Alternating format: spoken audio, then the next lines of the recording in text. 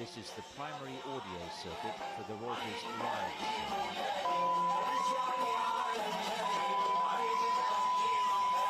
This is the primary audio circuit for the Reuters live service.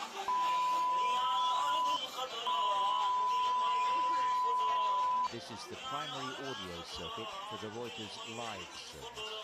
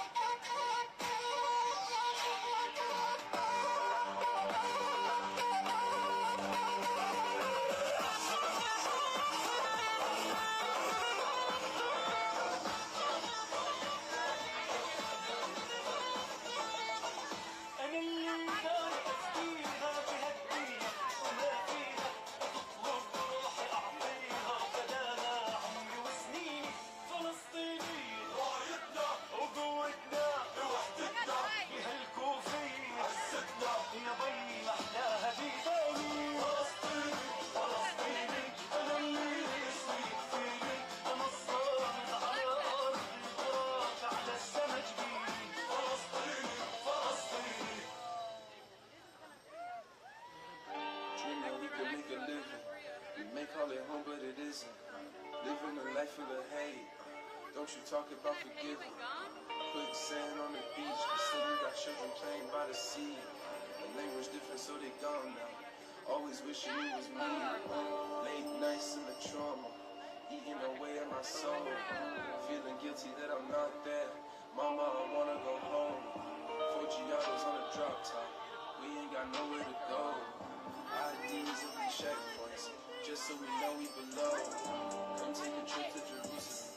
You may see the people they moving on. Reason they hate me cause I'm always true with them. This shit got nothing to do with them. Used to have so many friends, now I'm losing them. I don't really give a fuck cause I'm through with them. I'm missing real ones that give me the tools to success. And you better believe when I'm using them. Damn, this is all part of the plan. Gotta get rich and get back to the people who never gave up on staying in the van. Yeah, money is nothing to me, I just reinvest in my community. They bombing our cities and then they be saying it's all for security. Ce qui se passe autour, je m'en bats là que j'entends rien. Seul dans mon monde, mais c'est là que je me sens bien. Un seul endroit où je veux être, c'est Casa. Je l'ai vu de loin et il m'a dit reviens. Girl, I love a little crazy. Make you work on the same. I wanna take you to Jericho. Parents worry about a day. I'm taking trips to my city. Cause we flying all over the place. But just as long as you wait. You already know that somebody will care. Listen to me and I'll tell you stories.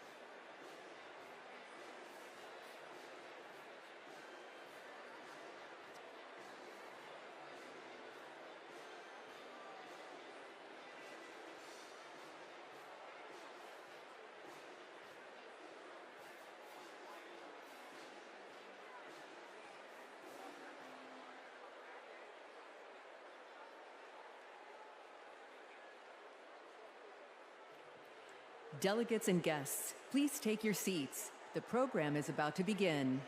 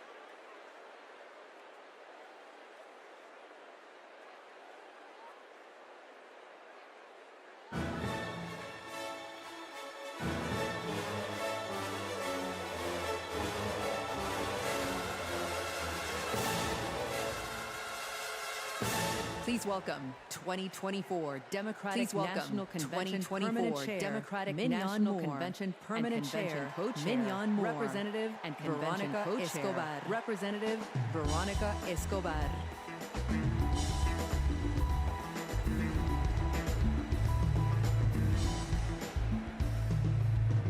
Hello, fellow Democrats. Hello, fellow Democrats. For the final season of the convention, I am more than pleased to pass the gavel to co-chair Representative Veronica Escobar. Representative Veronica Escobar. Thank you, Madam Chair. The fourth season of the 49th Quadrennial National Convention of the Democratic Party will now come to order.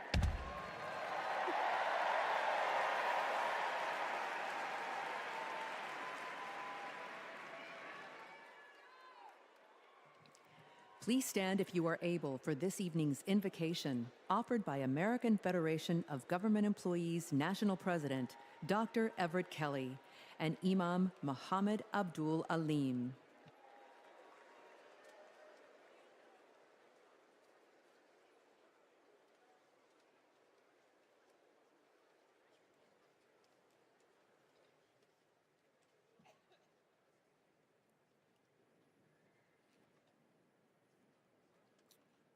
Let us pray. Eternal God, our Father, creator of the universe, help us to rise together in unity and love. The work ahead is monumental. We must heed our call to feed the hungry, heal the sick, and comfort all who suffer. We must conquer fear, injustice, and despair.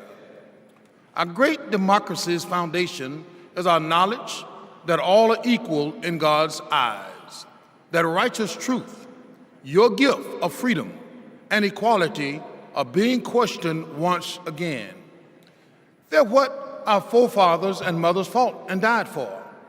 They died on battlefields, in factories, on farms and picket lines. They died in chains.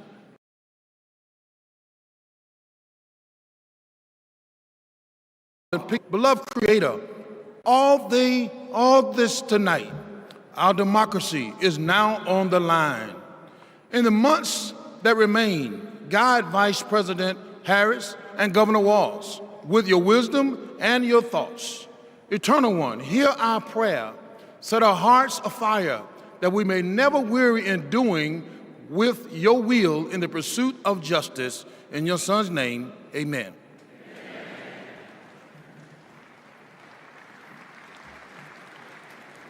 Our merciful benefactor, the Creator Redeemer, who opens the way to us to have a good conscience and life. Grant that we continue as a nation out of many one, a people of faith, taking pride in caring for our common humanity. Let us pray that this great nation inspire nations to advance social and economic progress. O God, make us among those who seek justice for all. O God, help us stand with humanity against hate. O God, bless us to approach each day with a feeling of gratitude and remembrance of you. Bless our homes and our schools. Bless us to never be without hope. Bless us in every decision, endeavor, and undertaking. Bless the efforts of the presidency to secure more opportunities for all in our great society. And finally, bless Americans to cherish our freedom and noble essence. Amen. Amen.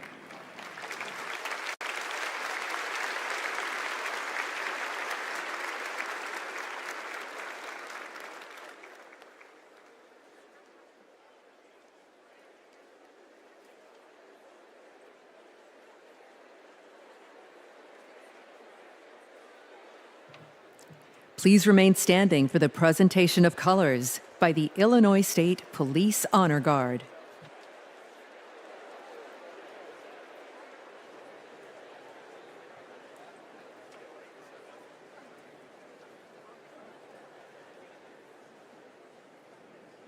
Detail, attention.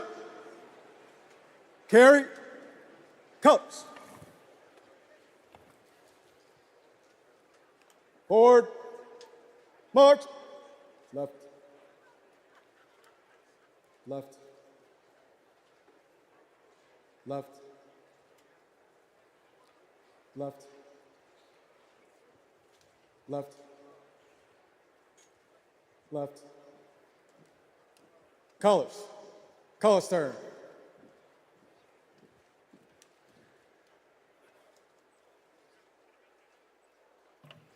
Please remain standing for the Pledge of Allegiance, led by Luna Mehring, 6th grader from Oakland, California.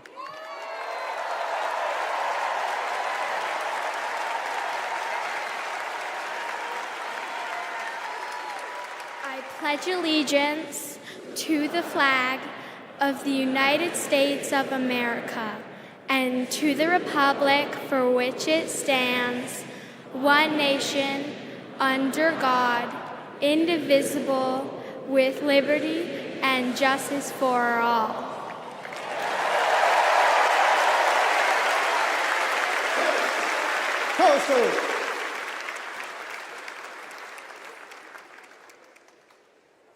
Left, left, left, left,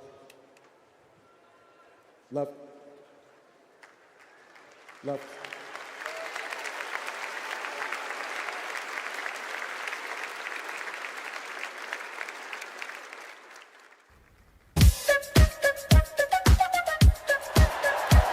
She's a fighter for the American people, committed to our values, our hopes, our dreams, bringing joy back across our nation.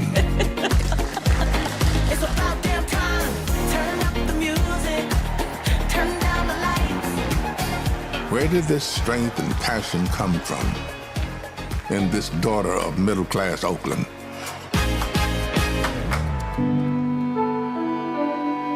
Well, it started with her parents, her mother, a South Asian scientist, and her father, a black economist.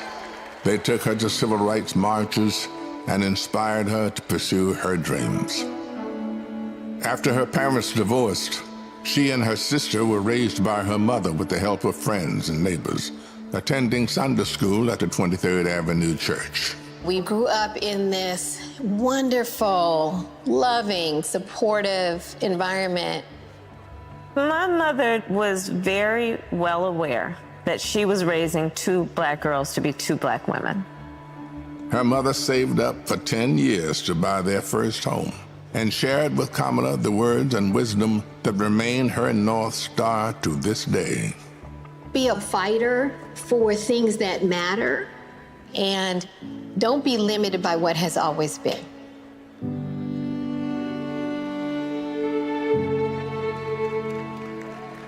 And then came a moment that changed Kamala Harris's destiny, the spark that lit the fire within. When I was in high school, I had a best friend who I learned was being molested by her father. This particular day, she was like, hey, you really, really are not yourself. There's something going on. I said to her as soon as she told me, well, you have to come stay with us. As you get older, you really, really reflect on how pivotal that intervention was at that crucial point of my life. A big part of the reason I wanted to be a prosecutor was to protect people like her. And on her first day in court, she rose from her chair at the prosecutor's desk and said, Kamala Harris for the people.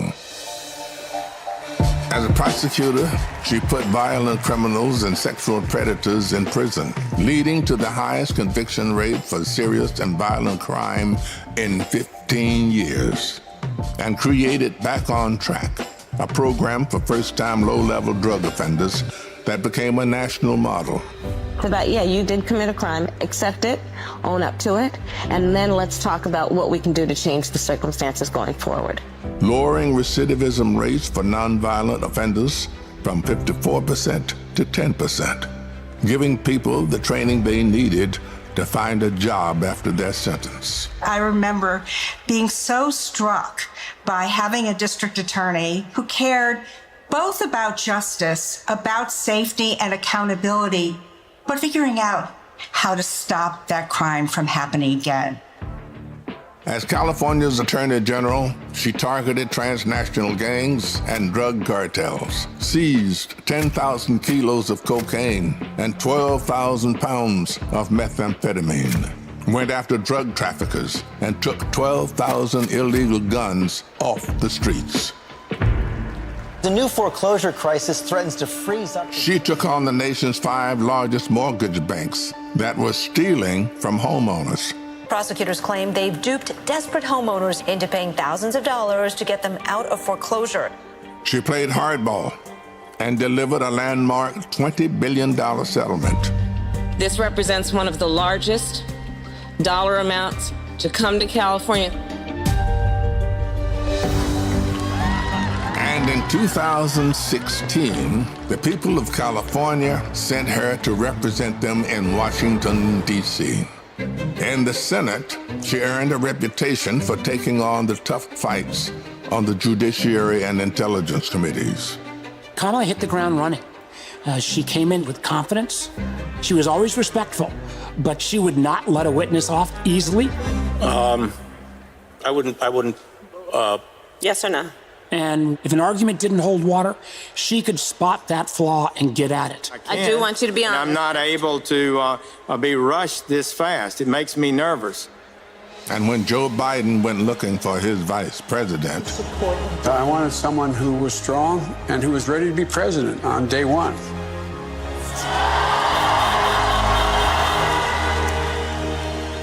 as vice president, she worked to cap insulin costs for seniors at $35, to replace lead pipes and provide clean water for communities, and she helped create 16 million jobs. The Biden-Harris bipartisan infrastructure bill has already created thousands of jobs for our members. That is what the future looks like under a president, Kamala Harris. She fought to reduce the trauma of gun violence that has devastated our nation.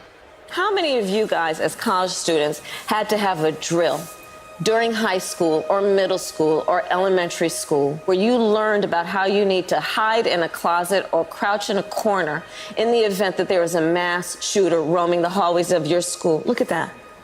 Look at that. And she did more than talk the talk. She walked the walk, helping pass the first bipartisan legislation in 30 years to curb gun violence. So one thing I learned about working with Vice President Harris is she always stand on business.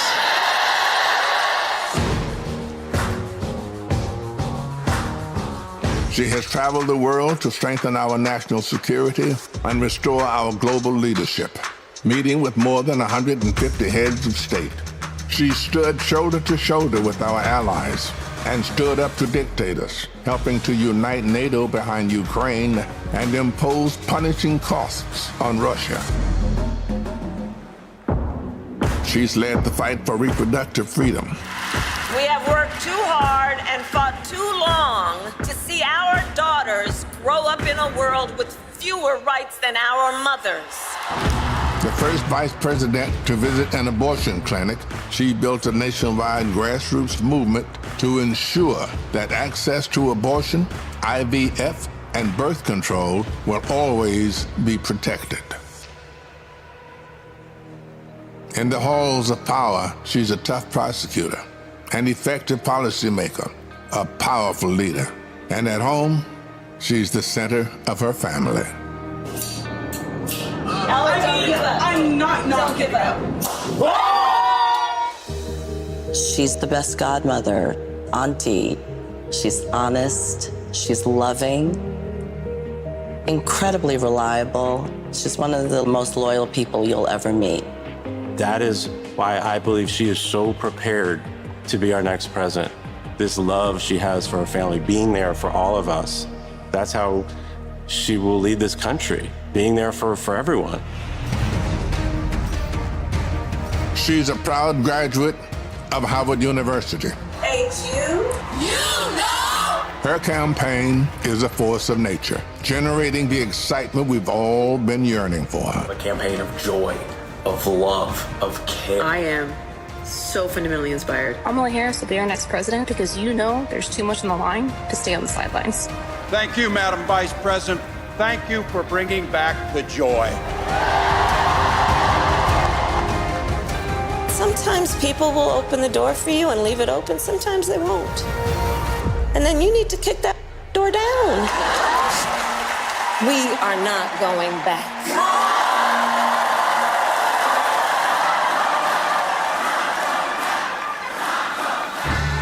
She's a protector, a strong voice for common sense, a leader for tomorrow, committed to healing our country, dedicated to doing the hard work to make us stronger.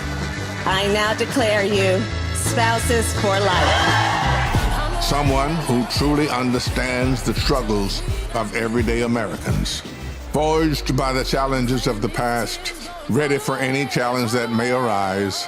Now is the time, America. The joy is back, the pride is back, the hope is back. She's doing the work. She's fighting for us. She's the new way forward, our way forward. She is the next president of the United States of America, Kamala Harris.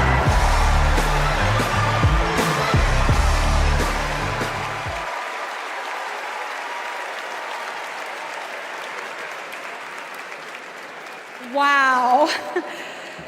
Bienvenidos todos to the final night of the Democratic National Convention. We have so much in store for all of you tonight, including a special rendition of our national anthem by our favorite country music rabble-rousers, the Chicks. And I just want to say, this week, our energy, hope, and joy have inspired the nation. Meanwhile, Donald Trump has been a small man, speaking in small venues, talking about small ideas. Our ideas, our vision for America brings us together. Our vision for America embraces every community and everyone. Kamala Harris and Tim Walz are working hard because they know our country is great. They know that we can build a future for all of us, and they're earning our votes by laying out a plan that puts the American dream not just within reach, but so we can fully grasp it. By making sure going to the grocery store doesn't break the bank, that we have control over our bodies, that our kids like my own kids, Christian and Eloisa, have opportunities to lead healthy and happy lives. We'll get to know Kamala a little more, and I promise you, you will not only be more inspired, but also ready to fight for a new way forward. And to keep us pumped for this journey, Chicago's very own DJ Metro. Over to you. Chicago, how's everybody feeling out there today? Welcome to night 4 of the Democratic National Convention. I know you all are having so much fun out there. Is that correct?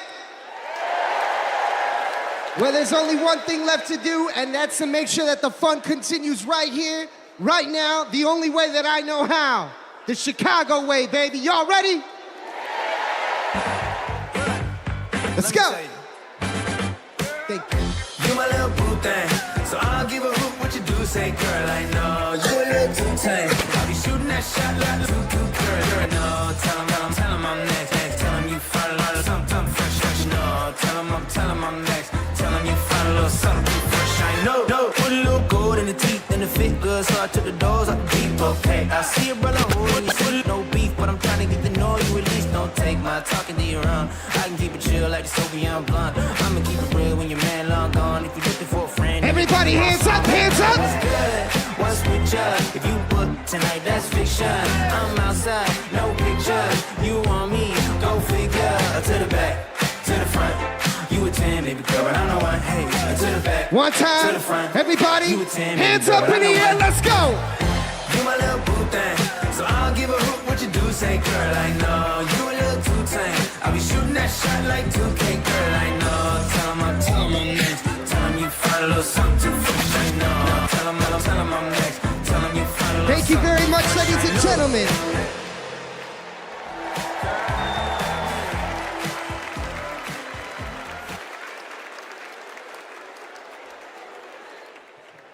Please welcome National Education Association President Becky Pringle and American Federation of Teachers President Randy Weingarten.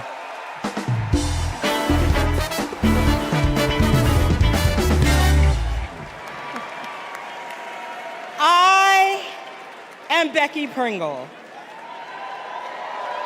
President of the largest labor union in this country, the National Education Association. As an 8th grade science teacher for over 30 years, I can tell you that Kamala Harris and teacher Tim Walz understand when our public schools are strong, our nation is strong. They know expanding free school meals, investing in healthcare, and keeping our communities and our schools safe creates opportunity for everyone. They will strengthen our schools, support our educators, and help our students live into their brilliance. Donald Trump and J.D. Vance are not just wrong, they're dangerous. It's all right there in Project 2025. They will shut down the Department of Education, end Head Start, and make educators pay a higher percentage in taxes than billionaires.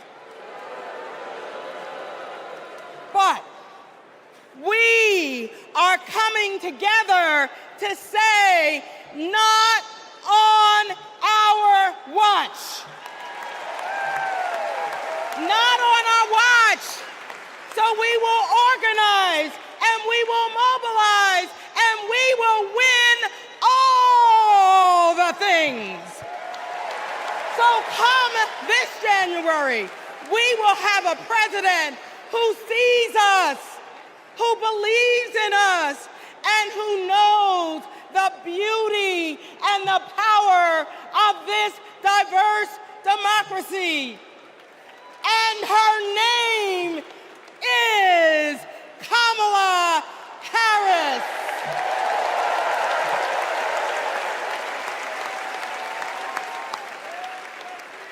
I'm Randy Weingarten, the president of the AFT and a public school teacher.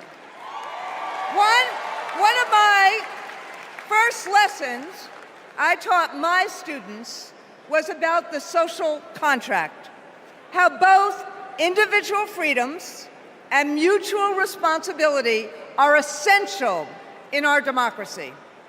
This covenant underlies our commitment to public schools, where educators prepare students to spark innovations, steward the environment, create our arts, and shape our democracy.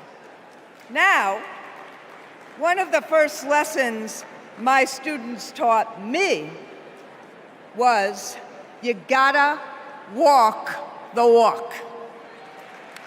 That means Donald Trump and J.D. Vance can't claim they're pro-child while gutting funding for public schools.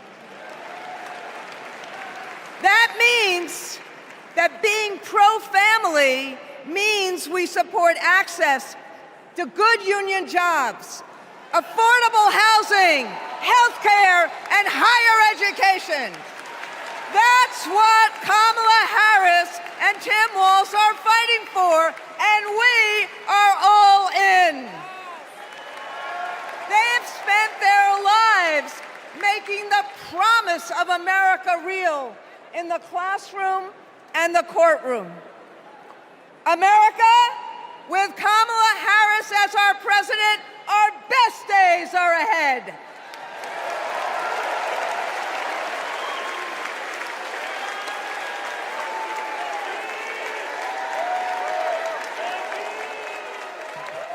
Please welcome California Senator Alex Padilla.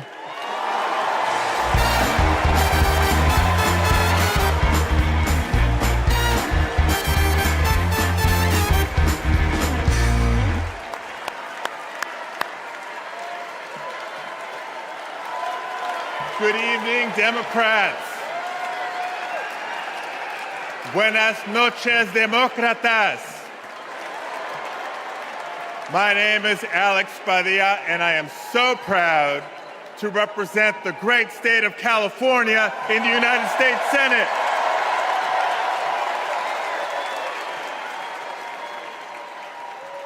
But the titles I'm most proud of are husband to my beautiful wife, Angela, and father to 3 young gentlemen. You know, as a father, when we talk about the future of our country, it's not just hypothetical.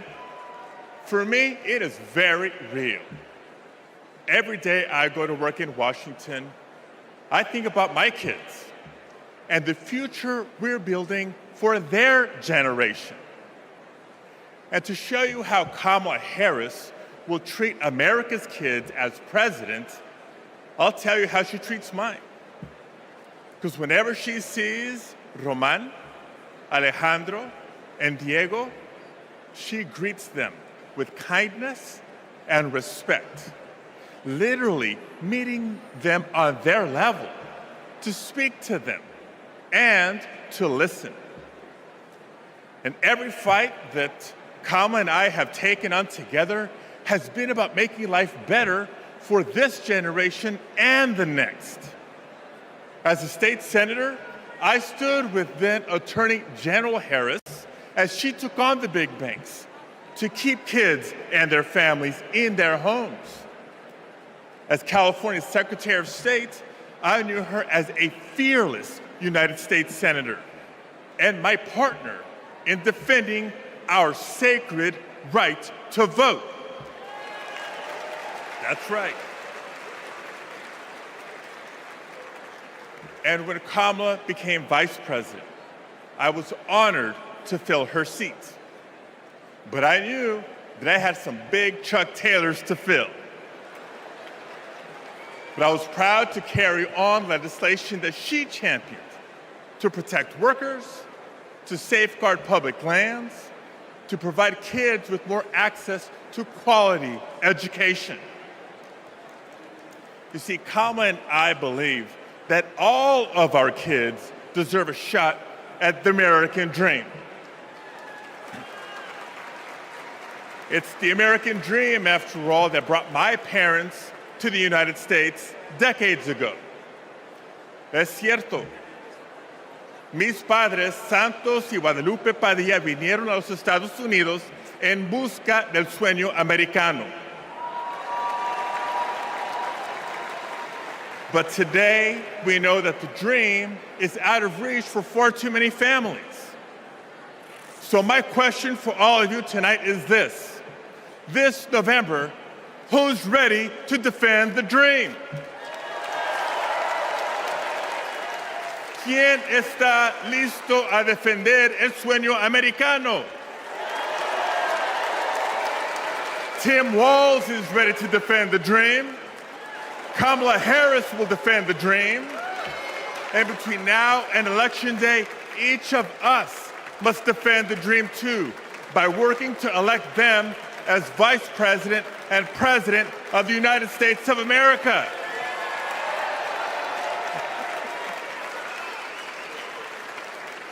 So I want to thank you.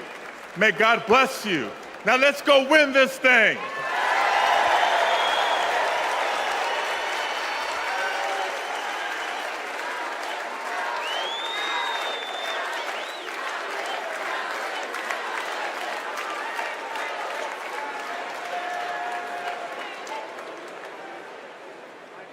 For families across our nation, the American dream starts at the same place, the place we call home.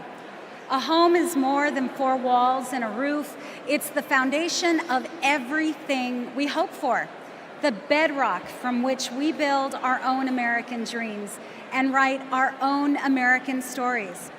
To share Kamala's vision to give more Americans a place to call home, please welcome former Secretary of Housing and Urban Development, Marcia Fudge.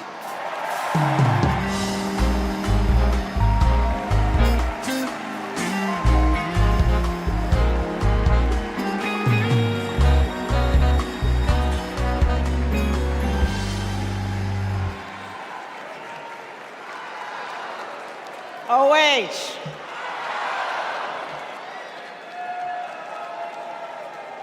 Kamala Harris has fought to protect homeowners and renters her entire career.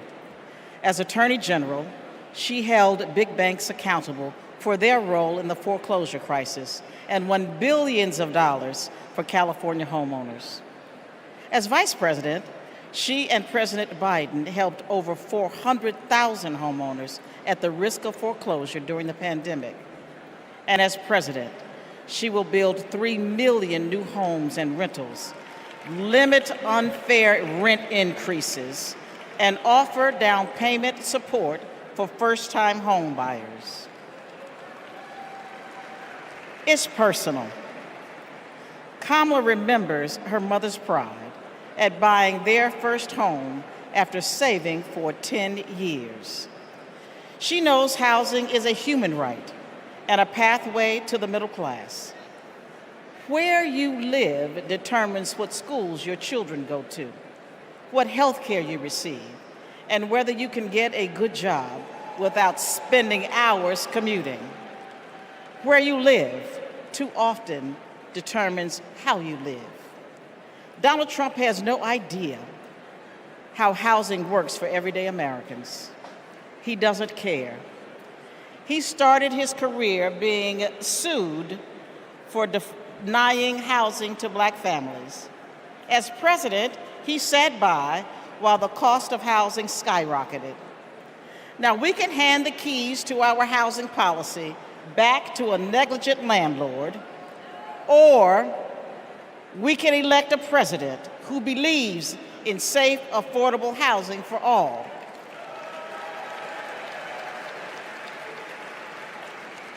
Let's ensure we have an opportunity economy by voting for Kamala Harris. Thank you. Don't know why, but I feel like I'm Matt, and I'm a former Trump voter.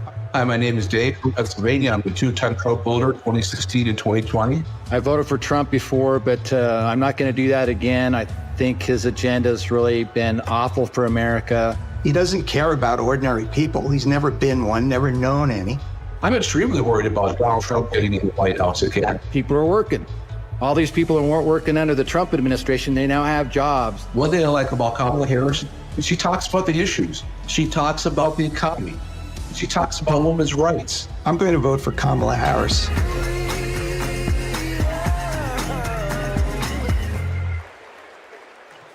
Please welcome California Representative Ted Lieu.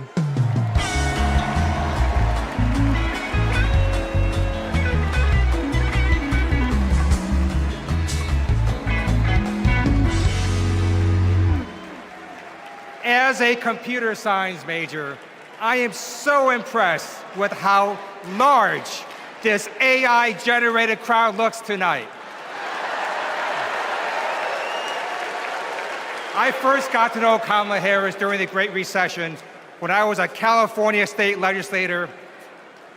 Millions of hardworking families were facing foreclosure. My constituents told me stories about predatory and unfair loan terms and about how hard they were fighting to keep the homes that they loved. Thankfully, they had someone fighting just as hard for them, Attorney General Kamala Harris. She led an investigation of the mortgage industry to root out fraud.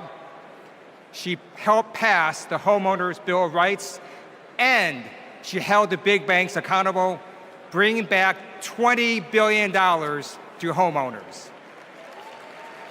Since those days, I've seen her continue to fight for affordable housing as vice president, and as president, she's going to cut red tape so we can build more houses, help new homeowners afford a down payment, and take on corporations that unfairly hike up rent. Kamala Harris fights for affordable housing because she gets it. You know, when her mom was raising 2 girls, she did what so many parents do: work early hours and work late nights, pay the bills, and put on a brave face so her girls did not know how hard it really was. It shouldn't be this hard in America, and President Kamala Harris will make sure it's not.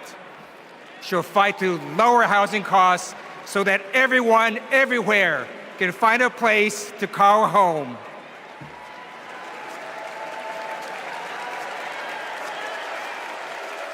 Don't know why, but I feel like I depend on Medicare and Social Security for survival. I'm a recipient of Social Security benefits. I worry about Social Security and Medicare. If we don't protect it through Kamala Harris, that Trump is going to take that money.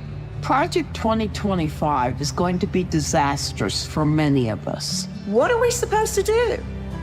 Who's going to take care of us? Where are we going to live?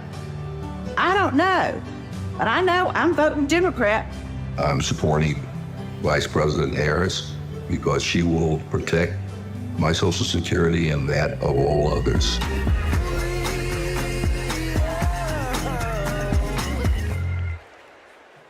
Please welcome Wisconsin Senator Tammy Baldwin.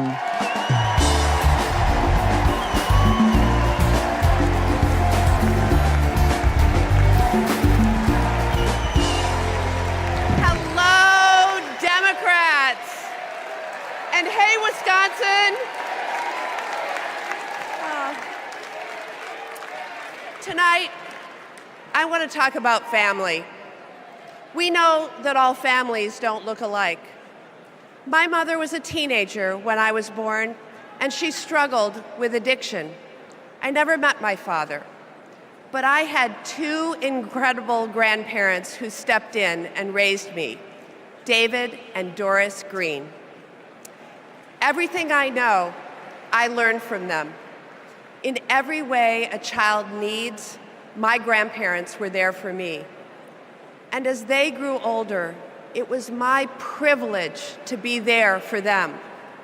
So when I work to protect Medicare and Social Security, I do it with a personal knowledge of what those big programs meant in small but deeply meaningful ways to my grandparents. And I know what they mean for your parents and grandparents. But let's be clear, that is all at risk today. Donald Trump was asked what he would do about Social Security and Medicare, and he said, and I quote, "There's a lot you can do in terms of cutting." Cutting? He's talking about cutting Social Security and Medicare while giving a huge new tax break to billionaires and corporations? Well, Kamala Harris is not going to let that happen. And Tim Walz is not going to let that happen. We are not going to let that happen. You know, they've got it backwards. We Democrats, we honor our elders and ask the wealthiest to pay their fair share. Wisconsin's state motto is forward. And my friends, that's where we're headed.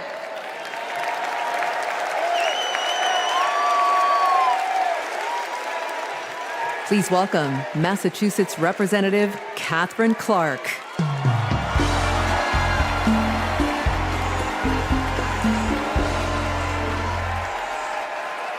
I am a proud mom of 3. And when my kids were young, I sat down with my husband to go over our bills. We realized that my entire income went to paying for childcare. We asked ourselves, how on earth will we make this work? So many parents will tell you a similar story. They'll tell you that preschool can cost as much as rent, or that they drive over an hour just to find childcare. They'll tell you that the workers who watch their children have it even worse. When parents have to choose between their kids and their jobs, businesses are hurt too. We shut out talent. We lose the prosperity parents could create. Childcare makes our economy run. And yet, Donald Trump's Project 2025 will eliminate Head Start, close classrooms, raise the cost of care. And J.D. Vance says affordable childcare is class war against normal people. You know what normal people want? A president who understands this shouldn't be so damn hard. That's Kamala Harris. She's seen this firsthand. You've all heard Kamala talk about her mother. She was both a brilliant scientist and a devoted mom. She had to fight to make it all work, to raise her daughters, to pay the bills, to keep the career she loved. Kamala and Tim know that when everyone can find and afford childcare, our kids and our communities will thrive. Our middle class will grow. So let's put childcare at the top of the agenda. Let's build a future worthy of our children. Let's elect Kamala Harris and Tim Walz.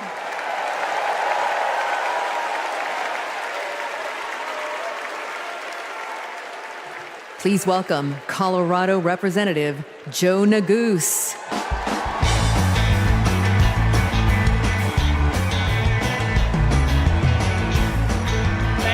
Thank you. Good evening, Chicago. My name is Joe Neguse, and I represent the great state of Colorado in the U.S. Congress. My parents immigrated here from a place torn apart by war.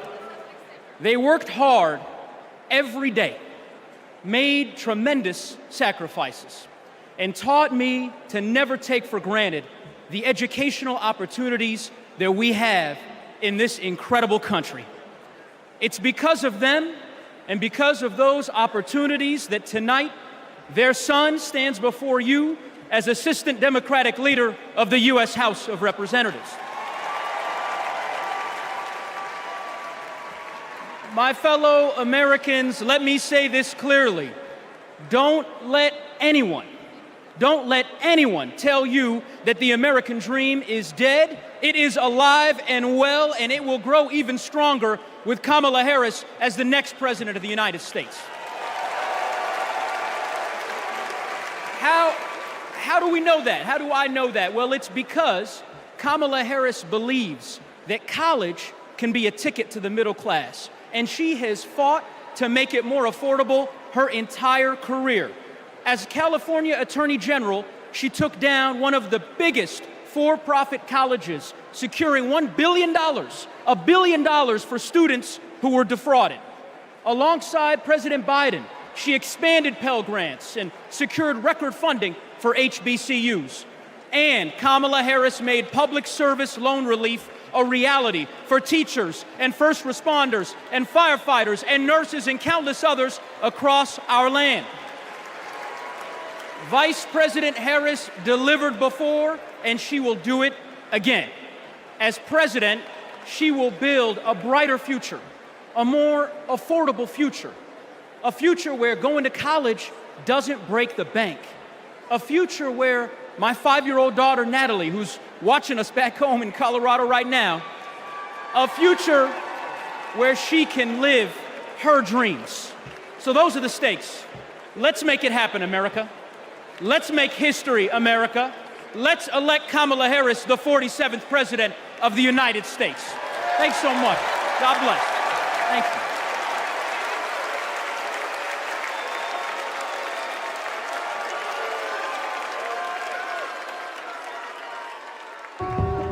I basically worked in public service my entire adulthood, over 27 years. Seeing my mom work in the public service sector, it was actually inspiring me, and I'm like, she gives more to the community than she is for her own self. As a single mother, I knew I wanted my daughters to have a better life than I did. So I said, you know, going to school will help me. I would see her move like the bills to the side, but I know she was mounting. I know she was drowning in student loan debt. Then eventually my loans got to $800 a month. I paid it. I did what I was supposed to do. But I was like, oh my God, I'm gonna be in debt until the day I die. When the Biden-Harris administration first announced the public service loan forgiveness, and I'm rushing to my mom, like, apply for this, apply for this. I'm sitting at my desk, opening up my mail. It says, thank you, Kelly, for public service. Your loans now have been forgiven. Took a deep breath, and I screamed. I had to pinch myself. I had to see if this was really happening. Seeing my mom finish her higher education was life-changing. I don't think anything can ever stop me from my goals, because I saw her do it as a single parent with twin girls, with life pushing her down so many ways, but she continued to rise up. She has been the force, the motivation for me to want to continue to work in the public service agency. With this loan forgiveness, I can plan for my future. I was able to purchase my very first home. It creates great opportunity for my daughters. It creates stability.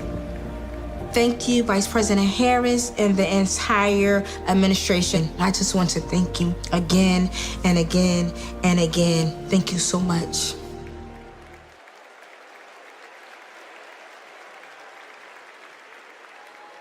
Our party's not over, Chicago! Let me see you just rock with me once. This shit, that ice cold, Michelle fight for that white gold. This one for them hood girls, them good girls, straight masterpiece. Stylin', wildin', living it up in the city.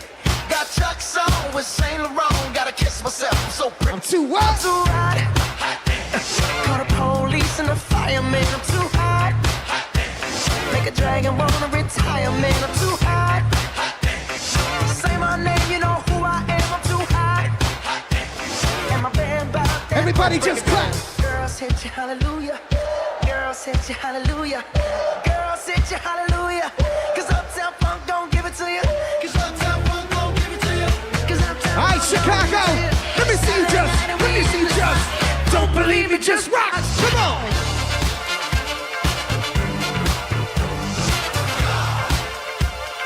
Don't believe me, just watch. Don't believe me, just watch. Don't believe me, just watch. Don't believe me, just watch. Hey, hey,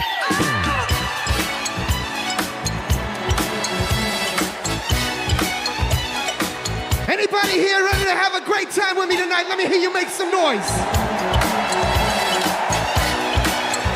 DJ Metro from Chicago, let's go.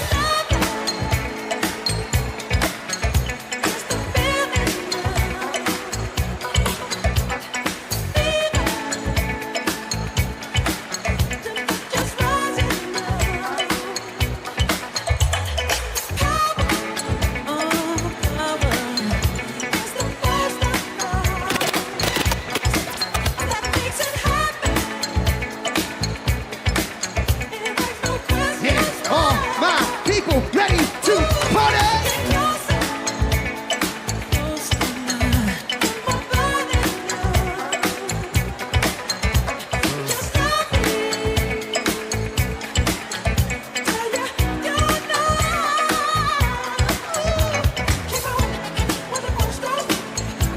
Sing it nice and loud.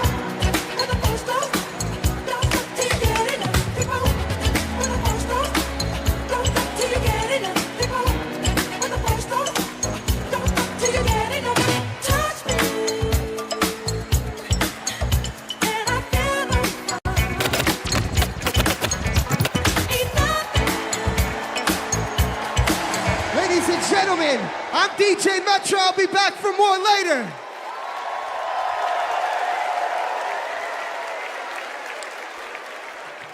Please welcome Durham, North Carolina Mayor Leonardo Williams.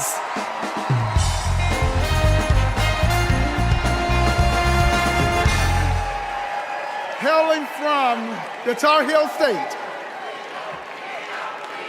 home of Duke University and North Carolina Central University, I am Mayor Leonardo Williams from Durham, North Carolina. You know, several years ago, my wife Zweli and I started cooking for our community. We drove to schools, doctors' offices, just to give out a few samples. And eventually our friends asked, "Where's the restaurant, y'all?" But you know, it takes capital.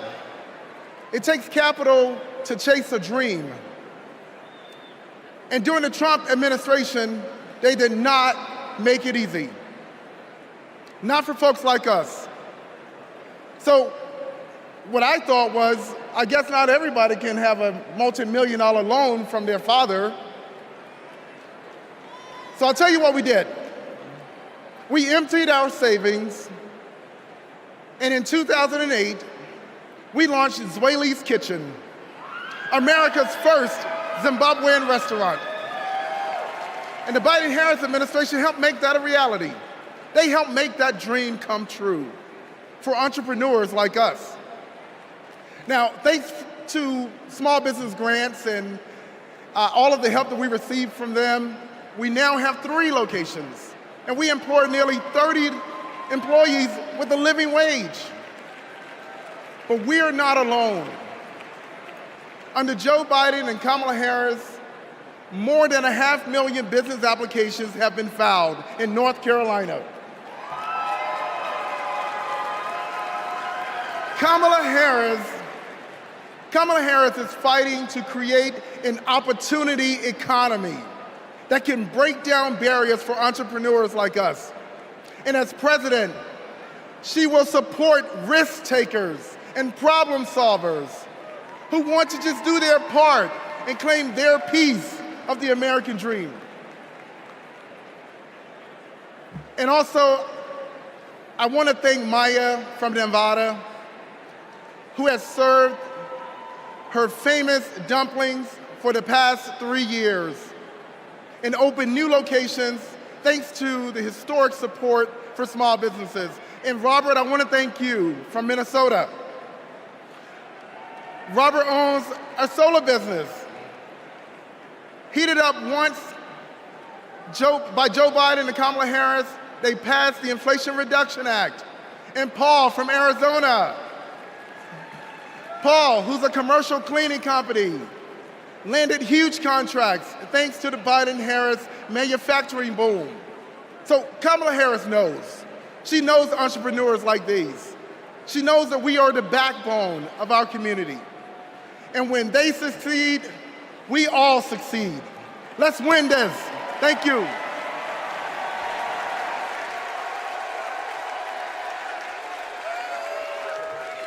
Please welcome Illinois Representative Raja Krishnamurthy.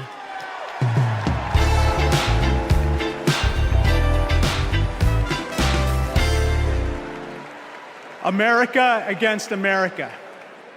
It's the title of a book by one of China's highest-ranking leaders, and it's how they think they'll win. They know the only way they'll beat America is if we beat ourselves. In Congress, my job is to study China's economy. And mark my words, they want to see Donald Trump across the bargaining table, because he'll start endless trade wars that raise prices for Americans, because he'll cut programs that train workers in America. But most of all, Trump will pit American against American. And that's what China wants, for us to fight amongst ourselves, because that's how we lose.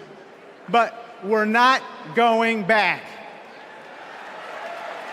What does Kamala Harris tell us?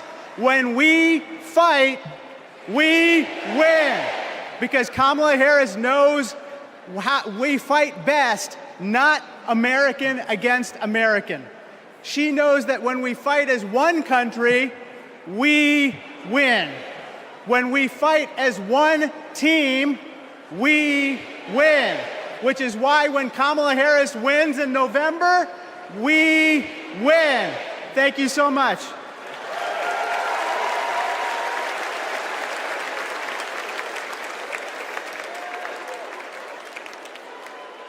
We believe in a future where every person has the opportunity to build a business, to own a home, to build intergenerational wealth,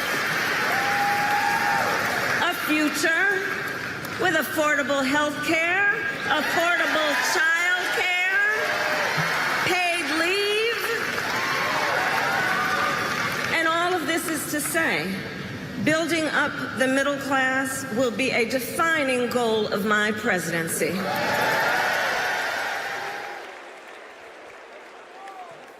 Please welcome Pennsylvania Senator Bob Casey. Pennsylvania. Here's a real question. Mom's asked me in Pennsylvania, what am I supposed to do if I can't afford diapers? In just 6 months, a box of diapers went up $15. The corporations say your prices are up only because their costs are up. They're selling you a lie. It's in the bag with the diapers. Prices are up because these corporations are scheming to drive them up. Most companies are good companies. It's the food conglomerates that sit behind the supermarkets, the faceless wholesalers. They're the ones who are extorting families at the checkout counter. This is greedflation. I've been fighting it a long time. So has Kamala Harris. And finally, we're starting to win. When Big Pharma jacked up the cost of insulin, we passed a bill to stop them. Now, for millions of Americans, it's capped at $35 a month. So that's one. I've been fighting to ban price gouging on food. And next year, when she's president, Kamala Harris will sign a bill to do just that. So that's another. And when corporations take advantage of a crisis, like toilet paper during the pandemic, we'll hit them with harsher fines when Kamala Harris is president. Now, Americans don't expect stuff to be free, but we do expect it to be fair. The people I'm talking to, from Allentown to Erie, they don't tolerate being ripped off. Americans are hardworking, honest people. And that's what we've been fighting for. We're fighting for honesty. I'm fighting for it.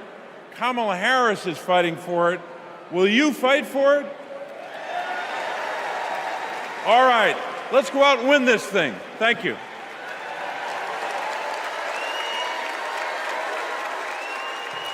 Please welcome Massachusetts Senator Elizabeth Warren.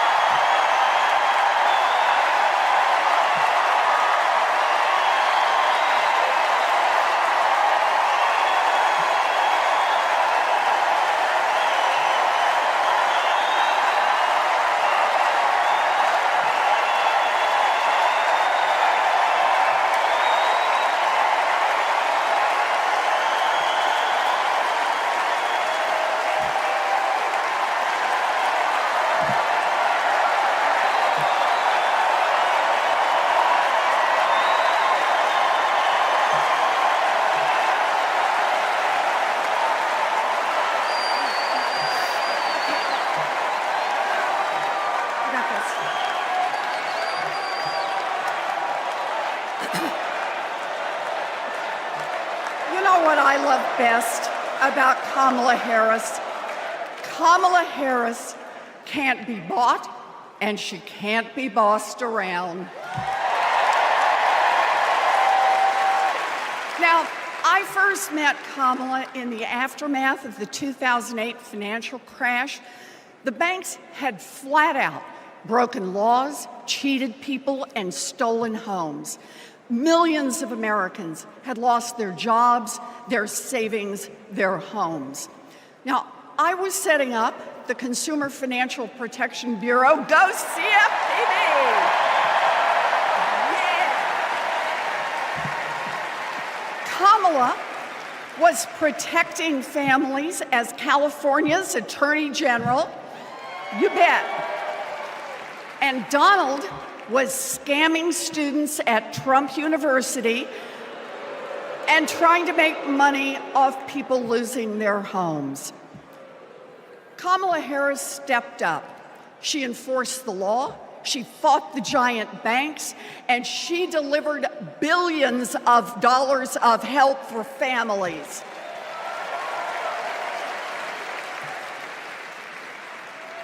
And that is the difference between a criminal and a prosecutor.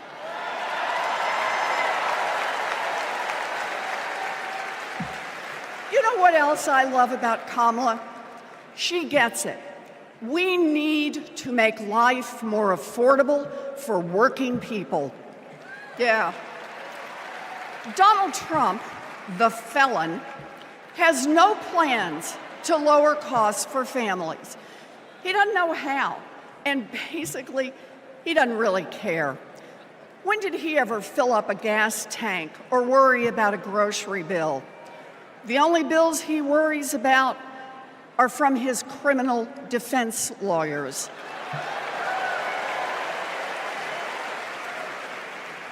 But Kamala, she cares deep down.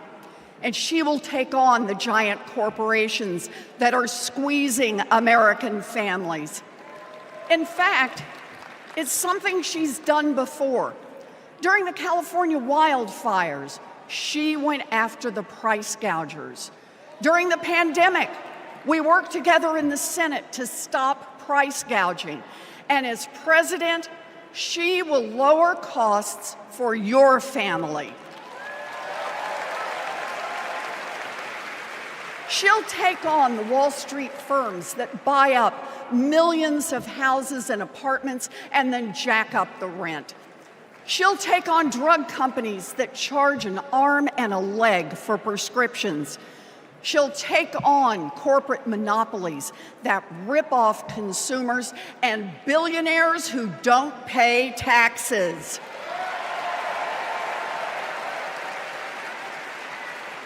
And she'll take on right-wing extremists who think they should decide who has access to abortion or IVF, Kamala will protect abortion rights nationwide. Yeah. And there it is.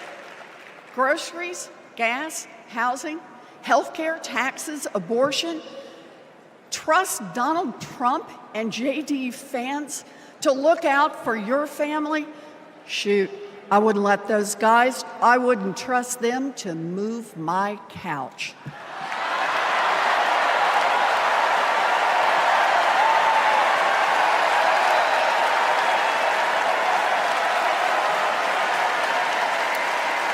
We need Kamala Harris.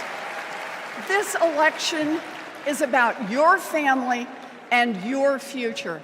I've seen Kamala Harris fight. I've seen her win. And when it comes to our families and our futures, Kamala Harris is someone we can trust. So here it is, with joy in our hearts. Let's elect Kamala Harris the next President of the United States.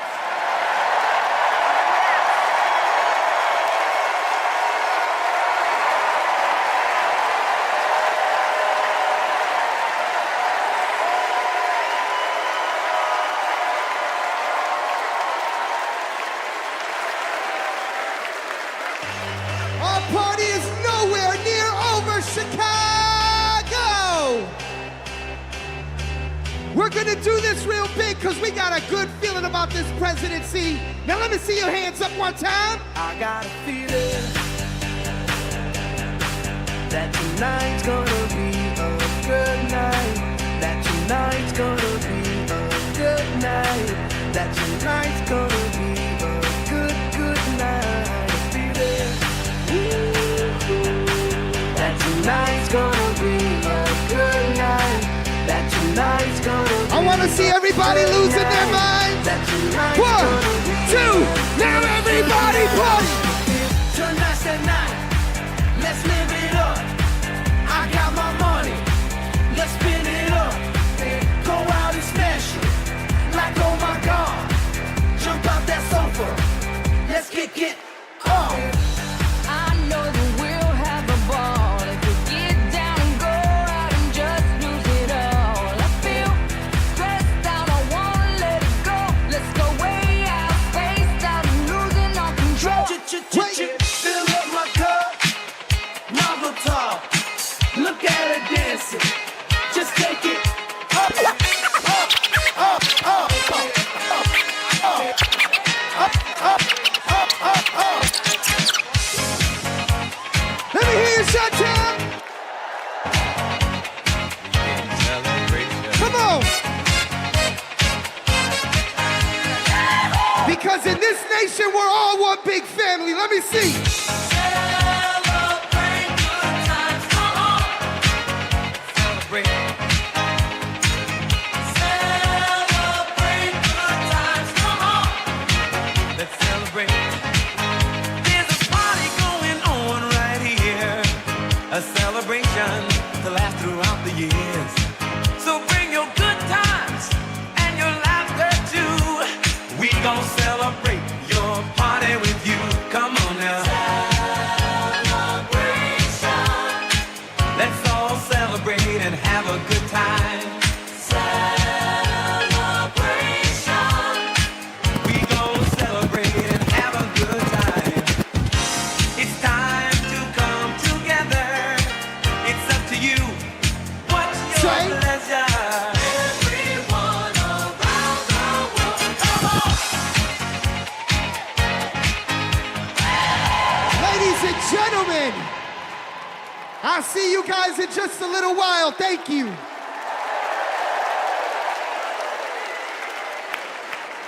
Woo! We've got ourselves a party in here, Chicago. All right, Democrats, we know that a secure future depends on strong global leadership. As Vice President, Kamala Harris has been tested on the world stage. She's faced down threats.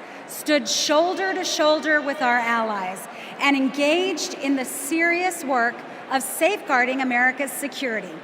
Please welcome to the stage an Army Ranger, my colleague, Congressman Jason Crow.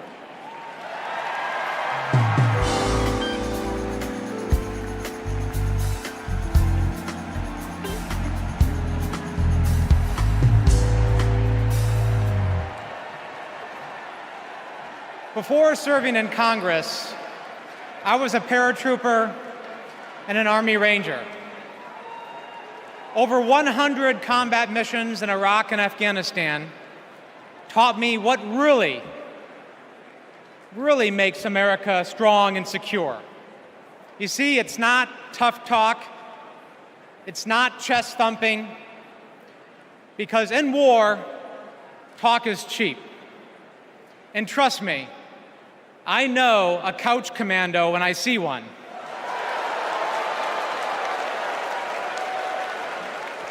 Real strength and security come from our people, from our allies. Donald Trump's Project 2025 would abandon our troops, abandon our veterans, our allies, and our principles. In Chapter 4, Trump plans to do Putin's bidding by abandoning Ukraine and walking away from our NATO allies.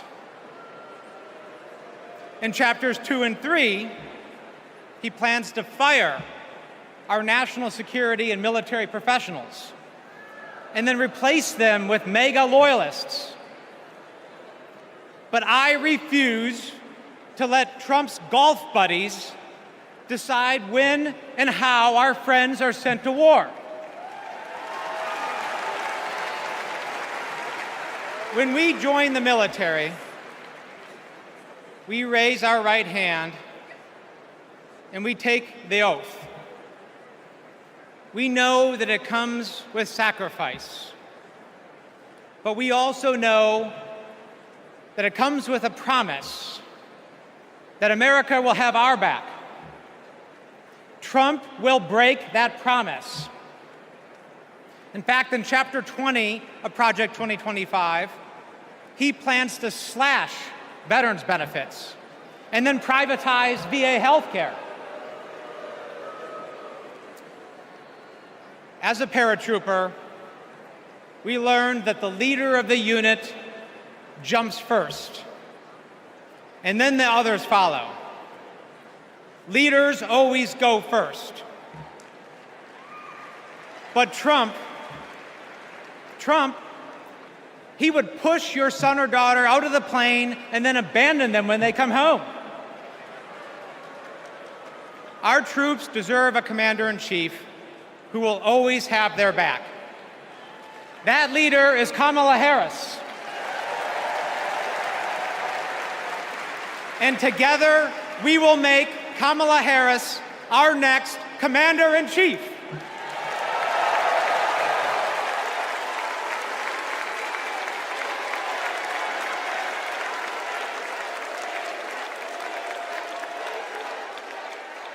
President Joe Biden and I, along with our entire country, are grateful, deeply grateful to each and every one of you for your service and for your excellence. The United States military, without any question, is the strongest and best fighting force the world has ever seen. And that is because of you, each one of you. Please welcome Michigan Representative Alyssa Slotkin.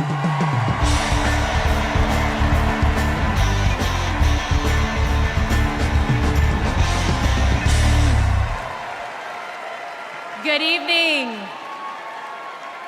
I'm Alyssa Slotkin. I am honored to be your U.S. Senate nominee from the great state of Michigan. Go blue, go green, my peeps from Michigan. My life and service began in New York City on September 11th. As the smoke cleared, I knew my career would be spent protecting the country we all love. I was recruited by the CIA and served 3 tours in Iraq alongside our military. And I worked at the White House under presidents of both parties and as an acting Assistant Secretary of Defense under President Obama. I want to talk tonight about national security because the choice in November is stark. America retreating from the world or leading the world. Trump wants to take us backwards. He admires dictators a lot. He treats our friends as adversaries and our adversaries as friends. But our vision is based on our values, the values that took us to the shores of Normandy and helped us win the Cold War. We believe America should inspire and lead at home and abroad. We recognize that it's not just about having a strong military, but about tackling global challenges like AI and climate change together. And guess what? That takes friends. You gotta have friends to do that. Vice President Harris understands our strength abroad is inextricably linked to our strength here at home. Our schools, a strong middle class, and the health of our democracy. So, for everyone here and everyone watching, I want you to proudly claim your patriotism. You are here because you love your country. Do not give an inch to pretenders who wrap themselves in the flag, but spit in the face of freedoms it represents.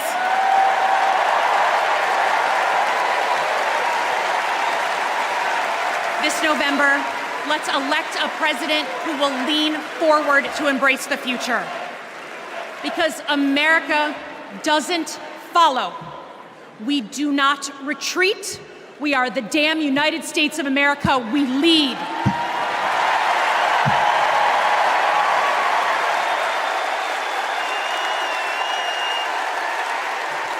Please welcome New York Representative Pat Ryan.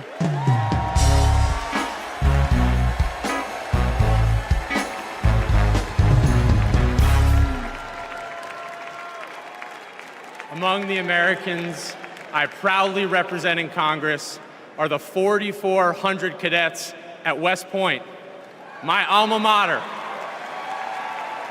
Last year, I welcomed Vice President Harris when she delivered the commencement address. I watched as she shook the hand of every single cadet. That's the thing about West Point. The day you take the oath to defend our country, you get to look the person in the eye who may one day, God forbid, send you to war and take their measure.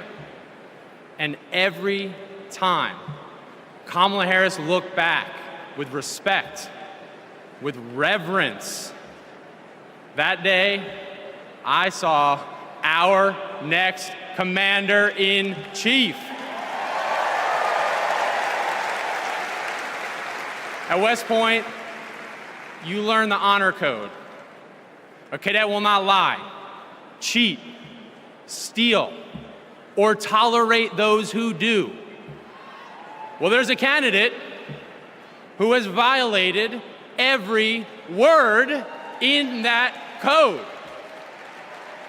A serial liar, cheater, thief, who looked soldiers in the eye, then turned around and called fallen heroes suckers and losers, who insulted Medal of Honor recipients just last week. I tell you what I think of Donald Trump.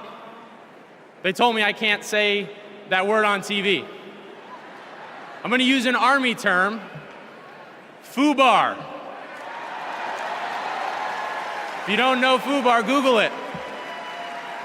These last few weeks have felt like a new day in America, when we are waking up, rising up as patriots to demand our next president be someone who not only treats our veterans with respect, but everyone with respect, with dignity, with decency, with the truth. Someone like Kamala Harris, our next Commander-in-Chief.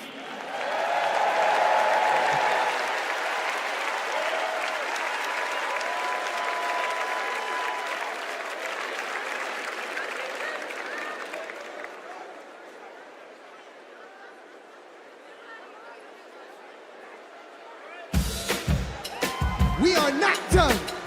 I'm trying to tell you guys that I want to see you on both your seats, dancing and moving around. Get excited with me and say, I say I'm too late. Got nothing in my brain. That's what people say. That's what people say. I go on too many dates, but I can't make them stay. At least that's what people say. That's what people say. But I keep cruising. Can't stop, won't stop moving. It's like I got this music in my mind saying it's gonna be alright. 'Cause the players gonna play, play, play, play, play. And the haters gonna hate, hate, hate, hate, hate, baby. I'm just gonna shake, shake, shake, shake, shake. Shake it off, shake it off. Heartbreakers gonna break, break, break, break, break. And the fakers gonna fake, fake, fake, fake, fake, baby. I'm just gonna shake, shake, shake, shake, shake. Wait. Shake it off, shake it off. hold on. Come and move it in my direction. So thankful for that. Representando para mi latino aquí conmigo esta noche. Oh, you are my sunrise on the darkest day. Got me feeling some kind of way. Make me wanna savor every moment slowly. Hold on. Slowly despacito. Quiero respirar tu cuello despacito. Deja que te diga cosas al oído. Para que te acuerdes si no estás conmigo. Despacito. Quiero desnudarte besos despacito. Firmo las paredes de tu laberinto. Escribo tu cuerpo con un manuscrito.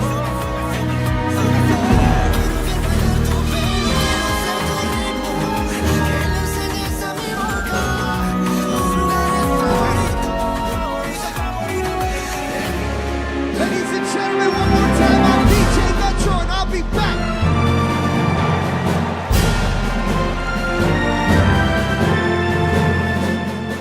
Please welcome the president of the National Action Network, Reverend Al Sharpton.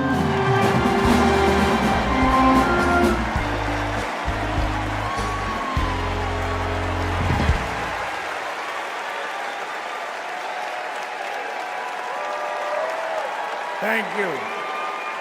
Thank you. Thank you. Good evening. I stand before you as the president of National Action Network. We do not endorse candidates, but we report where candidates stand on criminal justice, economic empowerment, health equity, and other issues. On one side of this race is Donald Trump, a fellow New Yorker I've known for 40 years. Only once in that time, did he take a position on racial issues. He spent a small fortune on full-page ads calling for the execution of 5 innocent young teenagers. Well, I'm gonna bring them out in a minute, and you'll hear from them tonight. Because they were not executed, they're here to continue to fight.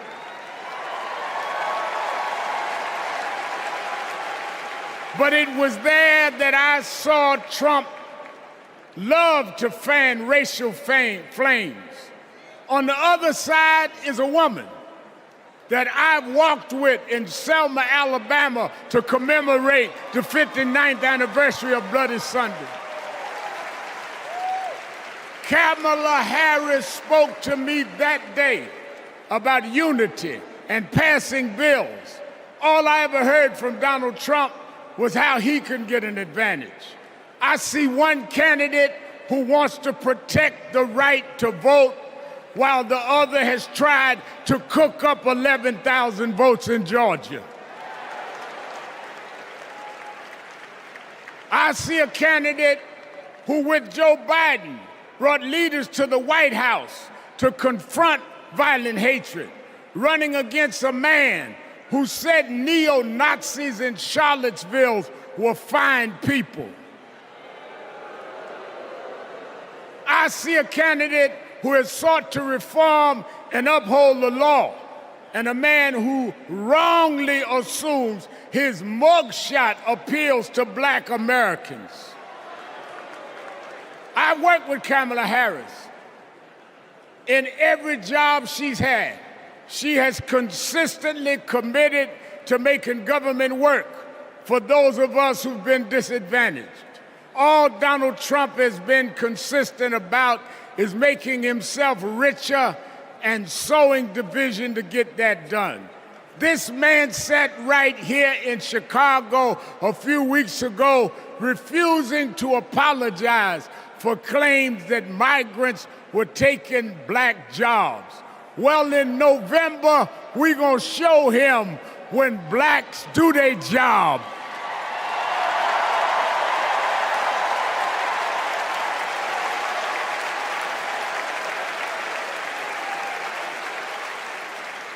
And we are going to join with whites and browns and Asians, and we're going to do a job on those that have done a job on us.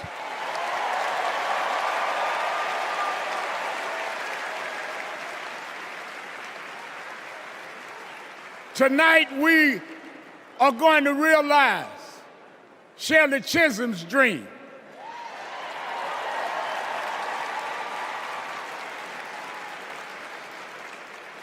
"52 years ago, I was one of the youth directors in her campaign for president.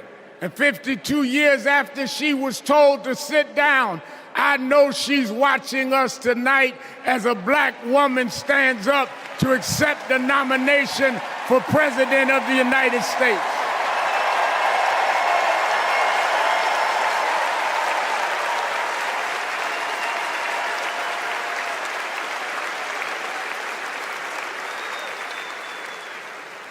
We have fought too hard for women to be told to get out of the kitchen.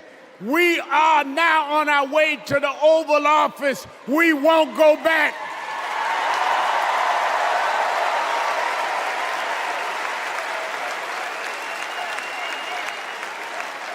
We fought hard.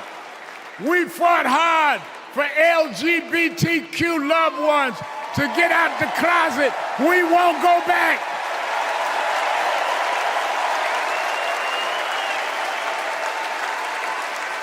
We fought hard for the right to choose, the right to education. We suffered and died and bled, went to jail to get the right to vote. We won't go back.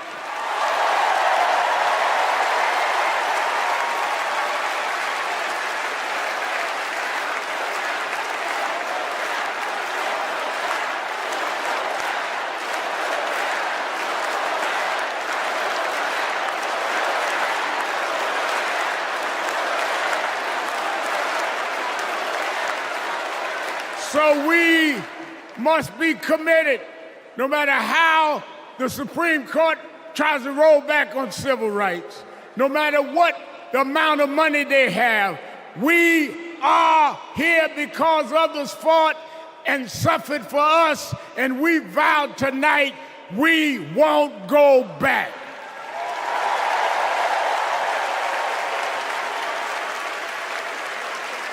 This November, we will go forward to fulfill the promise of a just and fair nation.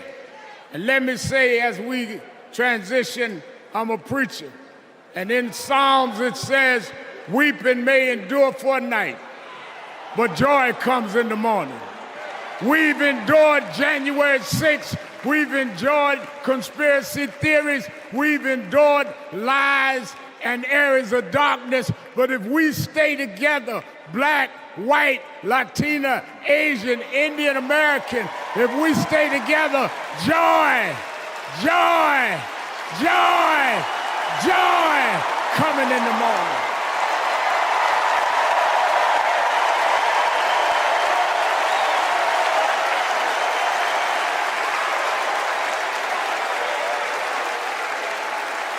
I want to now, since I was a teenager, I was mentored by Reverend Jesse Jackson. And Reverend Jackson taught us to fight for what's right. And now I want to bring out some young men that I fought for. I referred to them then, they were known as the Central Park Five. Now they're the Exonerated Five. Raymond Santana, Kevin Richardson, Yusef Salaam, Corey Weiss, the Exonerated Five.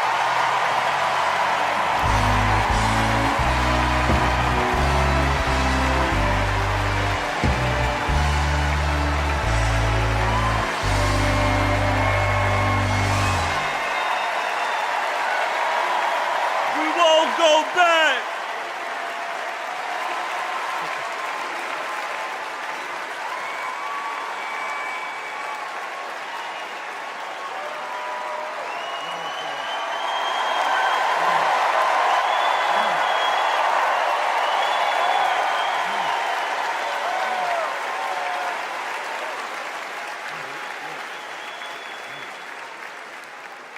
Good evening, people.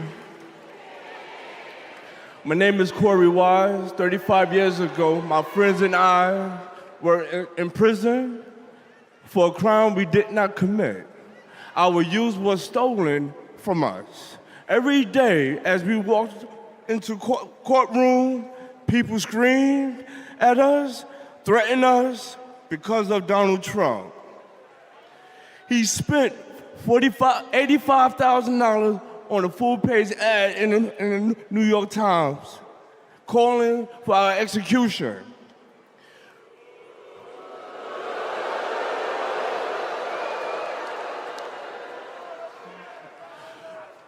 We were innocent kids, but we served a total of 41 years in prison. Reverend Al Sharpton stood with us. Now, I'm proud to stand with him today.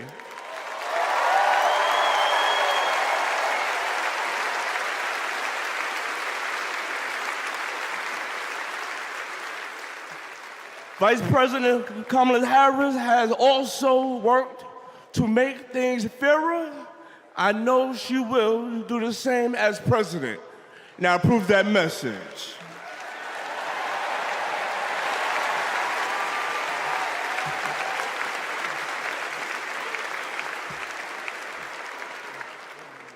I love these guys.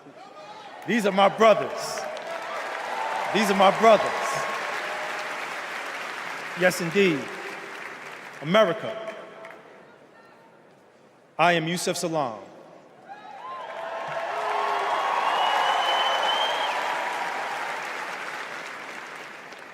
A New York City councilman representing my hometown of Harlem.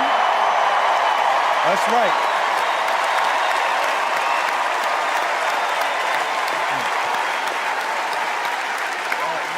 Man. Representing my hometown of Harlem, USA.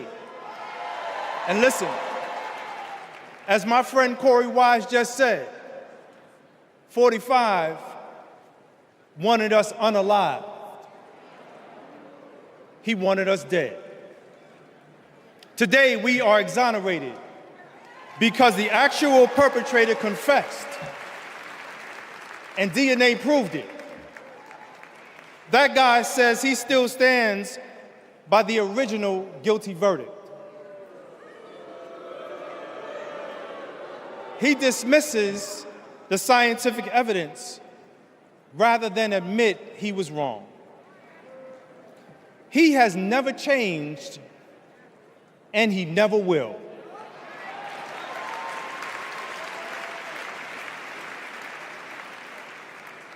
That man thinks that hate is the animating force in America. It is not. We have the constitutional right to vote. In fact, it is a human right. So let us use it. I want you to walk with us. I want you to march with us. I want you to vote with us.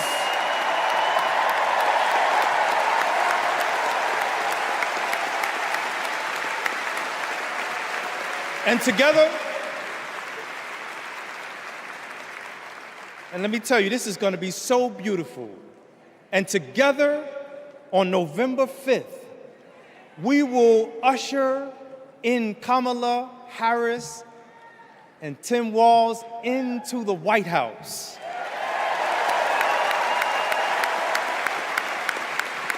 So I want to do this. When I say when they, I want you to say see us. When they, see us. When they, see us. When they see us, America will finally say goodbye to that hateful man.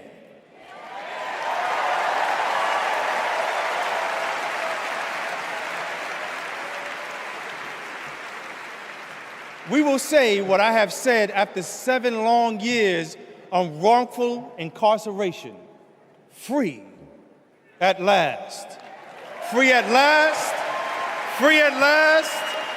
Thank God Almighty, we are free at last. God bless you, and God bless the United States of America.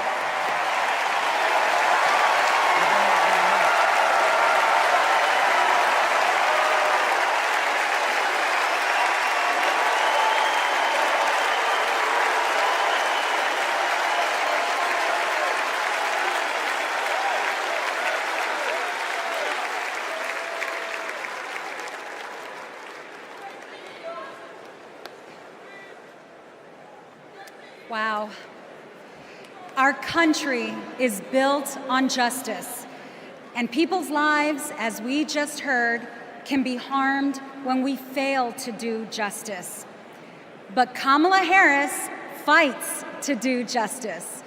No one knows that better than the prosecutors who fought alongside her. These are their stories.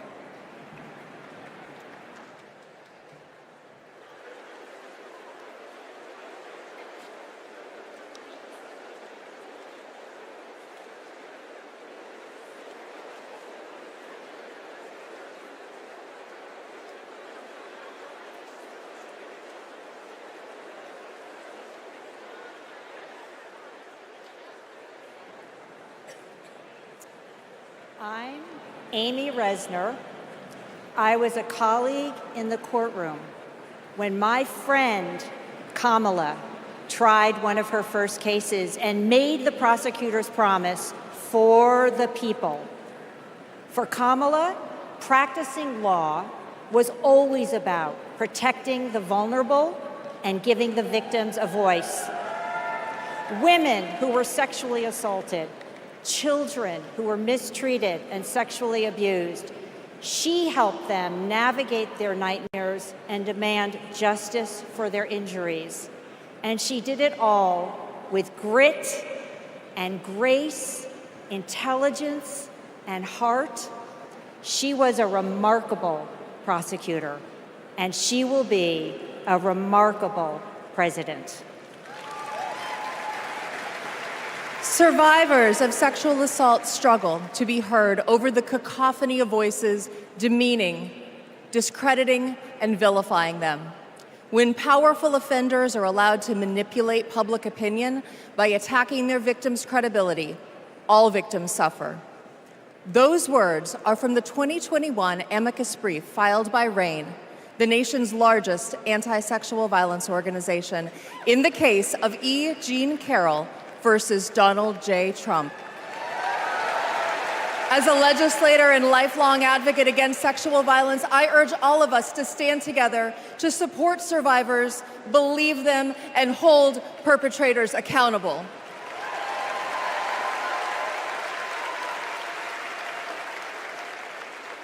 I'm Lisa Madigan, former Attorney General of Illinois.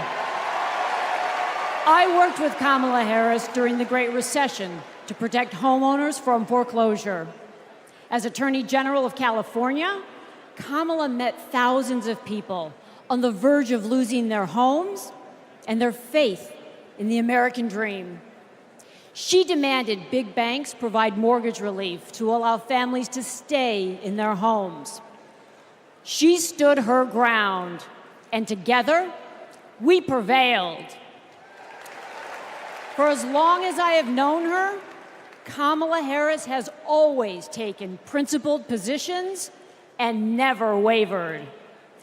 Thanks to Kamala's determination, countless Americans have a home they can call their own.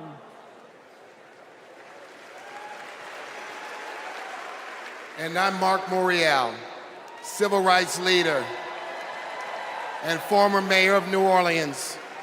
In the 1970s, Donald Trump was sued for refusing to rent his apartments to African Americans. His employees were told, put those applications in a drawer and leave them there. It was straight up housing discrimination. It was racism, and civil rights advocacy put an end to it. Kamala Harris has a plan to build more housing, keep rent prices fair, and help more people own homes. Donald Trump, you denied black people the American dream, and Kamala Harris is creating a future where every family, yes, every family has a place to call home. I'm Nathan Horns. In 2010, I went to college in California to pursue my dreams, but ended up with a nightmare. Corinthian Colleges was a predatory for-profit chain. They defrauded more than 500,000 students and burdened us with loans we could never repay. Then, Kamala Harris stepped in. As Attorney General of California, she stuck up for students. She prosecuted Corinthian, and as Vice President, she stuck with us. As we fought and we organized for debt relief, the Biden-Harris administration came in, canceled all Corinthian student debt, and gave us back our futures. My name is Tristan Snell, and I prosecuted Trump University.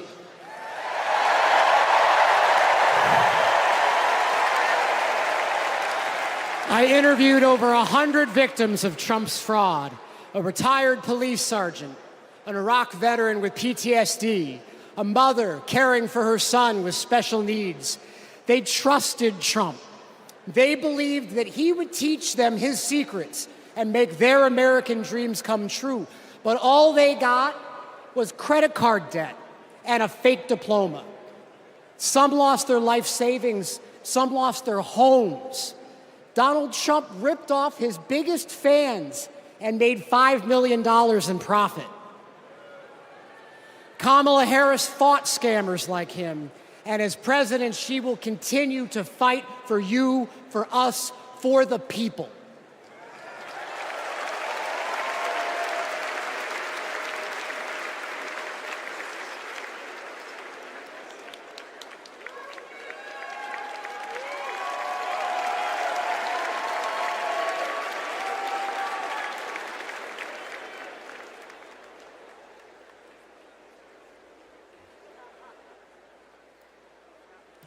Please welcome Massachusetts Governor Maura Healey.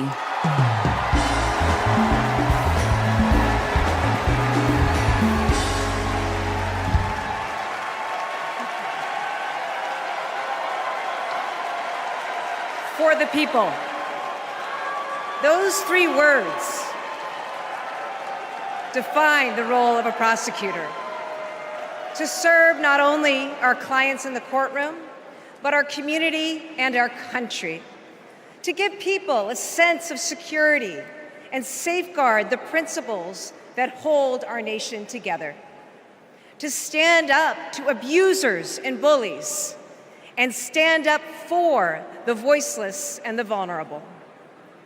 In other words, exactly what Kamala Harris has done her whole life. When she was DA, mothers of children who'd been murdered, whose cases had gone cold, would come to her office saying, "I'll only speak to Kamala," because they knew she would listen, because they knew she would help them find justice. And she did. That's the Kamala Harris I know. A few weeks ago in Massachusetts, I watched a little girl meet the vice president. Her eyes were so wide, as open as the future. Kamala asked her about the summer, her basketball camp, and what position she likes to play. The little girl said to her, anything but defense. Kamala put her hand on her shoulder and replied, me too, I love offense.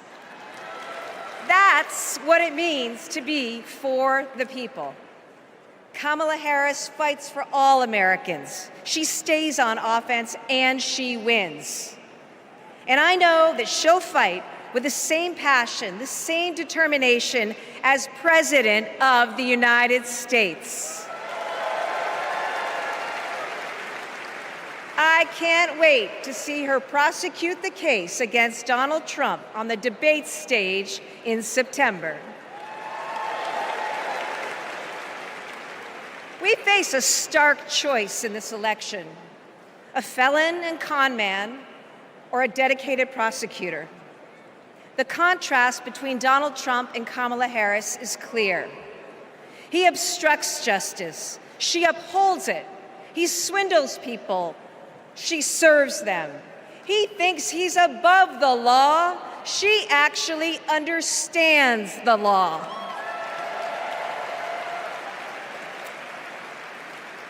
That's what this election comes down to. One candidate who's out for himself, or Kamala Harris for the people. It's a battle for the future of our nation.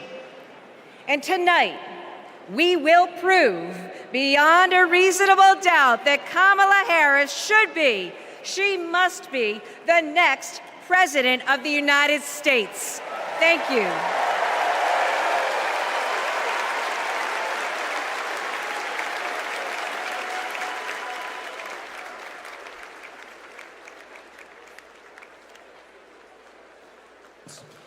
Please welcome survivor and advocate Courtney Baldwin.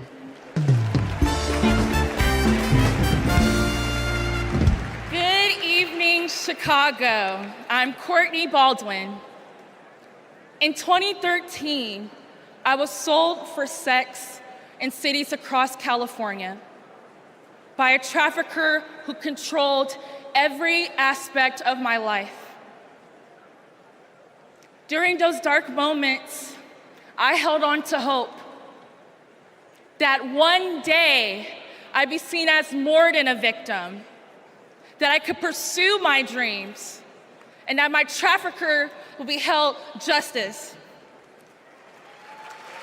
I didn't know it yet, but waiting for me on the other side were people who were fighting for survivors. One of them was Kamala Harris.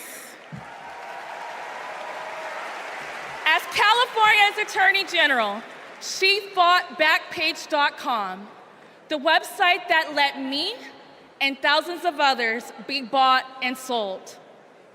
She filed criminal charges against its owner that shut down the website for good. No one has ever done that. Vice President Harris is fearless, compassionate, and she still gives me hope. She's protected people like me her whole life, and I know she'll fight for us all as president. Thank you.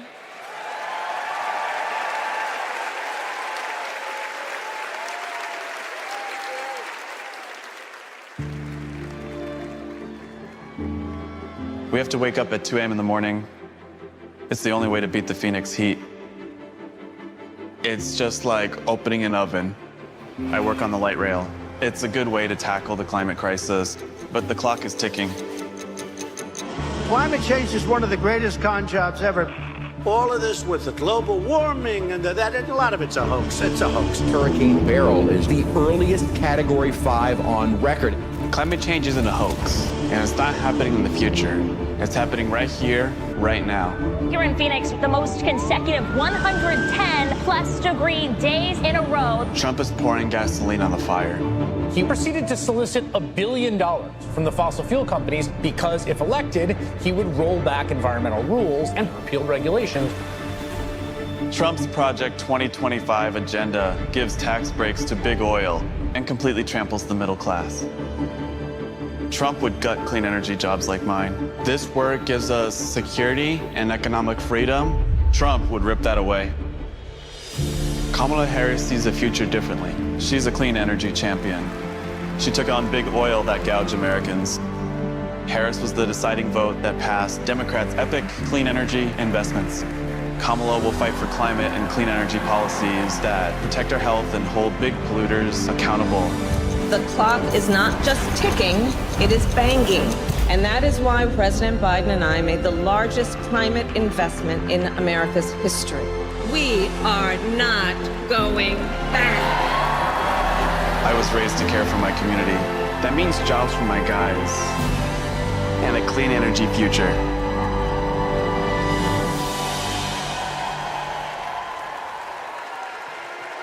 Please welcome former New Mexico Representative Deb Haaland.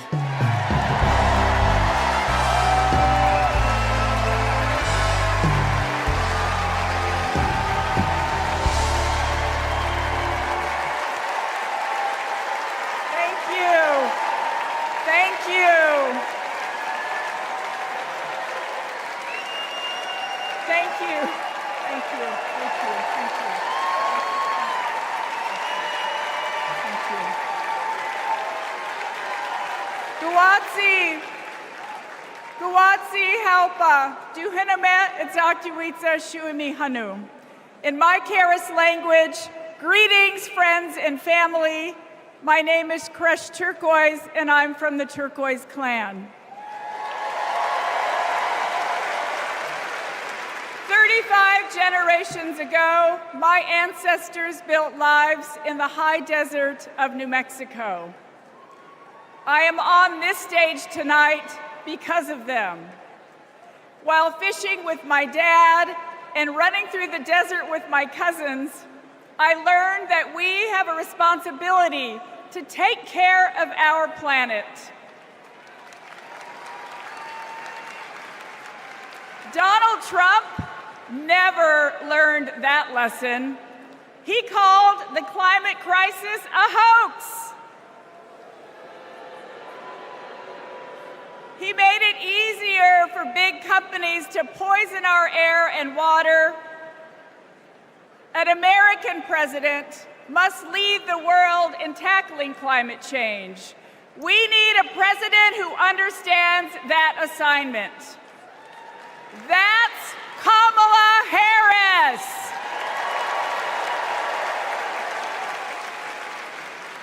I know her record. She held polluters accountable for spilling oil into the San Francisco Bay. She defended President Obama's Clean Power Plan in court. And as vice president, she cast the tie-breaking vote for the most ambitious climate action plan in our nation's history.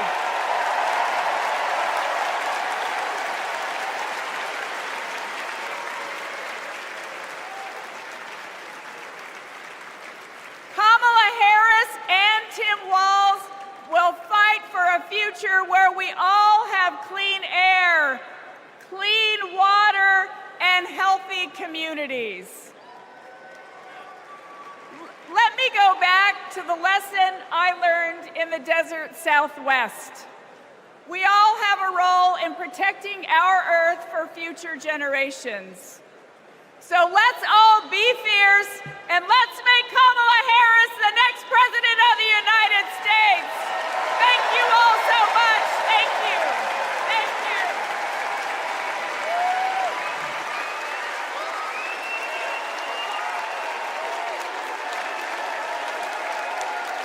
you. It's an election year, and both parties are battling to prove that they stand with workers. But sometimes, workers don't get the invite. Do you know where the auto workers are? I haven't seen anybody from the UAW. Nobody from the UAW? After we struggled to find any auto workers at Trump's rally for auto workers, we hit the road to find out what Democrats have been up to. The Inflation Reduction Act is helping to fuel a boom in clean energy, creating 9 million new clean energy jobs over the next 10 years, once-in-a-generation investment. I thought that American manufacturing was supposed to be dead. Here I am looking at one of the biggest auto mega plants being built. We talked to workers in rural Tennessee who joined a union for the first time to build one of the largest battery plants in the country. We have 20-year-old people thinking about their future. We never did that. I got things now that I never thought I could have. Generational wealth, I'm working on that. Medical, dental, vision, pension, something to fall back on when it's all over with. We went to Vegas, where union workers are building America's first high-speed rail. To Lordstown, Ohio, where auto workers who lost their jobs under Trump returned to work at a new battery plant. This could be the future. This could bring industry back to Lordstown. We saw it in its heyday, and here we are. We have the opportunity to make the battery. And Milwaukee, where workers are replacing every lead pipe in the city. It helps with the struggle. You don't have to struggle with 2, 3 jobs. You know, you can maintain with 1 job. This is my own neighborhood. This is your old neighborhood? Yes. Makes me feel good because I'm giving back something. It's easy for stories like these to get drowned out by fake worker rallies at non-union plants. Does anybody know that there's a Donald Trump event just an hour away from here? Yes? No? No. Was anybody invited to it? But over the last 4 years, only one party has invested trillions in clean energy, bringing back manufacturing and rebuilding infrastructure, putting workers at the center of it all. And this is just the start. Please welcome John Russell.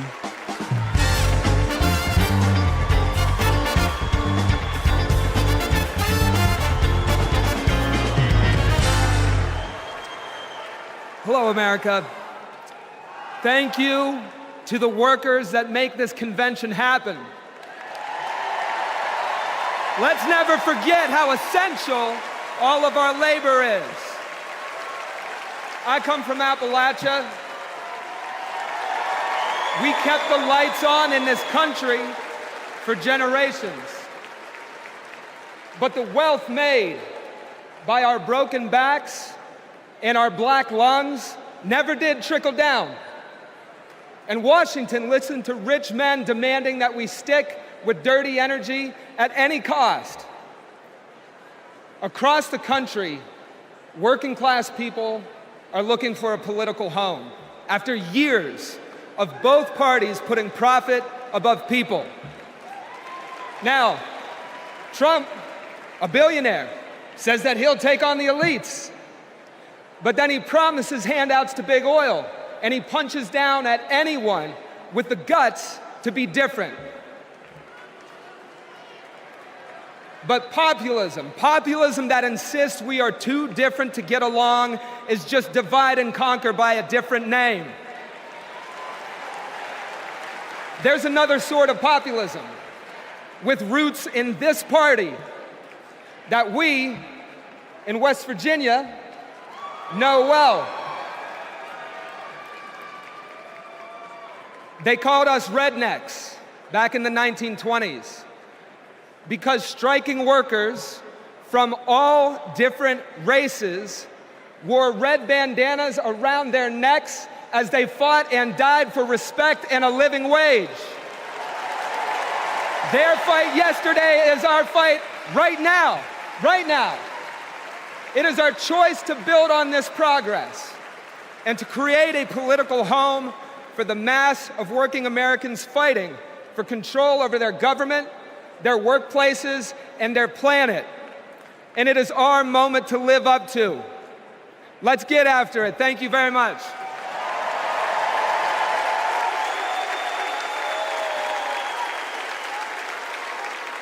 Don't know why, but I feel like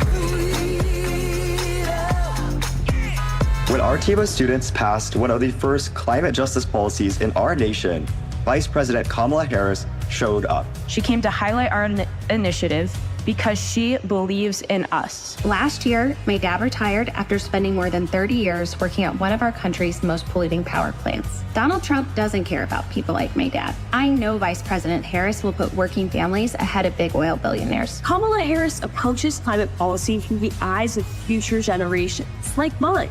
As new voters and as new leaders, I'm excited to join Harris in the fight for our future.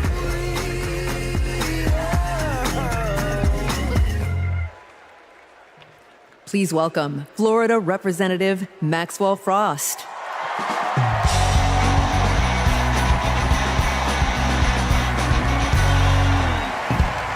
I'm Maxwell Alejandro Frost, and I'm proud to be the first member of my generation in Congress. I'm also proud to represent Central Florida. You might expect me to talk about how climate change will impact our future. But as a Floridian, as a Florida man, I'm here to tell you that the climate crisis isn't some far-off threat. It is here. Donald Trump and J.D. Vance think they can divide us by saying this crisis is some type of hoax. But I've walked the streets of communities that have been forced to rebuild after hurricane flooding destroyed their homes. I've heard the stories of immigrant farm workers made to work in horrid conditions exacerbated by this crisis. And I felt the scorching record heat and know that climate change can sometimes feel like an unstoppable force. But with our movement and with organizing and an administration that cares, we are making progress. Kamala Harris and Joe Biden have proven that tackling this crisis creates jobs, that investing in clean energy protects our health, and that investing in mass public transit builds strong communities. And we must always remember that peace is essential to our climate and war destroys our environment. This election is about every drop of water that we consume and every breath we breathe. Fighting the climate crisis is patriotic. And unlike Donald Trump, our patriotism is more than some damn slogan on a hat. It's about actually giving a damn about the people who live in this country. Because when you love somebody, you want them to have clean air. When you love somebody, you want them to have safe drinking water. And when you love somebody, you want them to have a dignified job. And so, America, it's simple. Let's get to work and elect Kamala Harris and Tim Walz for our planet, for our future, for our present, and for our people. God bless.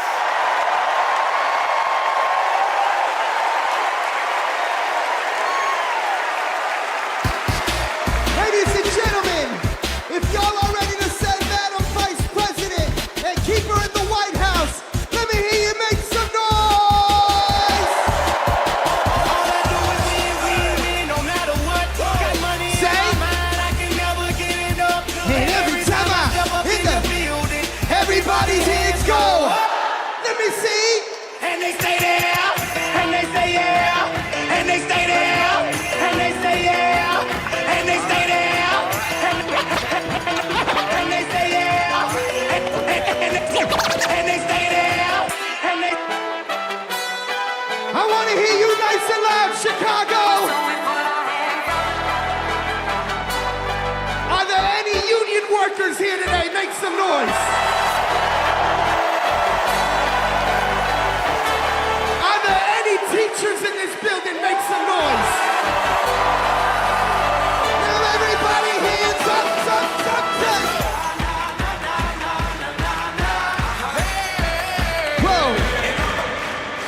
Thank you, ladies and gentlemen. I'm DJ Metro. We'll be back for more.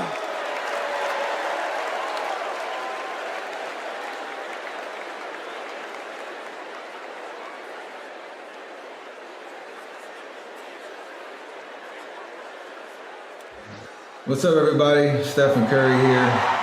I know you all know I play for the Golden State Warriors, but man, What a great honor it was to represent Team USA and go out there and win that gold medal at the Olympics this summer. And that unity on and off the court reminded us all that together we can do all things and continue to inspire the world. That's why I believe that Kamala, as president, could bring that unity back and continue to move our country forward. This is about preserving hope and belief in our country, making sure families can be taken care of during their most precious times. I got to visit Kamala with my team in the White House last year, and I can tell you one thing I knew then and I definitely know now. The Oval Office suits her well. So in the words of Michelle Obama, do something. Go vote. Be active. Let's show out in November like never before. It's been an honor for me to represent our country. It's an honor to support Kamala. So let's all do our part. God bless. Please welcome Democratic nominee for U.S. Congress in Alabama, Shamari Figures.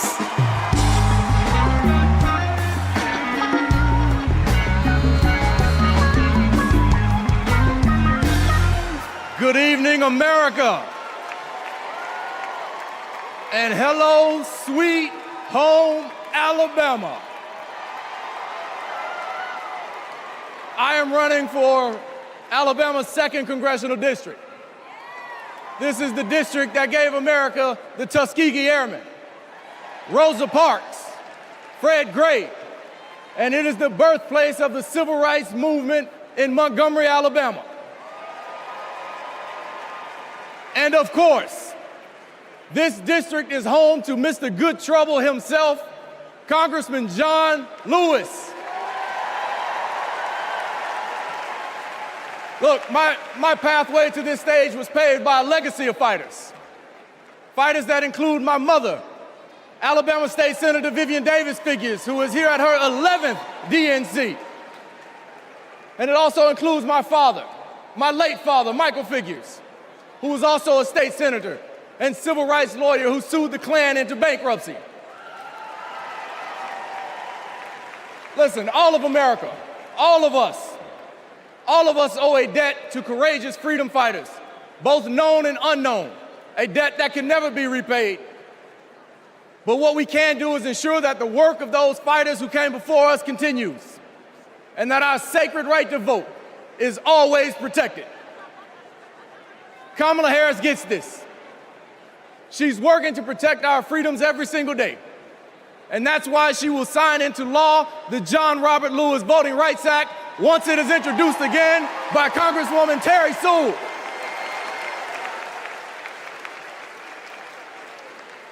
Listen, America, a California poet named Kendrick Lamar recently reminded us that sometimes we gotta pop out and show up. Well, America, it's time we pop out and vote. It's time we pop out from California to Alabama and all across America, and we show them that we are not going back. We are going forward, and we are going forward with Kamala Harris as the next president of the United States of America. Thank you. God bless you. Roll Tide. Let's go win this thing.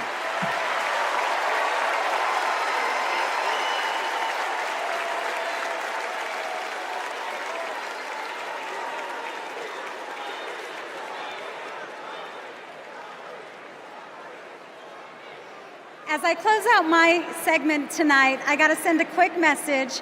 Madrecita querida, I love you. Kamala Harris and Tim Walz understand what everyday Americans are going through because, unlike Donald Trump, they actually grew up in families where every dollar mattered, where everything was earned and nothing was handed to them. Our next speaker knows something about that too. Please welcome my dear friend, our fellow Texan, our next senator, Representative Colin Allred.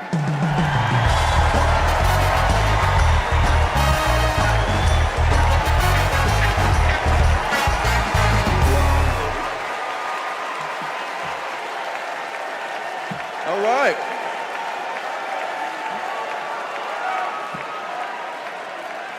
Hey everybody, I'm Colin Allred. a congressman from Dallas, dad to 2 perfect little boys. And this November, I'm going to beat Ted Cruz.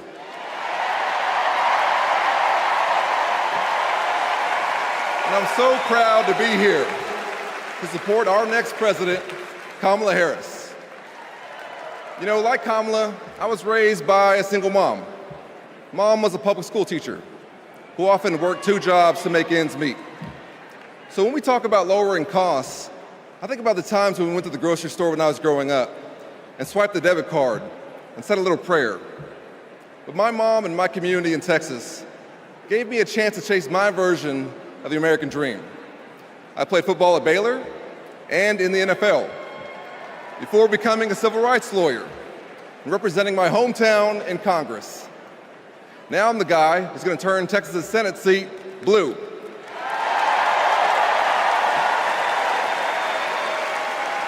You know, in the NFL, we had a term for guys like Donald Trump and my opponent Ted Cruz.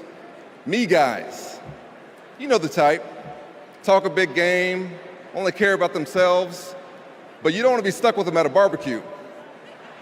The truth is, America has never been about me. As President Obama said, the single most powerful word in our democracy is the word we. We the people. We shall overcome. Yes, we can. And we've got a message for the me guys. We is more powerful than me. We will protect and restore reproductive freedom. We will secure the border. We'll protect Medicare and Social Security. And we'll turn the page and write a new chapter for this country and elect Kamala Harris to be the next president and beat Ted Cruz. Thank y'all so much. God bless you, and may God bless Texas.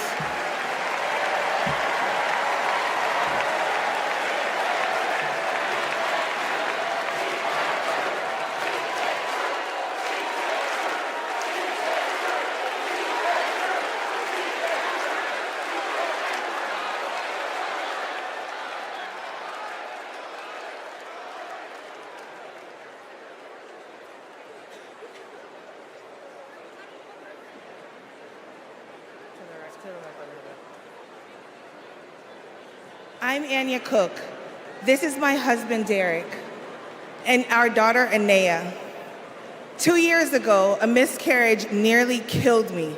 At 16 weeks, my doctors told me to prepare for a stillbirth. I needed care. But my state's abortion restrictions kept it from me. I miscarried in a bathroom. I'll never forget my husband's face as he tried to stop the bleeding, trying to do what doctors should have been doing. When I reached the hospital, I'd lost nearly half the blood in my body. I can't change the past, but we can choose a different future.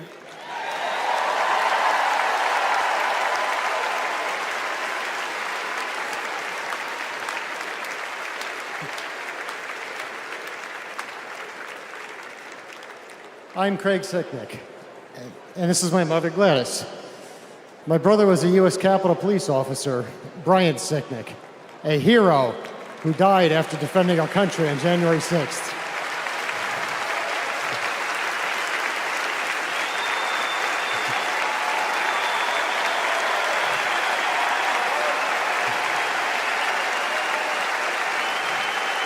My family knows how dangerous Trump is.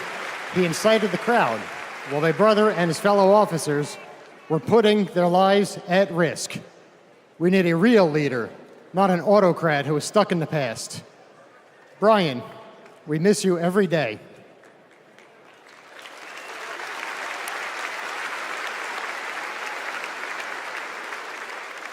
I'm Gail DeBoer. I've had type 1 diabetes since I was 11. Stressing about insulin cost has been a constant in my life. President Biden and Vice President Harris have moved mountains to help. Medicare can finally negotiate prescription drug prices.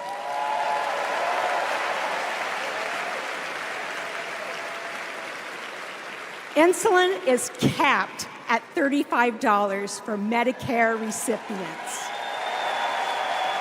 And when elected, Kamala Harris plans to extend that cap to the rest of us. That's the future I want. That's the future I am voting for.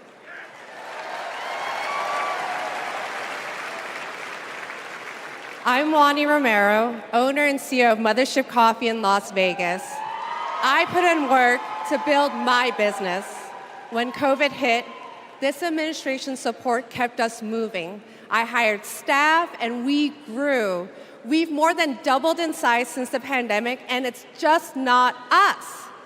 Over the last 4 years, 19 million new business applications have been filed. Like Trump, I grew up in Queens, but unlike him, I built my business with grit. That's my story. That's the American story. Let's turn the page on Trump.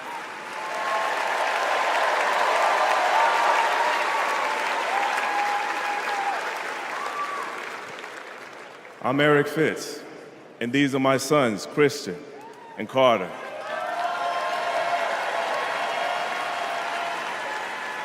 I always try to set an example for my boys, to teach them compassion, accountability, and resilience. I want those values to be reflected in our leaders. I don't want to have to turn off the TV because our president is lobbing insults or telling lies. I'm tired of all of the hate. It's time to move forward together and build a country our kids can be proud of.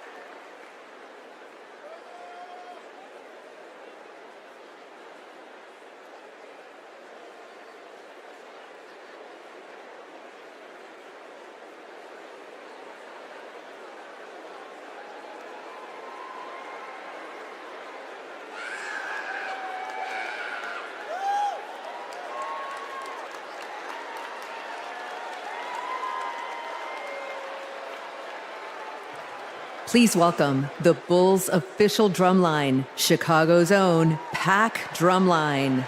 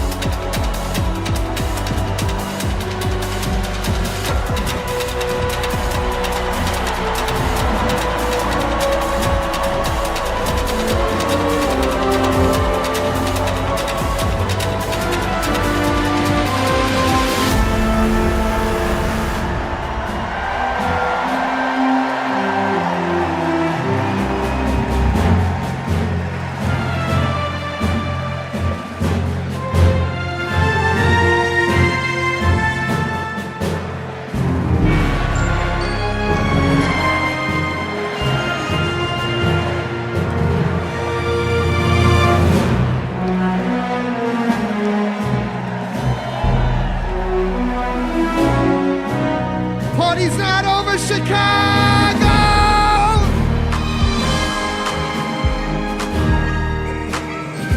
What I want to see is those flags and those hands up in the air. Y'all be singing out nice and loud. Y'all ready to get down and party with me one time? DNC say.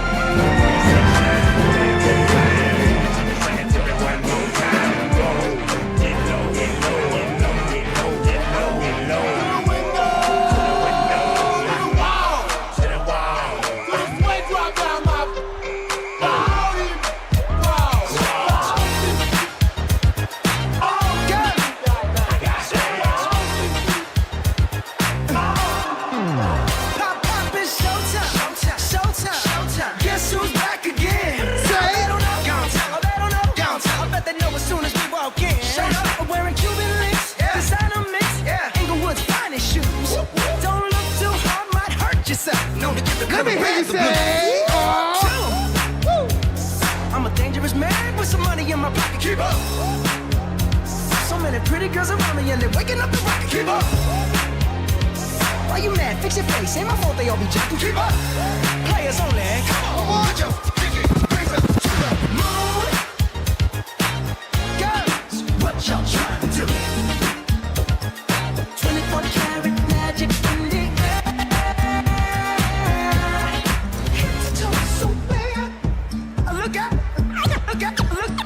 This ain't Texas, ain't no hold 'em. So lay your cards down, down, down, down. Say! Park your Lexus and throw your keys up. Stick around, round, round, round, round. Nice and loud! And I'll be damned if I can't slow dance with you. Come pour some sugar on me, honey, too. It's a real live boogie and a real live hold down. Don't be a, come take it to the floor now. Woo! There's a tornado in my city. Get the basement. That ain't pretty. Rugged whiskey. We surviving. A breakup kisses, sweet redemption, passing time, yeah. Ooh, one step to the right. We headed to the dive bar we always thought was nice. Ooh, run me to the left. Texas, ain't no hold 'em. Lay your cards down, down, down, down. So pop your Lexus and throw your keys up. Stick around, round, round, round, round. One more time, nice and loud. And I'll be damned if I can't slow dance with you. Come pour some sugar on me, honey, too. It's a real live boogie and a real live hold down. Don't be a, take it to you, take it to you.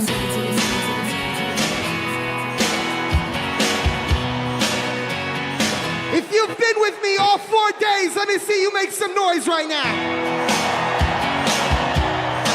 And if this is your first convention, let me hear you make some noise. I was born in a small town,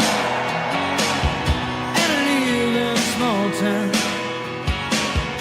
I've been down in a small town, oh, small communities. All my friends are from small town. My parents live in the same small town. My job is a small town. My family loves the town.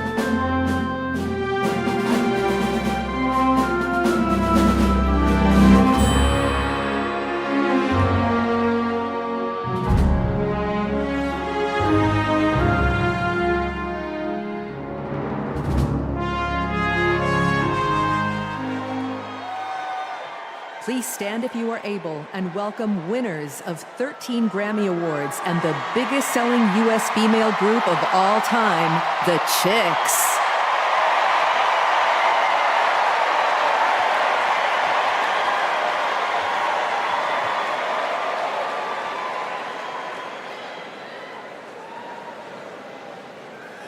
Oh, say, can you see by the dawn's early light what so proudly we hailed at the twilight's last gleaming, whose broad stripes and bright stars through the perilous fight o'er the ramparts we watched were so gallantly streaming, and the rockets' red glare, the bombs bursting in air, gave proof through the night that our flag was still there.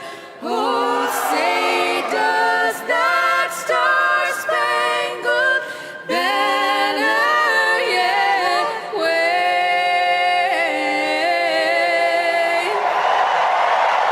o'er the land of the free and the home of the brave?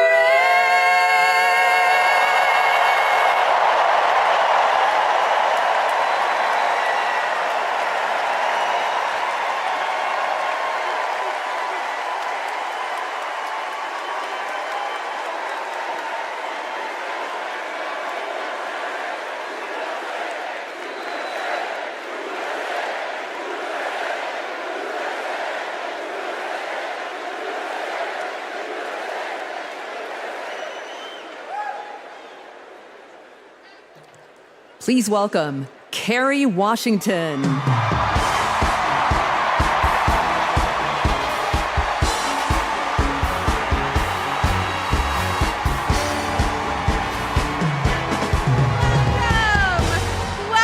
to the final night of the Democratic National Convention. The last 3 nights have been extraordinary, and tonight we hear from our next president, Kamala Harris. Now, as I stand here, I know that there are folks on social media already saying, go back to your TV show, shut up and act. But I am not here tonight as an actor. I am here as a mother, as a daughter, as a proud union member. I am here as the granddaughter of immigrants, as a black woman descended from enslaved people. I am here tonight because I am an American and because I am a voter and because we, the people, are stronger when all our voices are heard. Look, I know that I am the one standing on this stage, but I am not the lead character in this story. You are. All of you. You are the messengers. You are the fixers. Dare I say it, you are the Olivia Popes. You are the superheroes saving this democracy. It is you, not me, who have the greatest power to convince your loved ones to vote. So, just like Michelle Obama told us, let's do something. Let's make a video. Everybody take out your phones. Everybody take out your phones. We're gonna make a moment. Can somebody bring me my phone? I wanna capture this historic moment and share it with the people that we love. Oh, hi!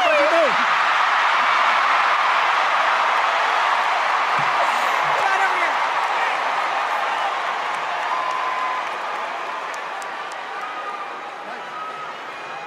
Okay, here's what we're gonna do.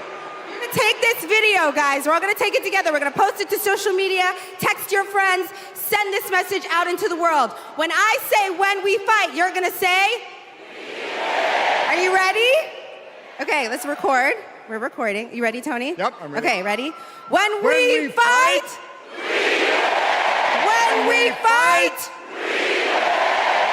When we fight!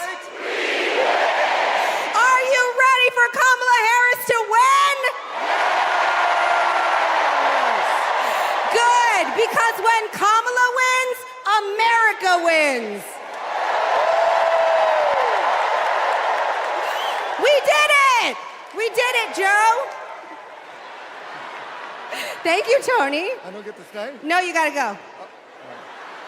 Bye, everybody. Tony Goldwyn, ladies and gentlemen. Okay, so listen. It's come to my attention that there are some folks who struggle or pretend to struggle with the proper pronunciation of our future president's name. So, hear me out. Confusion is understandable. Disrespect is not. So tonight, we are going to help everyone get it right. Here to help me are some very special guests.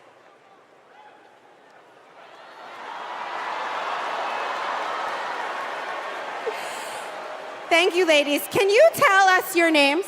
Hello, everybody. My name's Amara. And my name is Leela, her little sister. And what are you here to do? To teach you how to say your auntie's name. Okay, so how do you pronounce it? First you say comma like a comma in a sentence. Then you say la like la la la la la. Put it together and it's 1, 2, 3, Kamala. All right, so let's practice. Everybody over here say comma. Everybody over here say la. Together.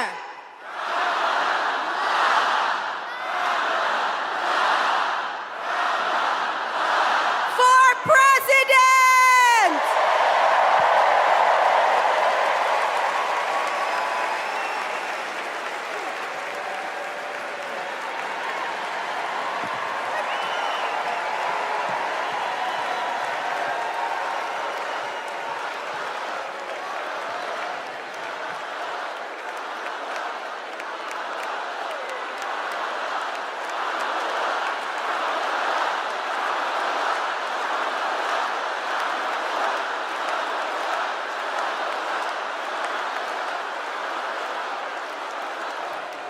Please welcome Mina Harris, Ella Emhoff, and Helen Hudlin.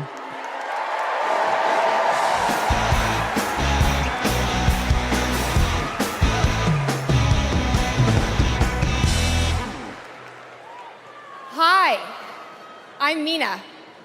I'm Ella. And I'm Helena. I grew up in Oakland, California, in a house full of extraordinary women. My mom, my grandma, and my auntie, who showed me the meaning of service, helping her sister, a 17-year-old single mom, fighting for justice for the American people, and still cooking Sunday family dinner. She guided me, now she's guiding my own children, and I know she'll guide our country forward. Kamala came into my life when I was 14, famously a very easy time for a teenager. Like a lot of young people, I didn't always understand what I was feeling, but no matter what, Kamala was there for me. She was patient, caring, and always took me seriously. She's never stopped listening to me, and she's not going to stop listening to all of us.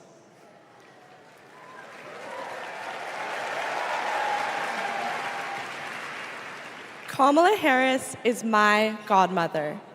To me, her advice means everything. Whether it's pursuing my passions, making an impact, or finding hope when the world doesn't feel so hopeful. She taught me that making a difference means giving your whole heart and taking action.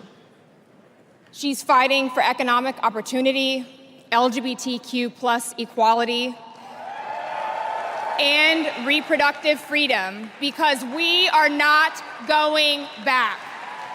She's fighting for social justice, health justice, environmental justice, and she isn't alone. We're all in this fight together. So let's keep up the fight. Let's keep up the joy. And let's elect this extraordinary woman as our next president. I'm sorry, where'd it go? Thank you.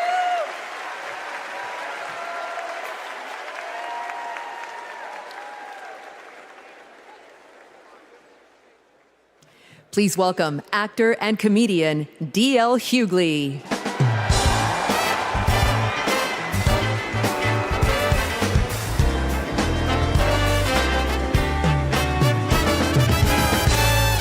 Hey now, hey Chicago, how y'all doing? What's happening, California? Now, wait, where those AKAs at? Where they at? You know what? In 3 months, ain't gonna be no living with y'all. I can tell you this, I don't blame Donald Trump for not wanting to debate Kamala. I've been married to a black woman for 40 years and I ain't won one debate. I'm owing $93,000. Now, of course, Trump is saying that Kamala isn't black. I guarantee you this, Kamala's been black a lot longer than Trump's been a Republican.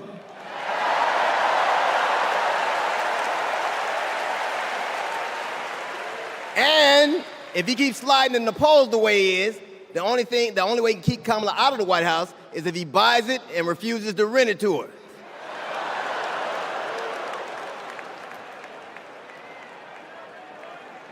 Of course, Kamala's getting broad support. They got black men for Kamala, white men for Kamala, Latinos and Asians for Kamala. They even have Republicans for Kamala. Republicans for Kamala. I guess Donald Trump will finally know what it's like when you get left for a younger woman.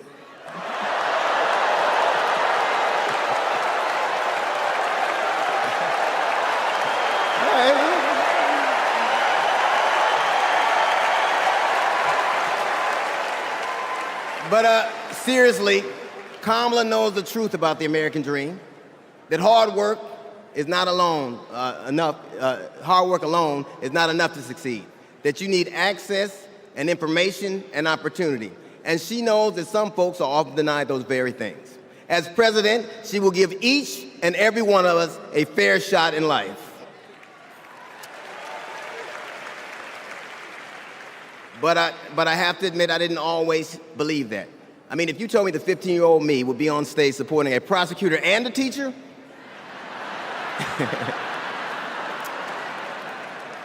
there is no way that I would have believed you. But because of that, I made assumptions about Kamala's record. And I often repeated them to a lot of people. Then one day, Kamala invited me to her house. She put her hand on my shoulder and she asked me to do some research. Something I had never done. Something a lot of people I know had never done before. Imagine attacking someone's character without a single Google search. So I did what I should have done in the first place. I learned that she had done for us exactly what she promised to. I believe that your apology should be as loud as your accusation, and I'm here apologizing in front of the whole damn world.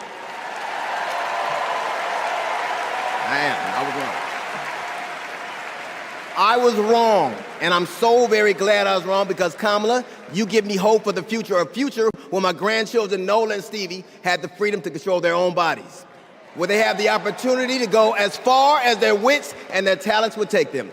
That future, ladies and gentlemen, is possible, but only if we elect Kamala Harris as the 47th President of the United States of America.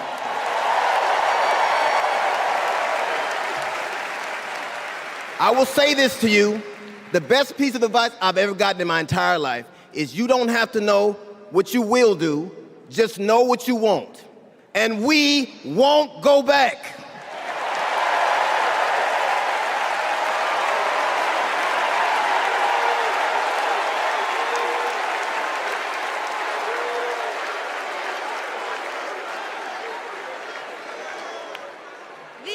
energy in this room is electric.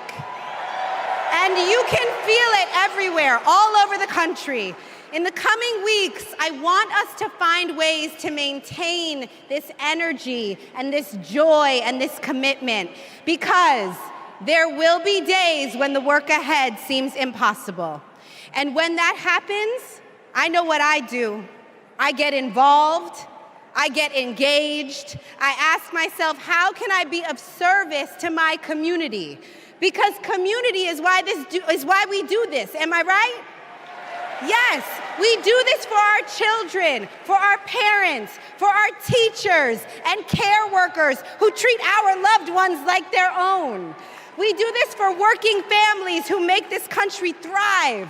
We do this for the planet and for each other. We do this for justice and for peace and for democracy.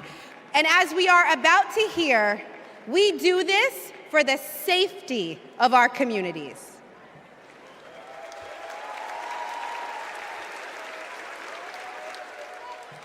Please welcome Genesee County, Michigan Sheriff Chris Swanson.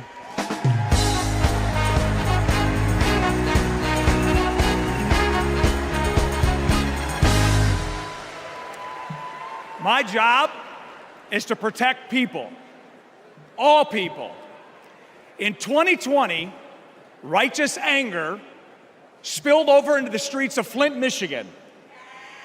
One bad decision from either side, and there would have been bloodshed.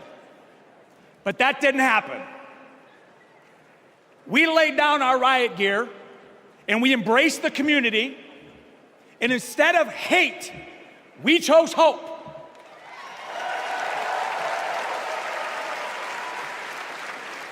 On January 6th, the opposite occurred. That day was paved with division, deceit, and denigration. Police officers were attacked that day. It could have been stopped.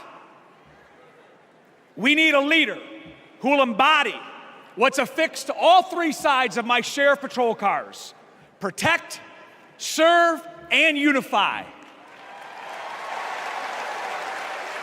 Kamala Harris is that leader. As a prosecutor, Kamala Harris protected us by putting violent criminals and sex offenders behind bars. If I was in a courtroom, she's exactly the tough prosecutor that I'd want to see. As vice president, she served America by keeping us safer. And I can testify firsthand, where I come from, crime is down and police funding is up. As president, Kamala Harris will unify our country. She will bring us together, because our country needs a leader who will go toe-to-toe with drug cartels and bullies. One who has already taken the oath, raised her right hand to advocate for the people. I can tell you, in 2020, we were able to turn a protest into a peaceful movement by walking together. One city, one community, and one country. America, let's walk. Let's walk. Let's walk together, and let's elect Kamala Harris and turn hate into hope yet again. Thank you.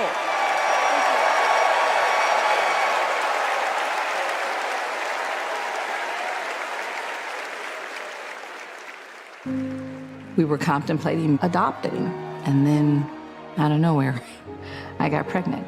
Jordan was so much fun as a child. When all of a sudden, 3 of those rounds he aimed at Jordan. Jordan didn't deserve to die that way. Reports of an active shooter at a high school. These students have now lived through so many of these shootings since they were born almost. We were praying and crying. I don't know how we're alive.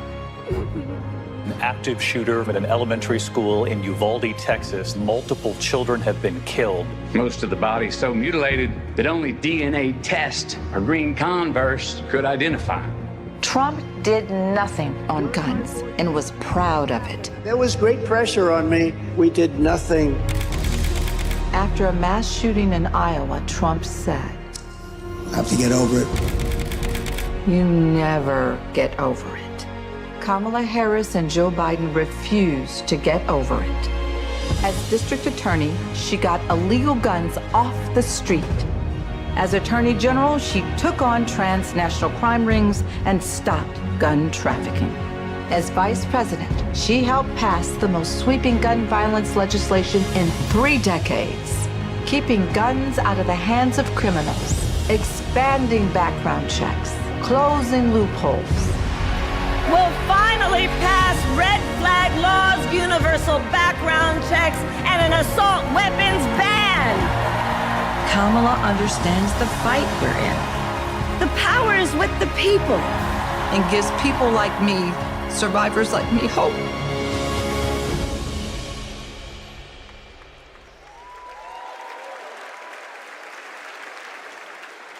When I worked for Everytown Please for gun welcome safety. Georgia Representative Lucy McBath.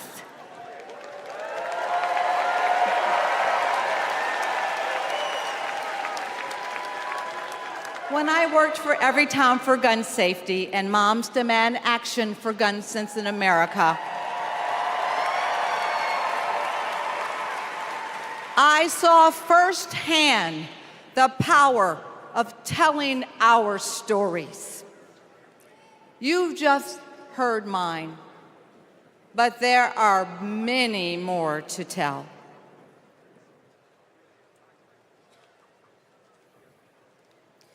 On December 14th, 2012, I walked into Sandy Hook School. I stopped at the office, chatted with my principal, then started my day with my second graders. Suddenly, a loud crash, like metal folding chairs falling. 154 gunshots blaring. Hiding in the coats, trying to sing with my students, trying to read to them, trying to drown out the sounds. Terror, crying, running. I carry that horrific day with me. 20 beautiful first grade children and 6 of my beautiful colleagues were killed. They should still be here.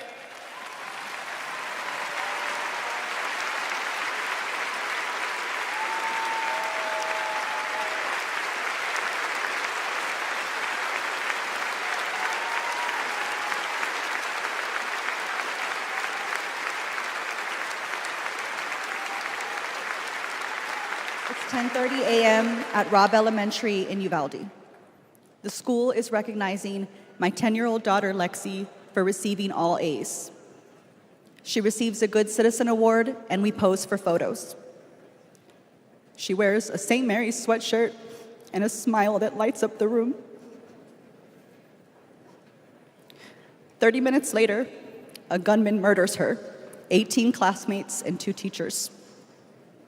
We are taken to a private room where police tell us she isn't coming home. Uvalde is national news. Parents everywhere reach for their children. I reach out for the daughter I will never hold again.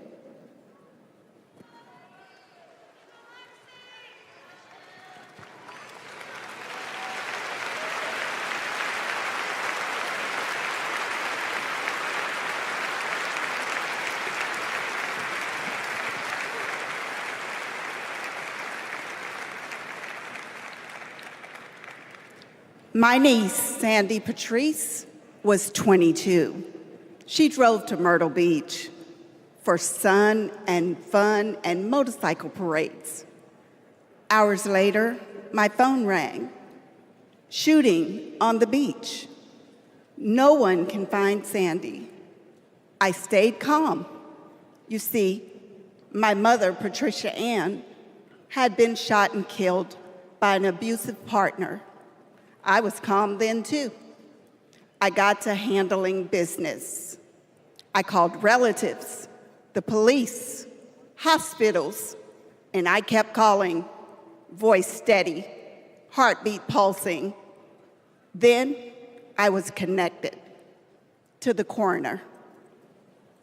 10 years of waiting, and Sandy's murder is still unsolved. I'll keep calling, and I'll keep fighting.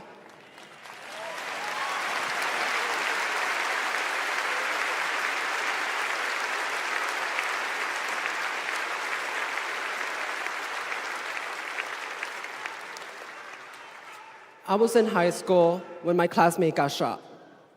It changed my story. Instead of worrying about taking a test, I started worrying about living to take another test. They say schools are for learning, and I did learn a lot that day.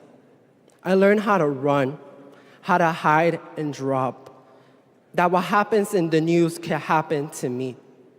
But I learned something else too, that we can write and must write a new story if we choose to.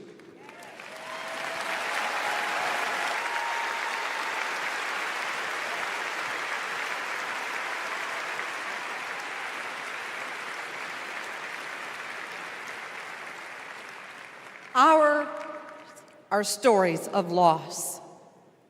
But make no mistake, our losses do not weaken us. They strengthen our resolve.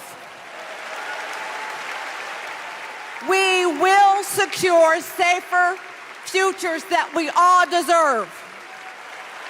We will organize. We will advocate. We will run for office.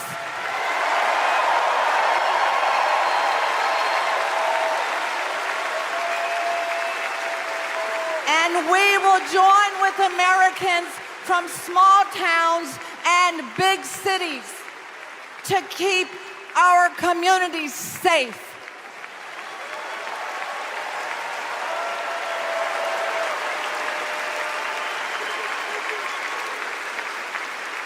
And we will elect leaders like Kamala Harris, who won't just empathize, but will act.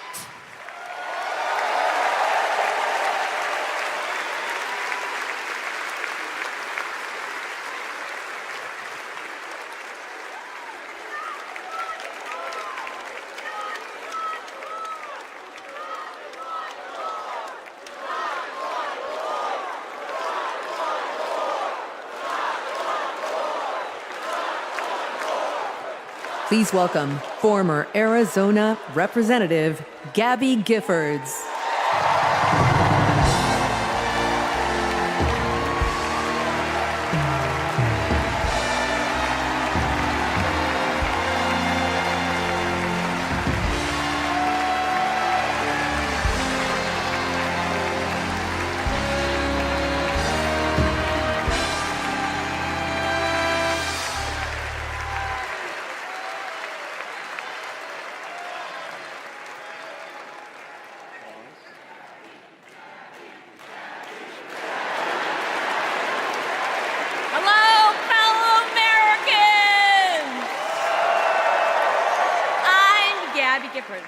I was born in the great state of Arizona.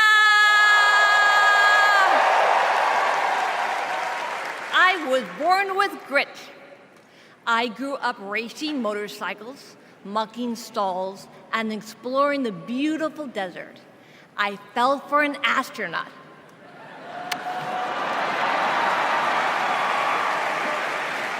For 5 years, I served in Congress from a swing district. Everybody called me a rising star. Then on January 8th, 2011, a man tried to assassinate me. He shot 19 people. He killed 6. Terrible, terrible day. I almost died, but I fought for my life and I survived.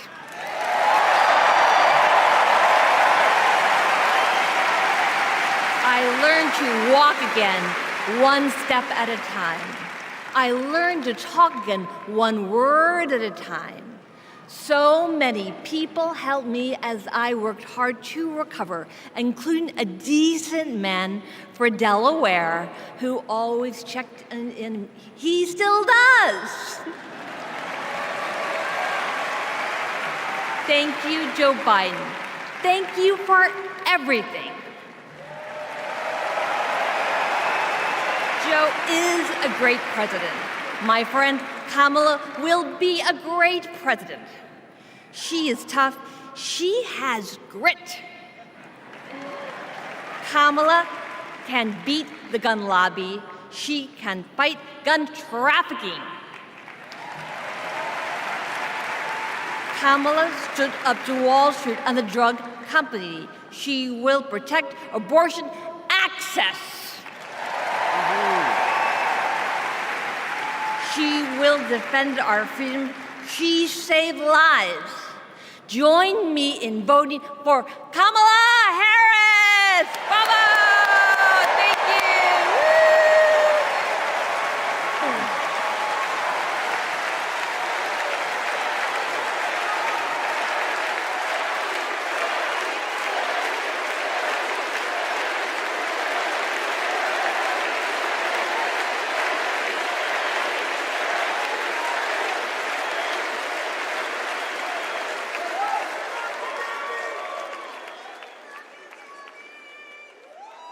Don't know why, but I feel like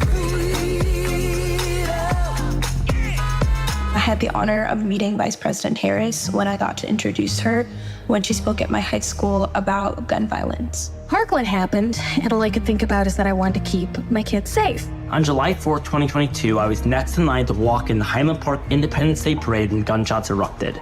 7 people were shot and killed, and 48 more were injured. Vice President Harris has been a gun sense champion since she was our California AG. We have 2 options in November.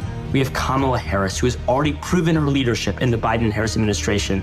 They passed the first ever comprehensive gun reform in 30 years. Meanwhile, Donald Trump has cozied up to the NRA and the gun lobby. I have full confidence in Vice President Harris that she's dedicated to and committed to finding a solution to end gun violence.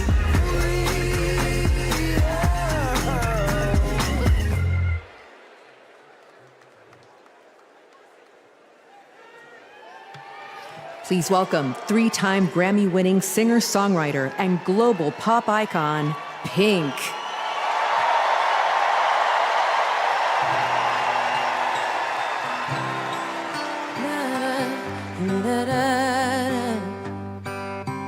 we are searchlights we can see in the dark.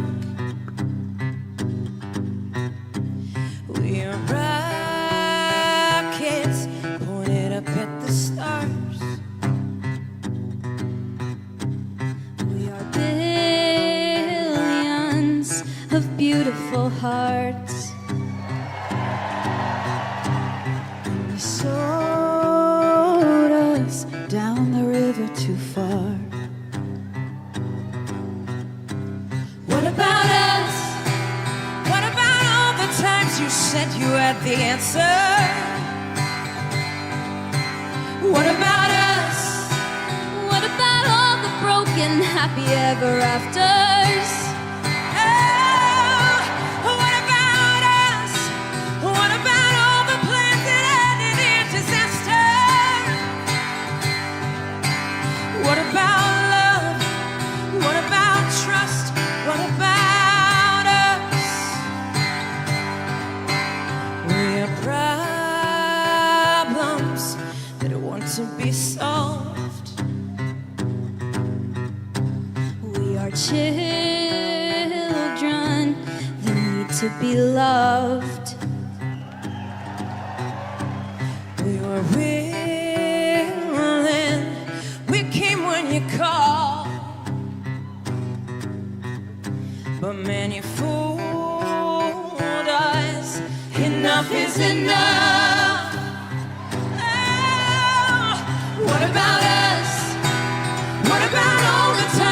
said you had the answer. What about us? What about all the broken happy ever afters? What about us? What about all the plans that ended in disaster? What about love? What about trust? What about us? Sticks and stones, they may break these bones, but then I'll be ready. Are you ready? I don't want control, I want to let go.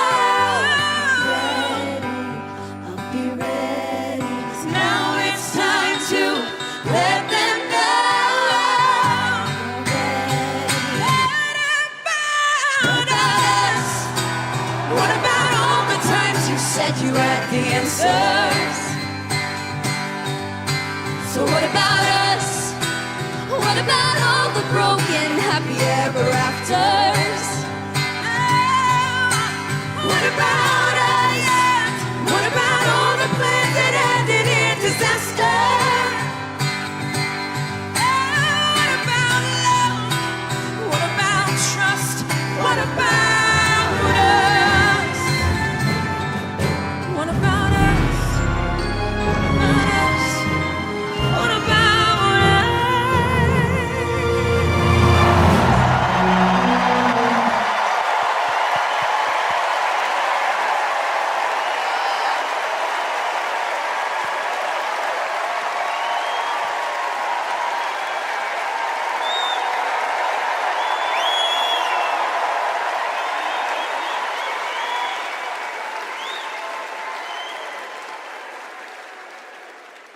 Global security and global prosperity depend on the leadership of the United States of America. And a strong America remains indispensable to the world. Our democratic ideals of freedom and liberty inspire billions, and our military is the strongest in the world. Our military is a force that underwrites global stability and our national security.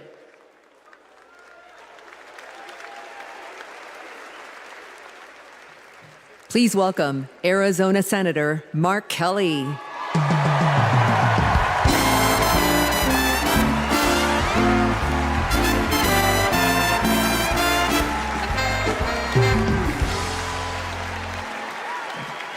Hello, Chicago. Hello, Democrats.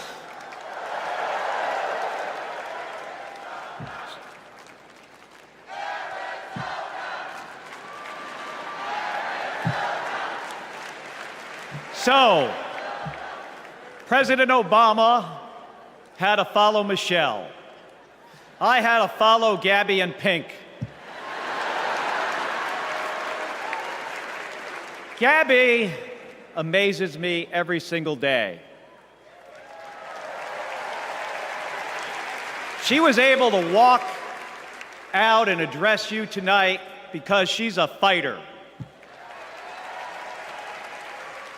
And thanks to a team of doctors, nurses, and especially her speech therapist.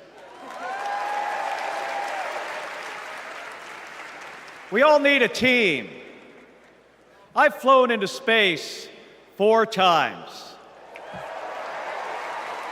I've flown into combat nearly 40 times.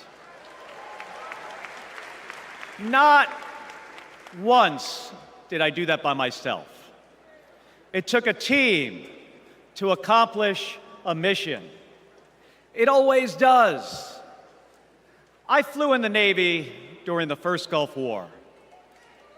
America rallied our allies to kick out a tyrant who invaded a neighbor. Today, Vladimir Putin is testing whether we're still that strong.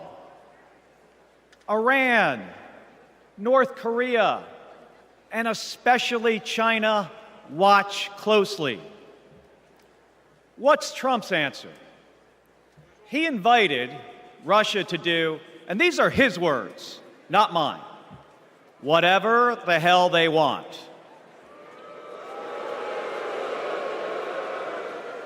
Vice President Harris has always championed America's support for NATO, for Ukraine, and for the Ukrainian people.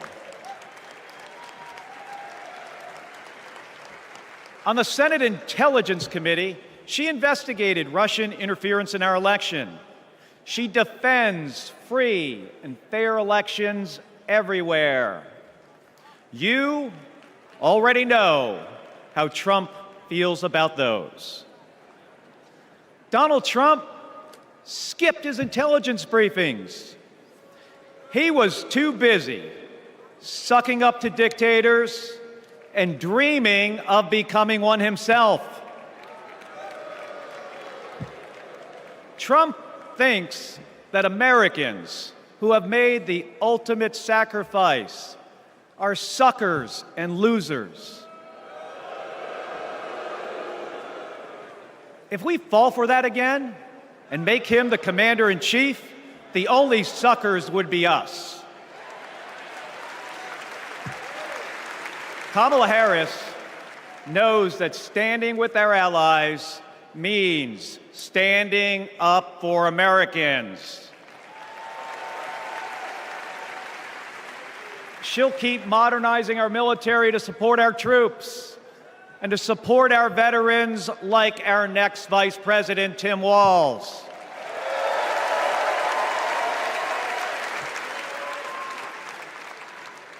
The world laughs at Trump, literally. But folks, it is not funny. When he was president, that meant the world was laughing at us. The threats we face are too serious. The sacrifices our service members make are too sacred. The alliances we've spent decades building are too critical. That's what's at stake now. And the choice isn't even close. But in Arizona and nationwide, this election will be.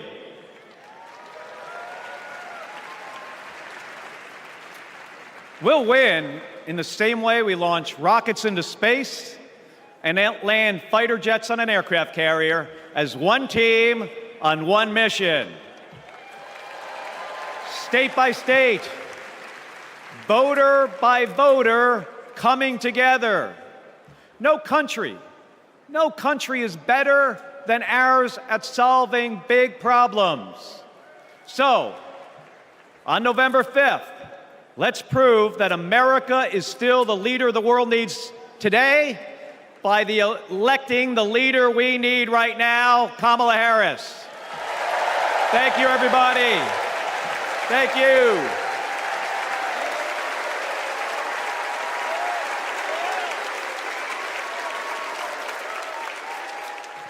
Please welcome former Secretary of Defense Leon Panetta.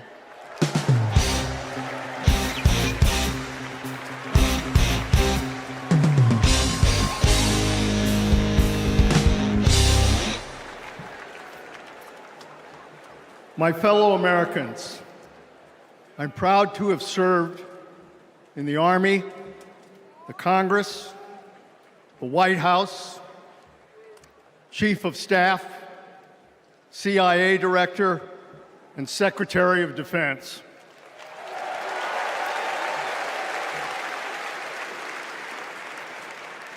I've looked into the eyes of our warriors and deployed them into battle. I gave the order directing our Special Operations Forces to fly 2 helicopters 150 miles into Abbottabad at night And by the time the sun rose, Osama bin Laden was dead.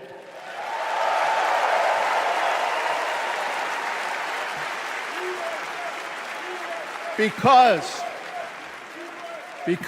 nobody attacks our country and gets away with it. Nobody.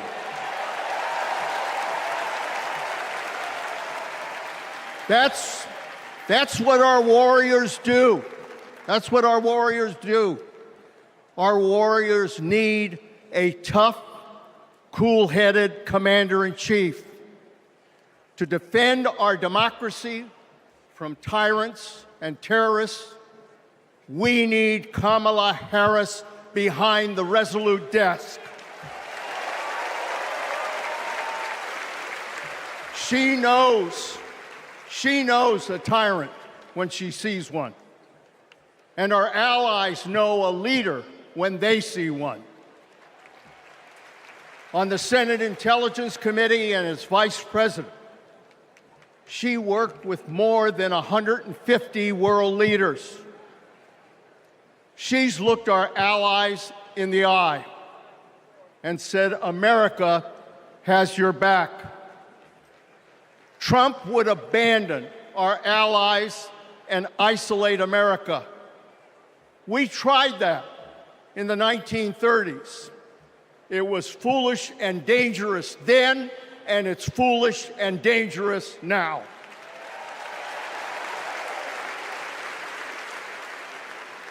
Listen to President Reagan.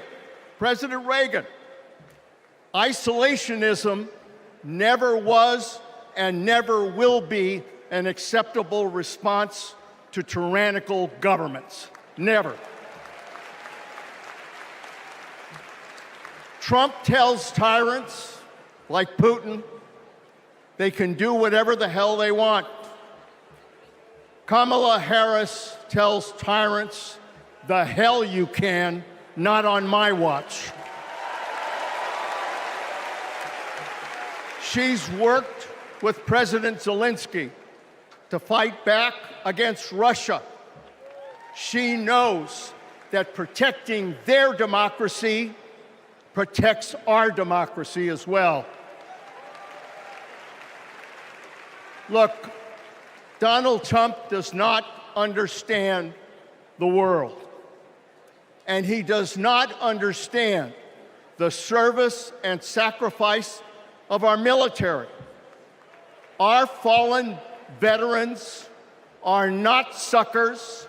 They are not losers. They are our heroes.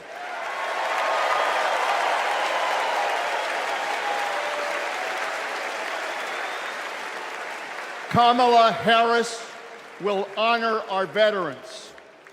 And in Tim Walz, we will have a vice president who has served in uniform honorably for 24 years.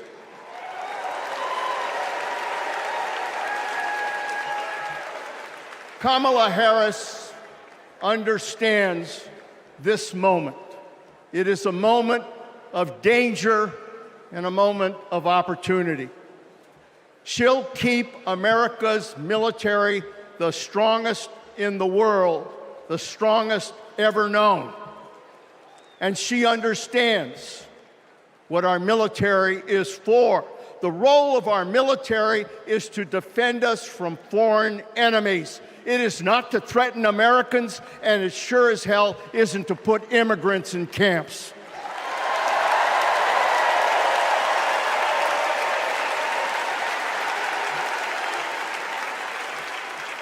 Every president since World War II, Republican and Democrat, has shared the belief that America must protect democracy in the world. Every president has honored our veterans and their sacrifices. Every president, but one. So we face a critical choice: to vote for someone who stands with our military and stands up for democracy, or someone who will disrespect our heroes and undermine our democracy. My fellow Americans, there is only one choice. One choice. And let me tell you something. When she takes her oath of office, as she will this January,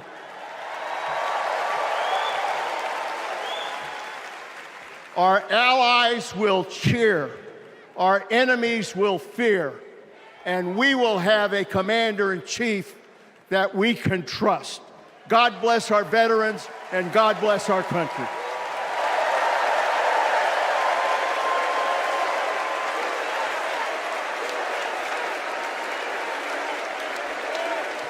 Please welcome Arizona Representative Ruben Gallego.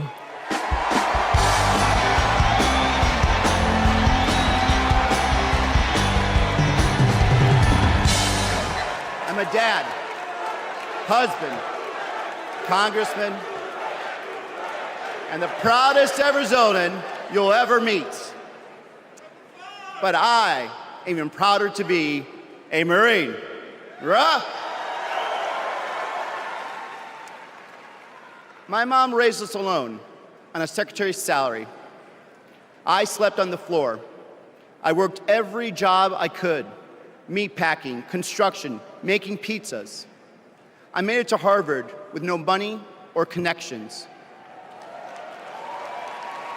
Other kids were happy because they were at Harvard. I was happy because I finally had a mattress.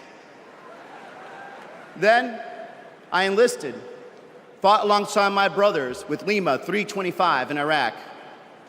They called us Lucky Lima, but our luck ran out. We saw some of the heaviest combat of the war. And when we got home, the government failed to help us readjust. We have a duty to care for our patriots who serve our nation.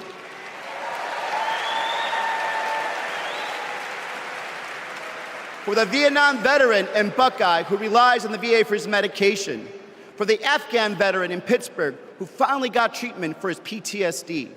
For the Marine in Milwaukee who relies on the benefits she earned. For my Navajo brothers and sisters who serve the Marines with me, I remember you too. Kamala Harris and Tim Walz are fighting for them. Kamala Harris has delivered more benefits to more veterans than ever before, and has achieved the lowest veterans unemployment rate in history. Vice President Harris has stood up for us and our families always. Tim Walz served for 24 years. His passion for veterans earned him respect on both sides of the aisle, and he stands with us too. In fact, let me introduce you to some of the many Democrats who understand what service means, because we put country over politics. We were proud to wear the uniform, and we're proud serving our countries in city halls, state capitals, the U.S. House, and the Senate. These veterans represent the best of our country. We stand united as veterans, Democrats, and patriots to fight for everyone who serves.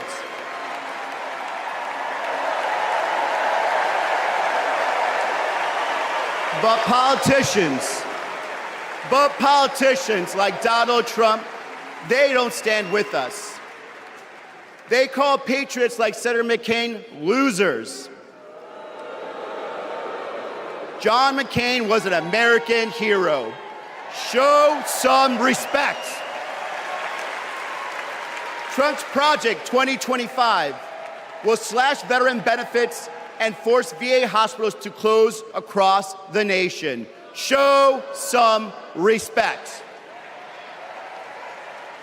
So, for the 18-year-old who decides to enlist, for the families like mine who prayed every night that their loved one would come home, for our troops stationed thousands of miles away, For my Marines of Lima company, let's elect Kamala Harris and Tim Walz, who don't just respect our service, but revere it.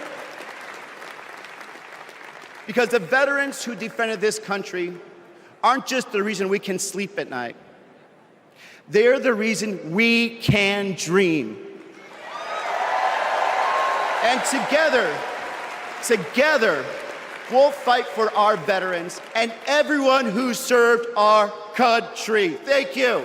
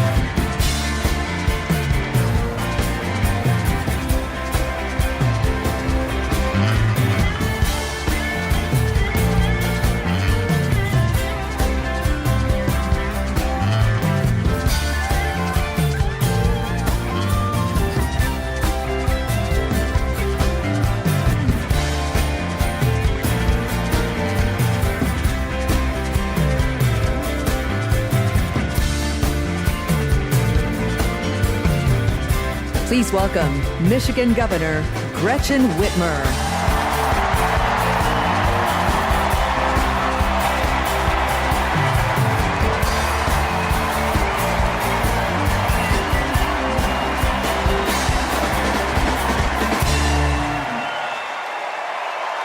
I'm Governor Gretchen Whitmer. In Lansing, they call me Governor. But in Detroit, they call me Big Gretch.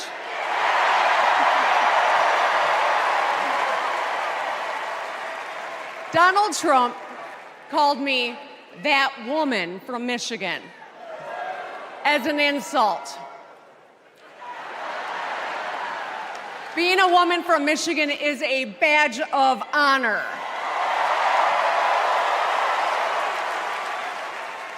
Like women across America, we just GSD. Get stuff done. At 29, I joined the sandwich generation. Sandwiched between working and raising my newborn and caring for my mom, who was dying from brain cancer.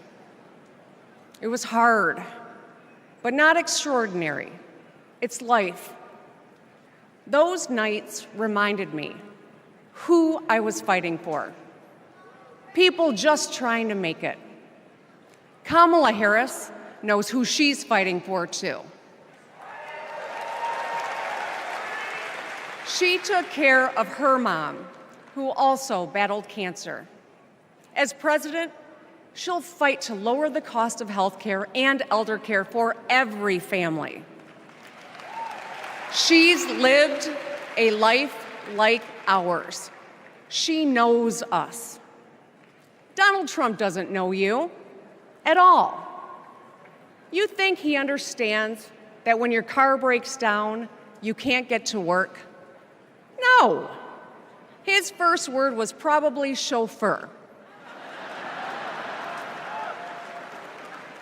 You think he's ever had to take items out of the cart before checking out? Hell, you think he's ever been to a grocery store? That's what the chauffeur is for. But Kamala Harris, she gets us. She sees us. She is us.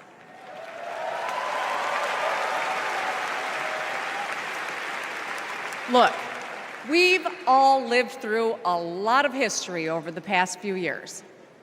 Floods and fires, an attempted coup, a plot, and a pandemic.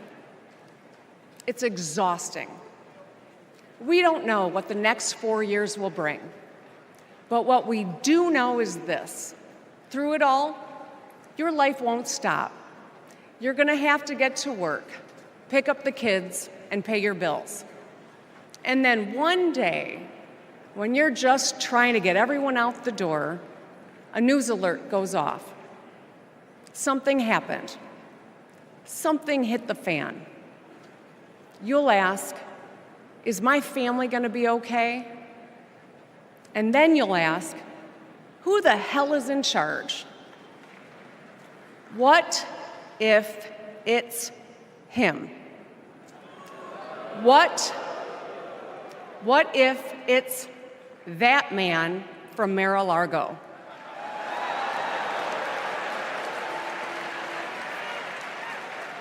I know, in a crisis, we need someone strong enough to come up with a plan, to tell the truth, and to bring people together.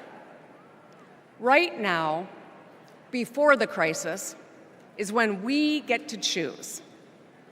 Why wouldn't we choose the leader who's tough, tested, and a total badass?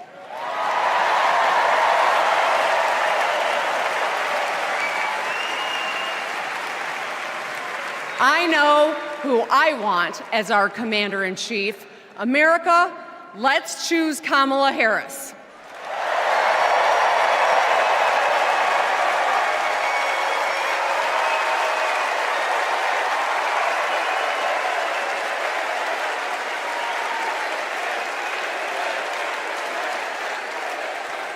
Please welcome actress, director, and philanthropist, Eva Longoria.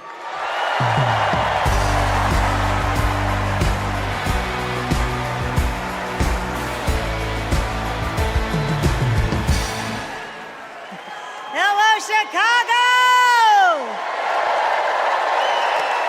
Yes! I am so excited to be here tonight. What an honor to be part of this historic moment, and y'all are part of it. Look, I have known Kamala Harris for more than a decade, and she comes from a family a lot like mine, and I'm sure a lot like yours. We were both raised knowing that no one was going to hand us anything, especially as women. That we were going to have to touch every rung of the ladder to get ahead. We were going to have to work really hard. Now, she worked at McDonald's, but I worked at Wendy's. And look at us now. You see, Kamala and I were able to see beyond the horizon because our families supported our big dreams. Well, guess what? As Americans, we're all part of one big family. Somos familia. And as familia, we have to have each other's back. We have to support each other's dreams because Kamala's success is our success. And she supports us to dream big too. So let me tell you, in the Latino community, in our community, we have a saying, sí se puede, which means yes. It means yes, we can. But tonight, I'm here to tell you, yes, she can. So we're going to say, she se puede.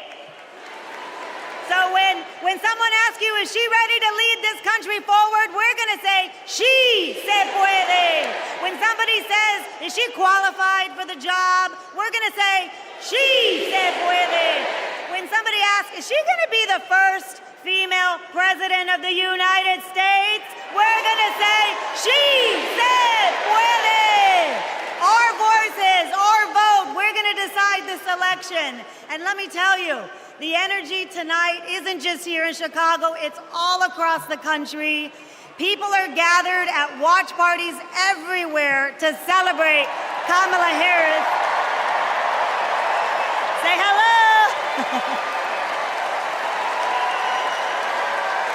Yes. All right. We know how to work, so let's get to work. Let's turn all of this enthusiasm and joy into action between now and November 5th. Let's go. She se puede. She se puede.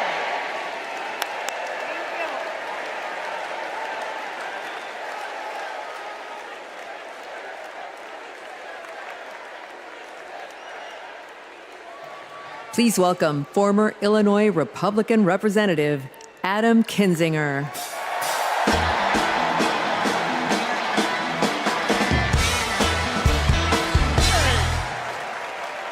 Hey, good evening. Good evening. Thank you, thank you, thank you.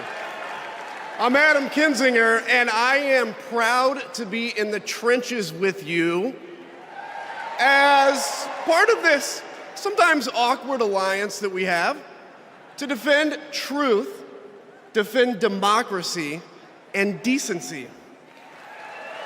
I was just a kid when I was drawn to the party of Ronald Reagan, to his vision of a strong America, the shining city on a hill. I was a Republican for 12 years in Congress, and I still hold on to the label. I never thought I'd be here, but listen, you never thought you'd see me here, did you? But I've learned something about the Democratic Party, and I want to let my fellow Republicans in on the secret. The Democrats are as patriotic as us.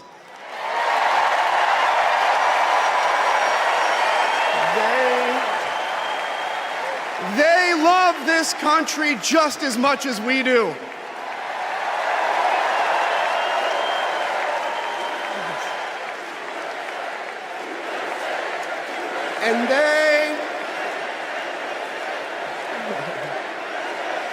And they are as eager to defend American values at home and abroad as we conservatives have ever been. I was relieved to discover that because I've learned something about my party too, something I couldn't ignore. The Republican Party is no longer conservative. It has switched its allegiance from the principles that gave it purpose to a man whose only purpose is himself. Donald Trump is a weak man pretending to be strong. He is a small man pretending to be big. He's a faithless man pretending to be righteous. He's a perpetrator who can't stop playing the victim. He puts on, listen, he puts on quite a show, but there is no real strength there. As a conservative and a veteran, I believe true strength lies in defending the vulnerable. It's in protecting your family. It's in standing up for our Constitution and our democracy. That is the soul of being a conservative. It used to be the soul of being a Republican, but Donald Trump has suffocated the soul of the Republican Party. His fundamental weakness has coursed through my party like an illness, sapping our strength, softening our spine, whipping us into a fever that has untethered us from our values. Our democracy was frayed by the events of January 6th, as Donald Trump's deceit and dishonor led to a siege on the United States Capitol. That day, I stood witness to a profound sorrow, the desecration of our sacred tradition of peaceful transition of power, tarnished by a man too fragile, too vain, and too weak to accept defeat.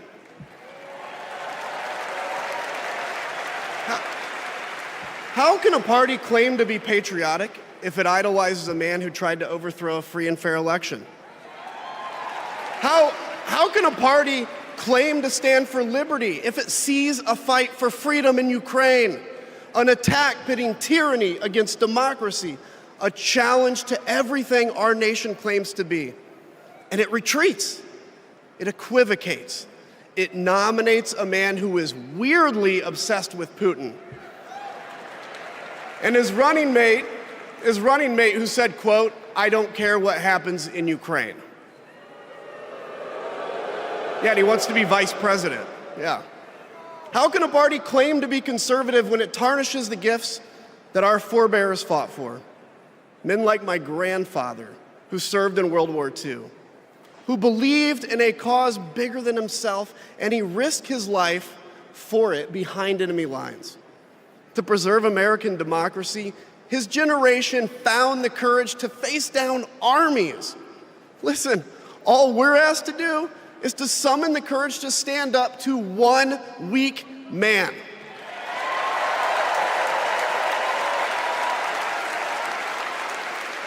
Some have questioned why I've taken the stand I have. The answer is really simple, ladies and gentlemen. We must put country first. And tonight, as a Republican speaking before you, I'm putting our country first.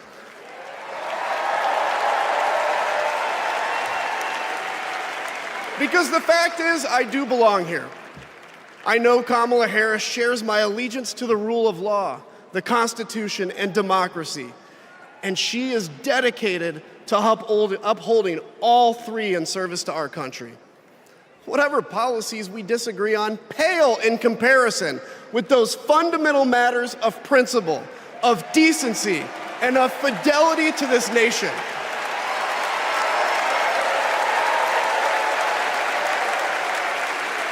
Listen, to my fellow Republicans, if you still pledge allegiance to those principles, I suspect you belong here too. Because democracy knows no party. It's a living, breathing ideal that defines us as a nation. It's the bedrock that separates us from tyranny.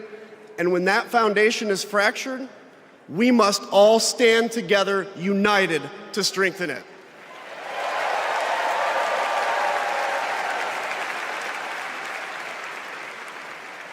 If you think those principles are worth defending, then I urge you, make the right choice. Vote for our bedrock values and vote for Kamala Harris. God bless you.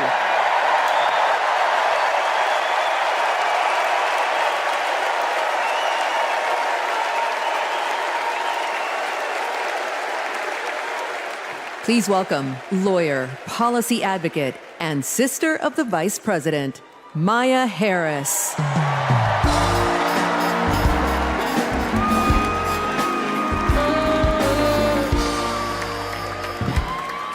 Hello, Chicago. In 1958, a 19-year-old from India left the only country she'd ever known to chart her own path in America. She came here to pursue an education, but she stayed here to build a life. Her name was Dr. Kamala Gopalan Harris.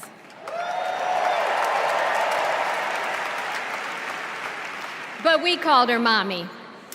Mommy was so many things to so many people. A civil rights activist, a scientist, a devoted mother to her two little girls. But most of all, Mommy was a trailblazer who defied the odds and defined herself. And when it came to Kamala and me, Mommy had great expectations for us, but she had even greater expectations of us. She raised us to believe that we could be and do anything. And we believed her. You see, Mommy understood the power and the possibility that come with knowing and showing who you truly are. She knew we could be the authors of our own stories, just as she'd been the author of her own. Mommy's journey and the opportunity that she wanted for Kamala and me, that's a distinctly American story.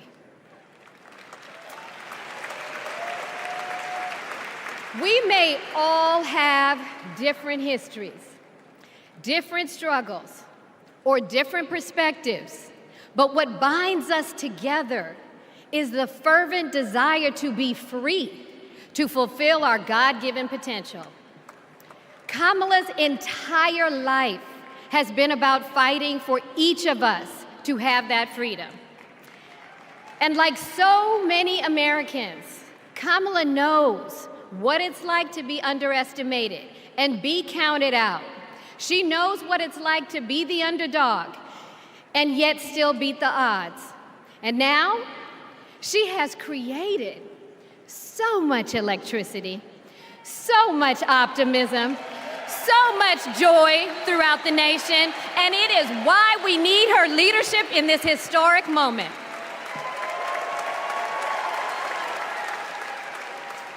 We are living in a time when some are trying to divide us, to separate us in ways that make it difficult for us to come together. Well, look, my sister rejects that view. Where others push darkness, Kamala sees promise. Where others feel detachment, Kamala fosters connection.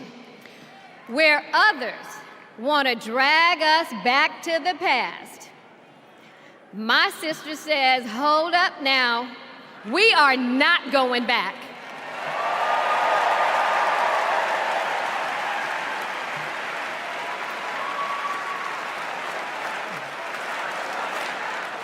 Because Kamala understands we have so much more in common than what separates us.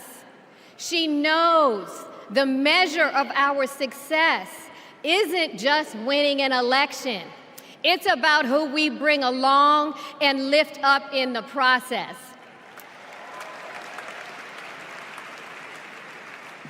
And so as I look out at all of you today and take in this incredible moment, I so wish that Mommy could be here tonight. I can just see her smiling, saying how proud she is of Kamala. And then, without missing a beat, she'd say, that's enough, you got work to do.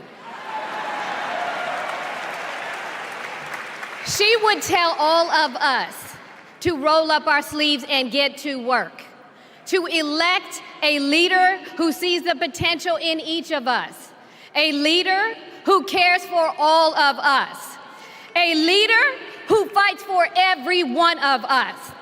Our Democratic nominee, my big sister, the next President of the United States, Kamala Harris.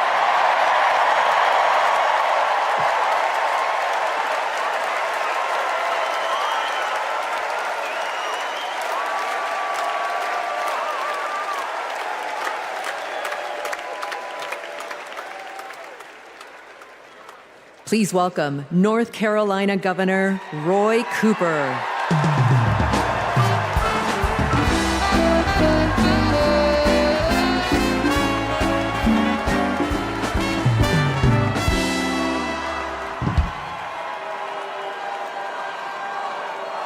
Hello, America.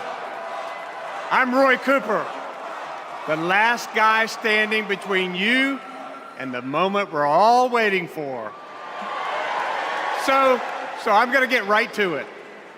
All week, you've heard stories about my friend Kamala. I want to take you behind the scenes of one of them. 2011 was a rough time for American homeowners. Hundreds of thousands were losing their homes to illegal foreclosure. I was Attorney General in North Carolina, while Kamala had just become California's. All the AGs were close to a settlement with the big banks, and it was a pretty good deal. Would have meant $4 billion for California families who'd been ripped off.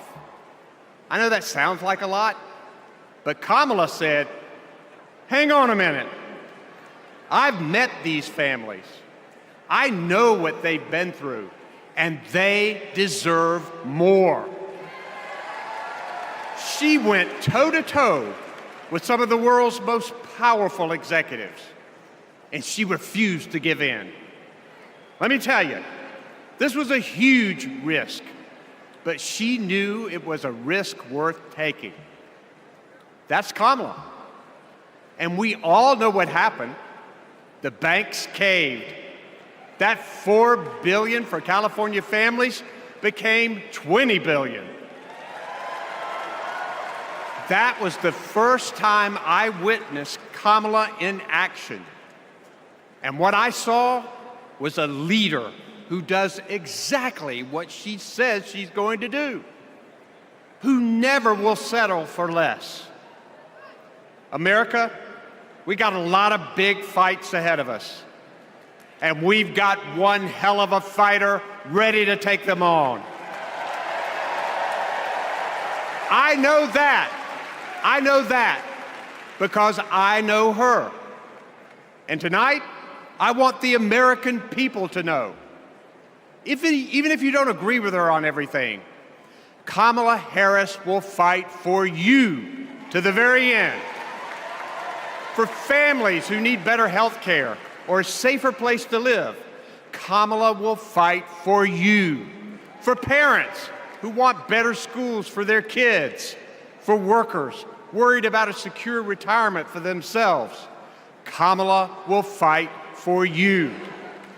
For any one of our allies, anywhere in the world, wondering if America still has your back, remember this: Kamala will fight for you. And when she fights, we win. Kamala's ready. Kamala's ready. The question is, are we?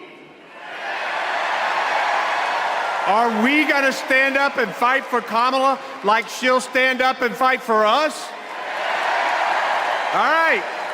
If you're ready, my home state of North Carolina, stand up. Stand up, Pennsylvania. Stand up, Michigan. Stand up, Wisconsin. Stand up, Georgia. Stand up, Nevada. Stand up, Arizona. Stand up, America. Are we going to stand up? Are we going to fight? Are we going to vote? Are we going to win? You bet we are. Let's go get them.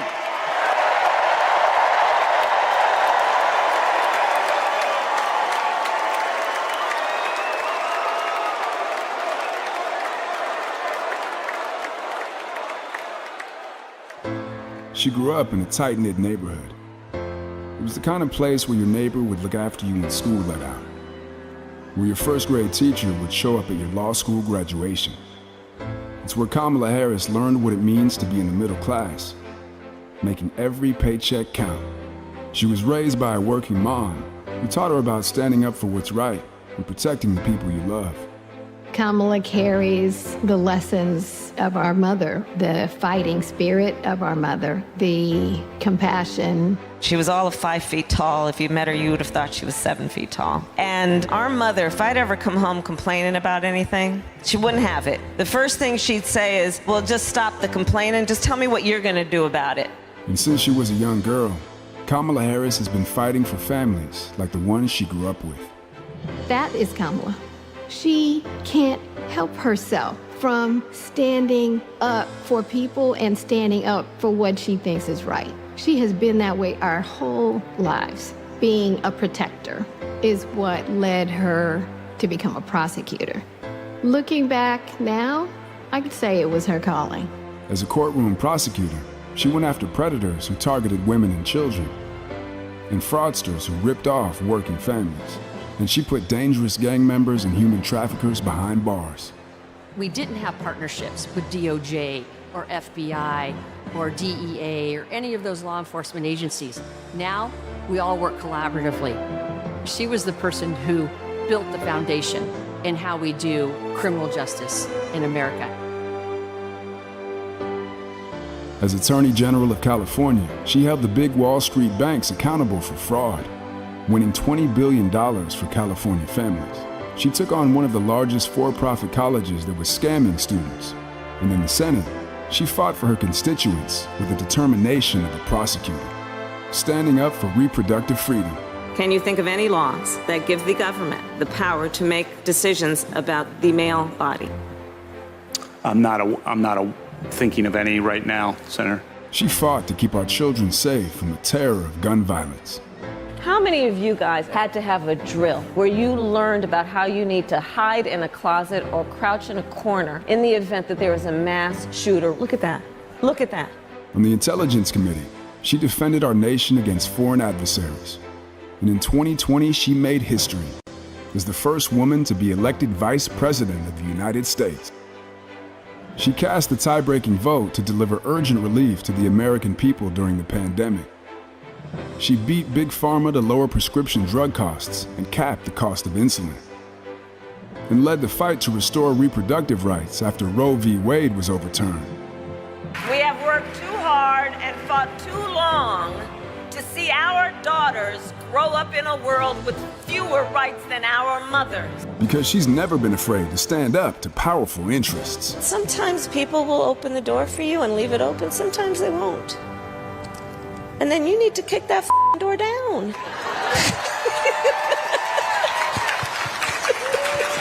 Excuse my language. Now, she's running for president, still fighting for families like the one she grew up with. Our campaign is about saying we trust the people.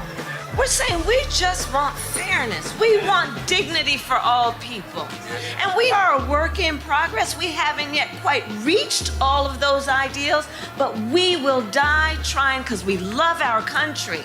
We believe in our country. We're not falling for these folks who are trying to divide us, trying to pull us apart. We know what we stand for, and we stand for the people, and we stand for the dignity of work, and we stand for freedom. We stand for justice. We stand for equality. And so we will fight for all of it. That's who Kamala Harris is. That's what she believes, and that's what she'll fight for every day.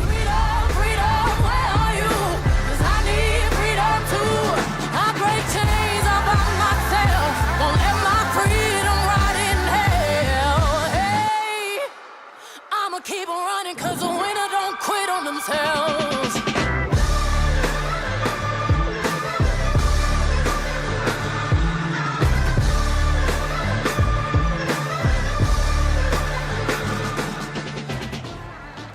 Please welcome the Democratic nominee for president, Vice President of the United States of America, Kamala Harris.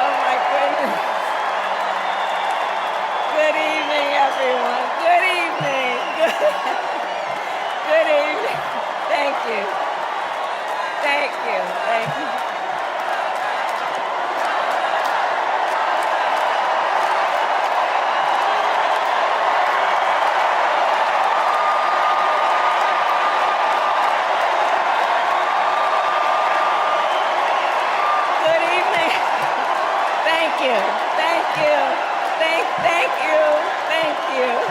Thank you, everyone. Thank you. Thank you. Thank you. Thank you all.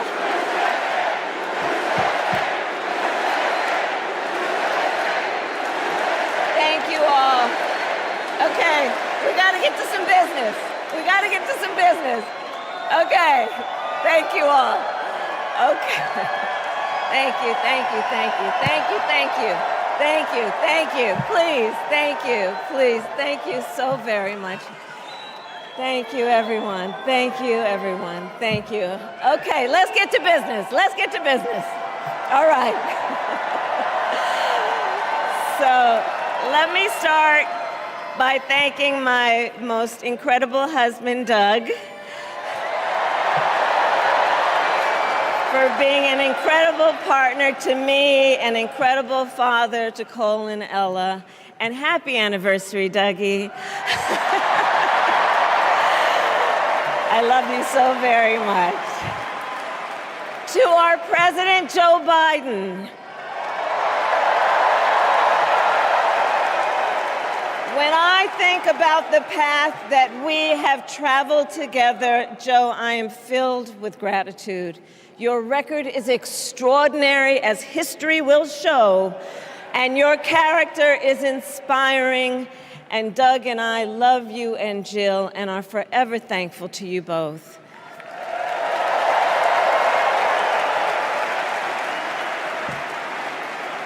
And to Coach Tim Walz,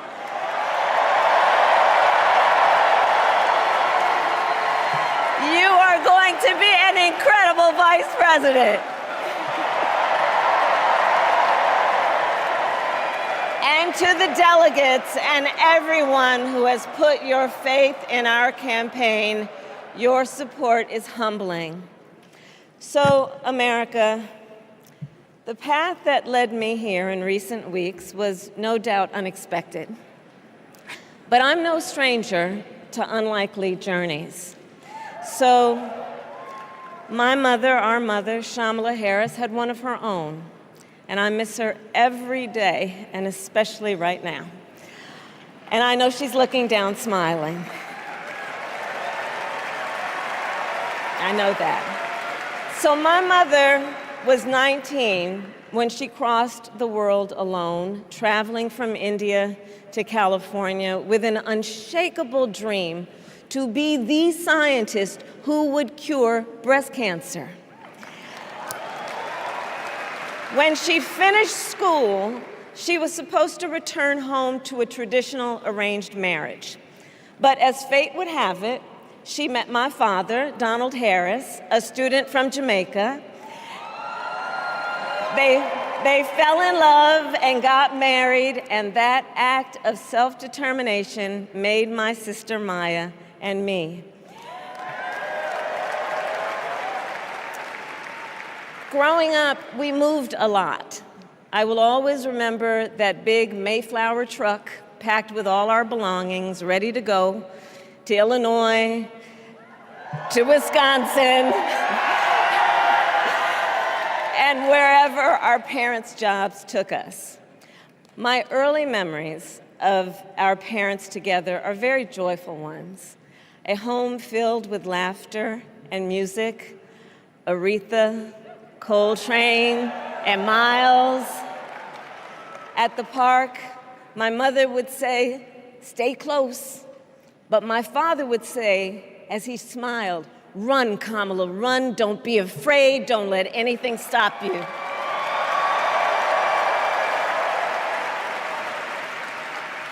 From my earliest years, he taught me to be fearless. But the harmony between my parents did not last.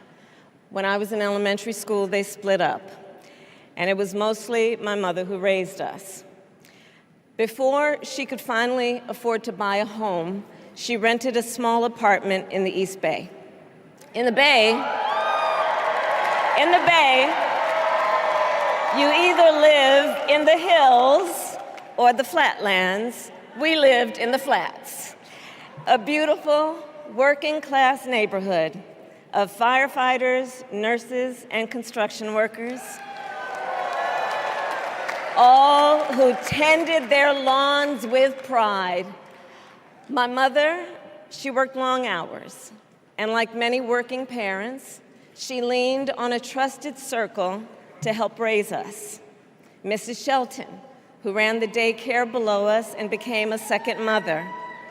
Uncle Sherman, Aunt Mary, Uncle Freddie, Auntie Chris.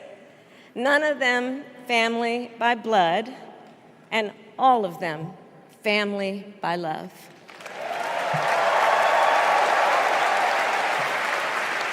Family who taught us how to make gumbo, how to play chess, and sometimes even let us win. Family who loved us, believed in us, and told us we could be anything and do anything.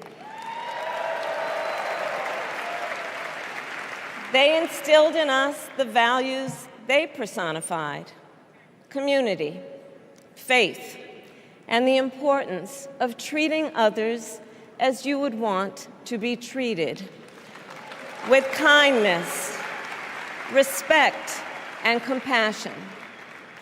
My mother was a brilliant, 5-foot-tall, brown woman with an accent. And as the eldest child, I saw how the world would sometimes treat her. But my mother never lost her cool.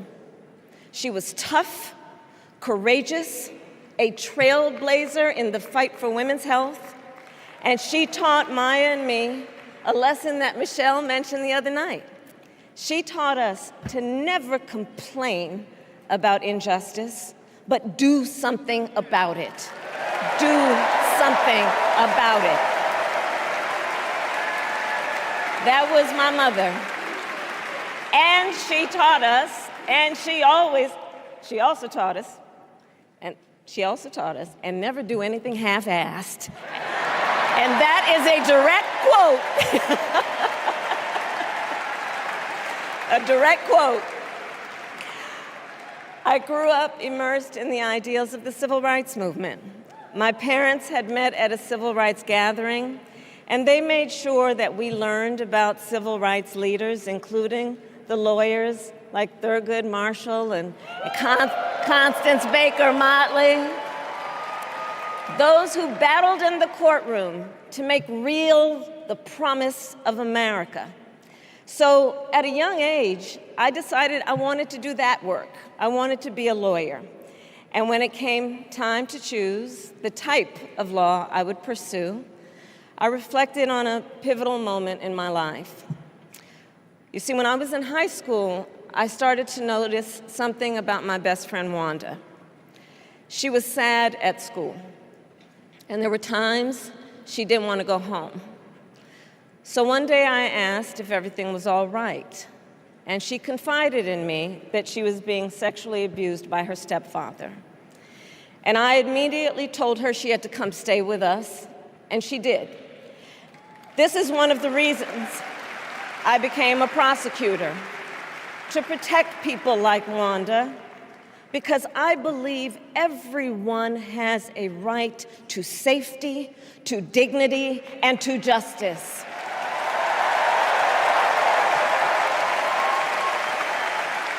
As a prosecutor, when I had a case, I charged it not in the name of the victim, but in the name of the people.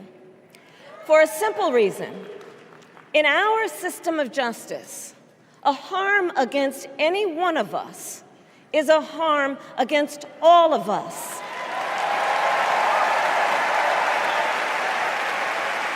And I would often explain this to console survivors of crime, to remind them no one should be made to fight alone. We are all in this together. And every day in the courtroom, I stood proudly before a judge and I said 5 words: Kamala Harris for the people.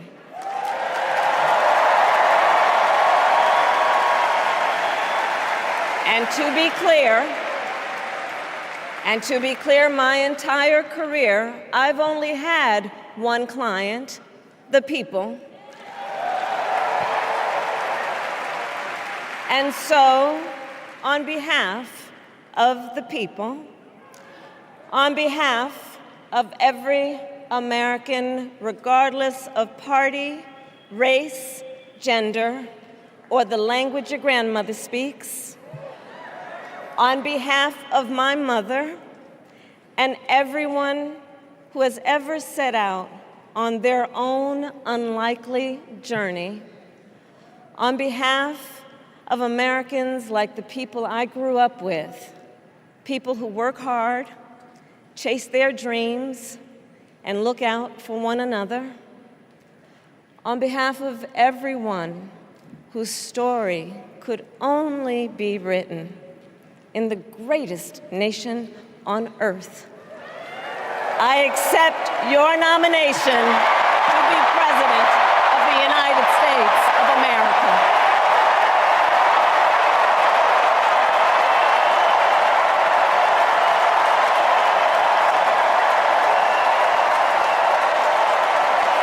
And with this election,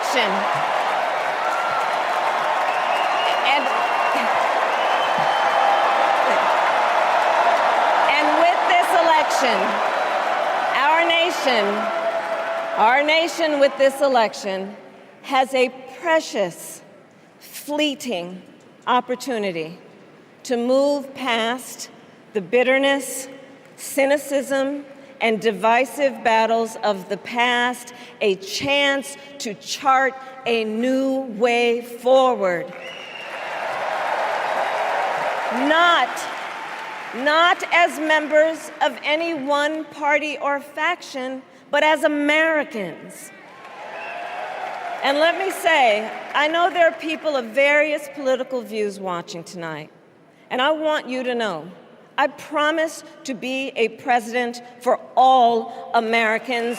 You can always trust me to put country above party and self, to hold sacred America's fundamental principles, from the rule of law to free and fair elections to the peaceful transfer of power.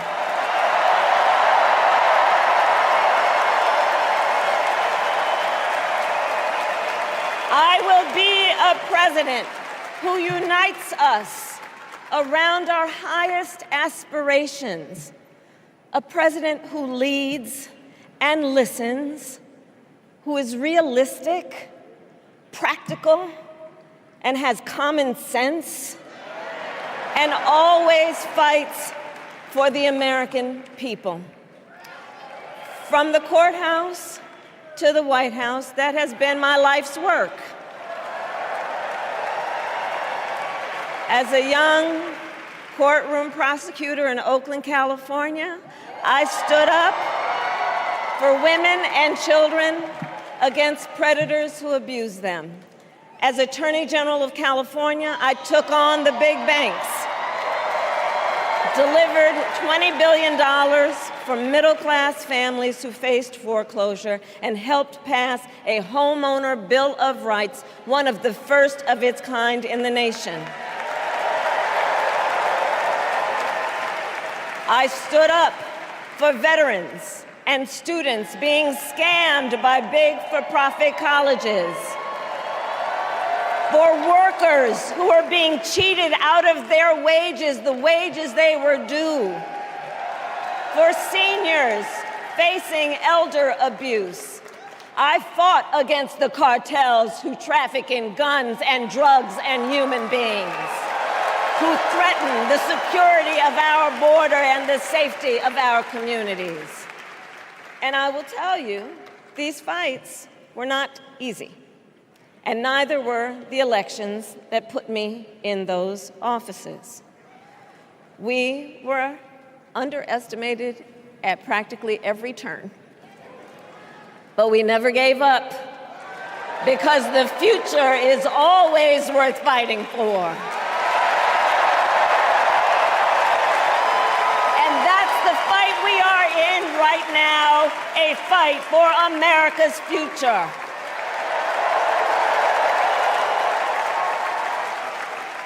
Fellow Americans, this election is not only the most important of our lives, it is one of the most important in the life of our nation.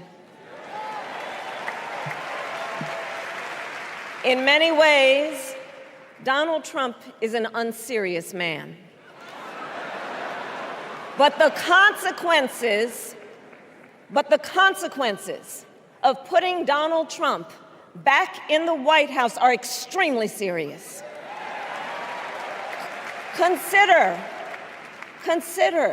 not only the chaos and calamity when he was in office, but also the gravity of what has happened since he lost the last election. Donald Trump tried to throw away your votes. When he failed, he sent an armed mob to the United States Capitol, where they assaulted law enforcement officers. When politicians in his own party begged him to call off the mob and send help, he did the opposite. He fanned the flames. And now, for an entirely different set of crimes, he was found guilty of fraud by a jury of everyday Americans and separately found liable for committing sexual abuse. And consider what he intends to do if we give him power again. Consider his explicit intent to set free violent extremists who assaulted those law enforcement officers at the Capitol. His explicit intent to jail journalists, political opponents, and anyone he sees as the enemy. His explicit intent to deploy our active duty military against our own citizens. Consider the power he will have, especially after the United States Supreme Court just ruled that he would be immune from criminal prosecution. Just imagine Donald Trump with no guardrails, and how he would use the immense powers of the presidency of the United States, not to improve your life, not to strengthen our national security, but to serve the only client he has ever had, himself.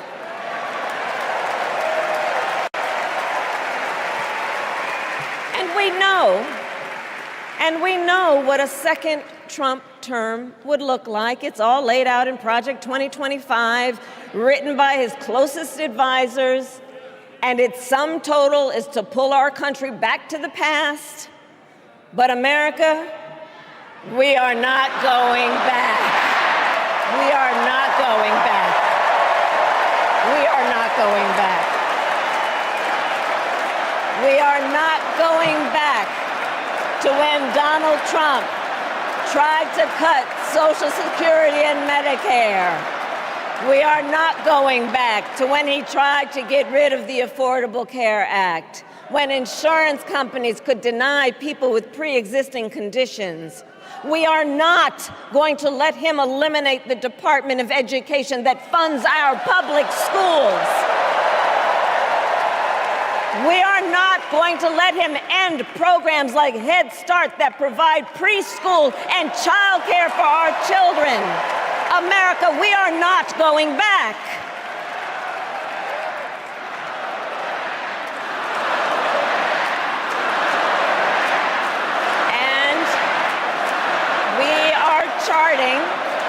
And we are charting a new way forward. Forward to a future with a strong and growing middle class, because we know a strong middle class has always been critical to America's success. And building that middle class will be a defining goal of my presidency.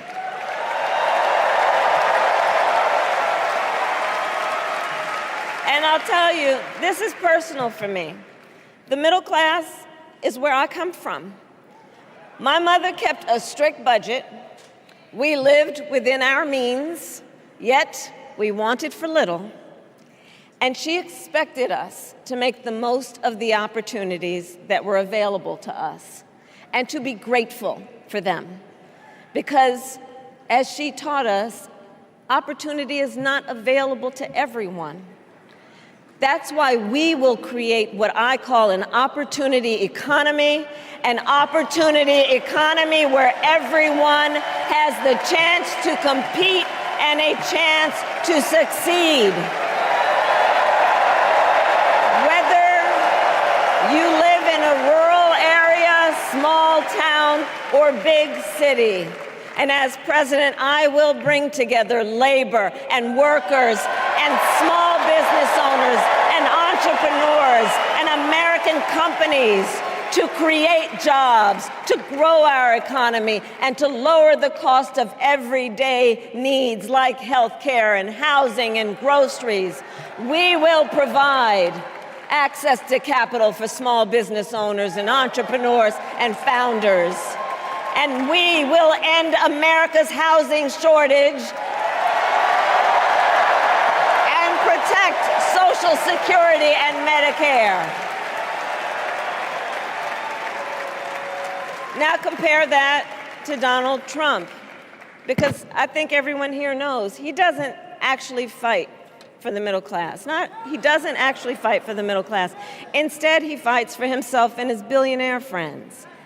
And he will give them another round of tax breaks that will add up to $5 trillion to the national debt. And all the while, he intends to enact what in effect is a national sales tax, call it a Trump tax, that would raise prices on middle-class families by almost $4,000 a year. Well, instead of a Trump tax hike, we will pass a middle-class tax cut that will benefit more than 100 million Americans.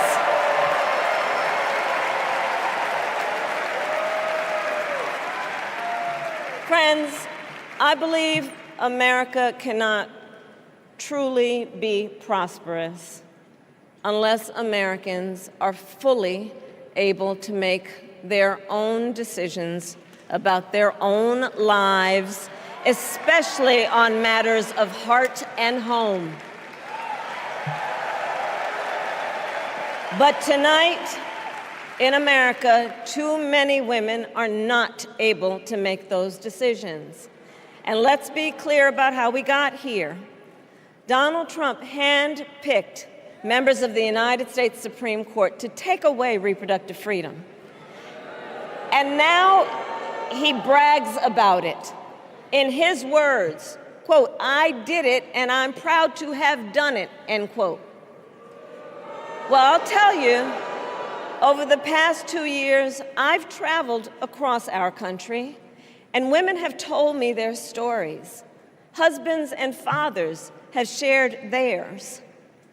Stories of women miscarrying in a parking lot, developing sepsis, losing the ability to ever again have children, all because doctors are afraid they may go to jail for caring for their patients.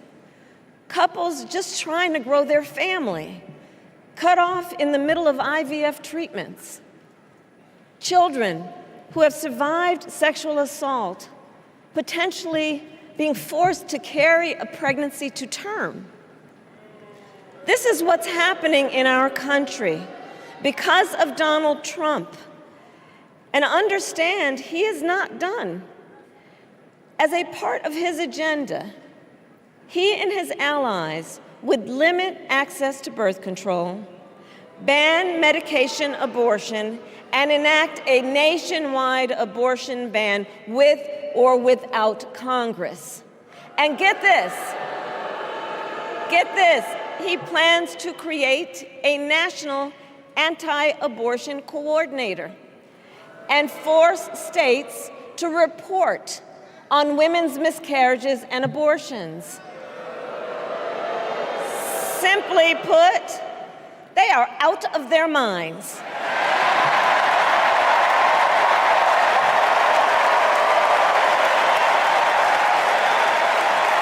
And one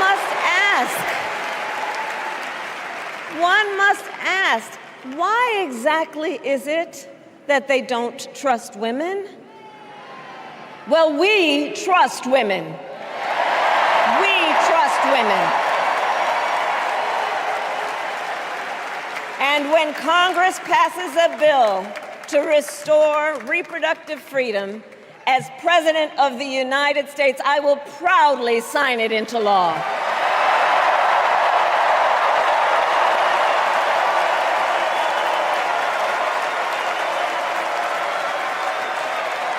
In this election, many other fundamental freedoms are at stake. The freedom to live safe from gun violence in our schools, communities, and places of worship. The freedom to love who you love openly and with pride. The freedom to breathe clean air and drink clean water and live free from the pollution that fuels the climate crisis. And the freedom that unlocks all the others, the freedom to vote. With this election, we finally have the opportunity to pass the John Lewis Voting Rights Act and the Freedom to Vote Act.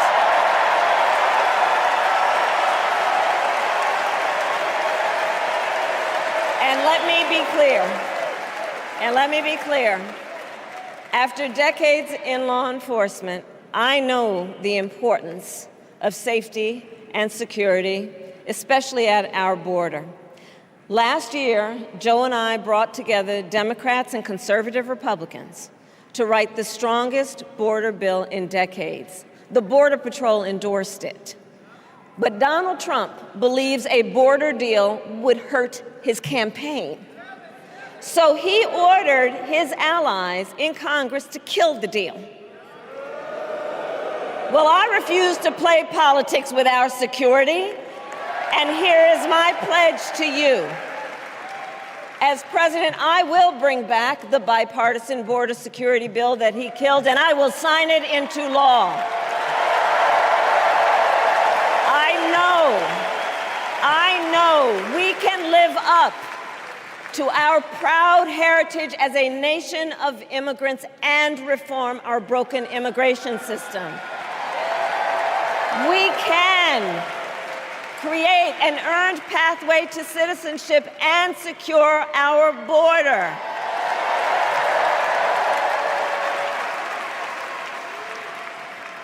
And America, we must also be steadfast in advancing our security and values abroad. As Vice President, I have confronted threats to our security, negotiated with foreign leaders, strengthened our alliances, and engaged with our brave troops overseas. As Commander-in-Chief, I will ensure America always has the strongest, most lethal fighting force in the world.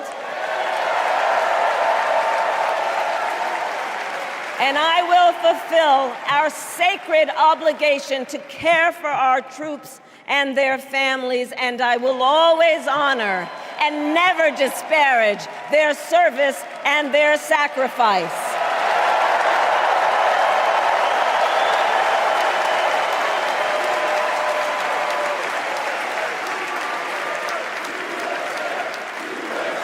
I will make sure that we lead the world into the future on space and artificial intelligence, that America, not China, wins the competition for the 21st century, and that we strengthen, not abdicate, our global leadership. Trump, on the other hand, threatened to abandon NATO. He encouraged Putin to invade our allies, said Russia could, quote, do whatever the hell they want. 5 days before Russia attacked Ukraine, I met with President Zelensky to warn him about Russia's plan to invade. I helped mobilize a global response, over 50 countries, to defend against Putin's aggression. And as president, I will stand strong with Ukraine and our NATO allies.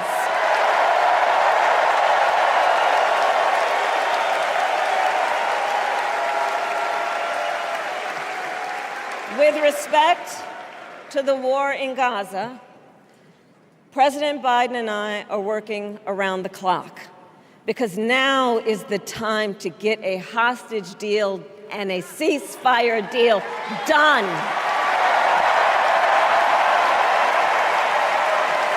And let me be clear, I will always stand up for Israel's right to defend itself, and I will always ensure Israel has the ability to defend itself, because the people of Israel must never again face the horror that a terrorist organization called Hamas caused on October 7, including unspeakable sexual violence and the massacre of young people at a music festival. At the same time, what has happened in Gaza over the past 10 months is devastating. So many innocent lives lost. Desperate, hungry people fleeing for safety over and over again. The scale of suffering is heartbreaking.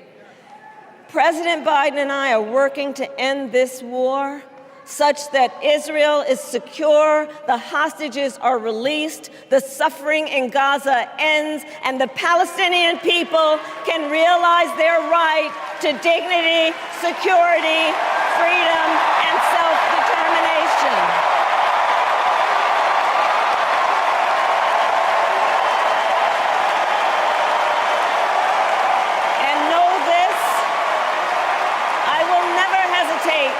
Take whatever action is necessary to defend our forces and our interests against Iran and Iran-backed terrorists. I will not cozy up to tyrants and dictators like Kim Jong-un who are rooting for Trump.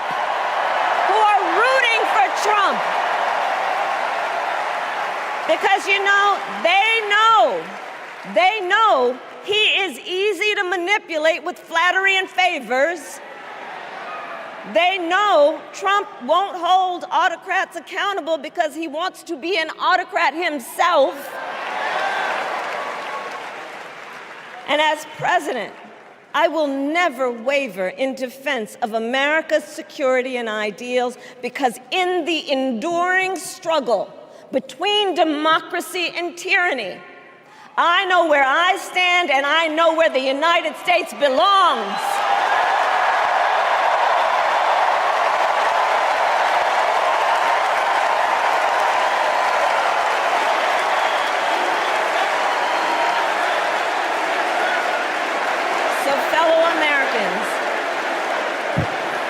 Americans, I love our country with all my heart. Everywhere I go, in everyone I meet, I see a nation that is ready to move forward, ready for the next step in the incredible journey that is America. I see an America where we hold fast to the fearless belief that built our nation and inspired the world, that here, in this country, anything is possible, that nothing is out of reach. An America where we care for one another, look out for one another, and recognize that we have so much more in common than what separates us. That none of us has to fail for all of us to succeed. And that in unity there is strength. You know, our opponents in this race are out there every day denigrating America, talking about how terrible everything is. Well, my mother had another lesson she used to teach. Never let anyone tell you who you are. You show them who you are. America, let us show each other and the world who we are and what we stand for. Freedom, opportunity, compassion, dignity, fairness, and endless possibilities.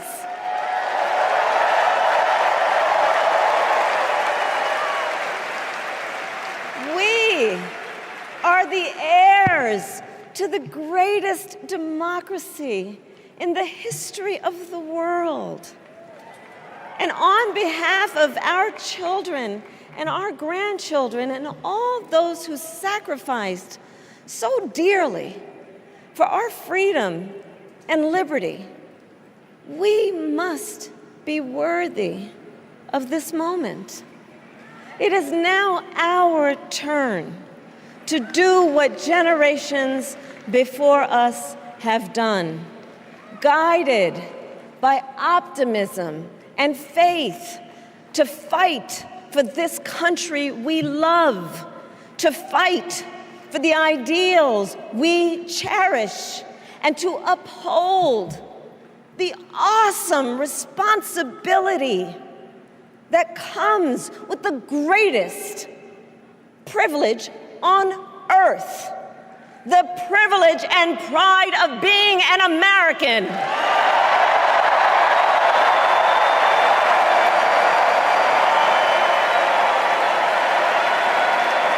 So let's get out there, let's fight for it, let's get out there, let's vote for it, and together let us write the next great chapter in the most extraordinary story ever told. Thank you. God bless you, and may God bless the United States of America. Thank you all.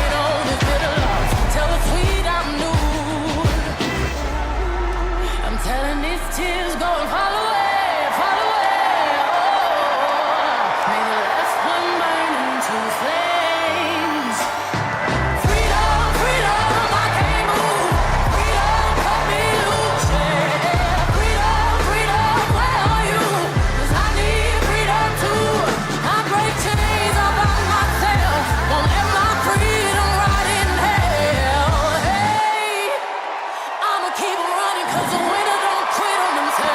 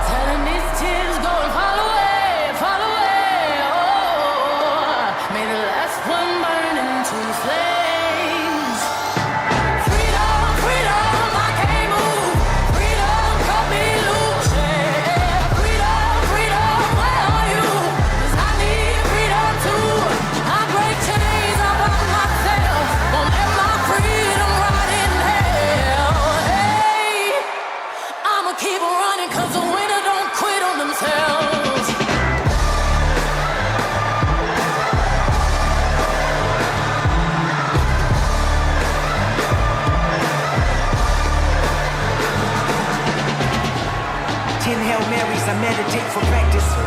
Channel 9 News tell me I'm moving backwards. 8 blacks left, death is around the corner. 7 misleading statements by my persona. 6 headlights waving in my direction. 5-0 asking me what's in my possession. Yeah, I keep running, jumping the aqueducts, fire hydrants and hazardous smoke alarms on the back of us. But mama don't cry for me, ride for me, try for me, live for me, breathe for me, sing for me, honestly guiding me. I can be more than I gotta be, stole from me, lied to me, nation hypocrisy, code on me, driving me wicked. My spirit inspired me like yeah. Open correctional gates in high desert. Open our mind as we cast away oppression. Open the streets and watch our beliefs. And when they carve my name inside the concrete, I pray it forever reads. Freedom, freedom, I can't move. Freedom, cut me loose. Freedom, freedom, where are you? 'Cause I need freedom too. I break chains all by myself. Won't let my freedom rot in hell. Hey, I'ma keep running 'cause the winner don't quit on themselves.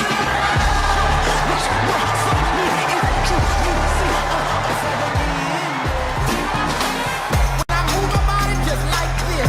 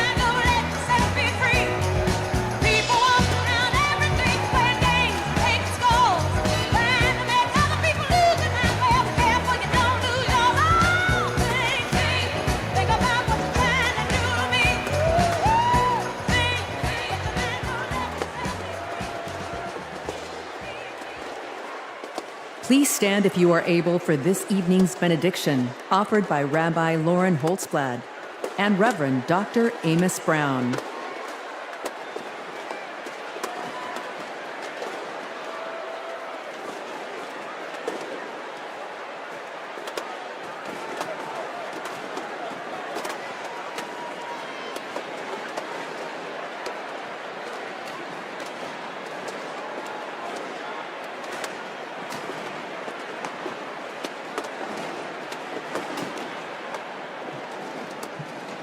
America, let us pray.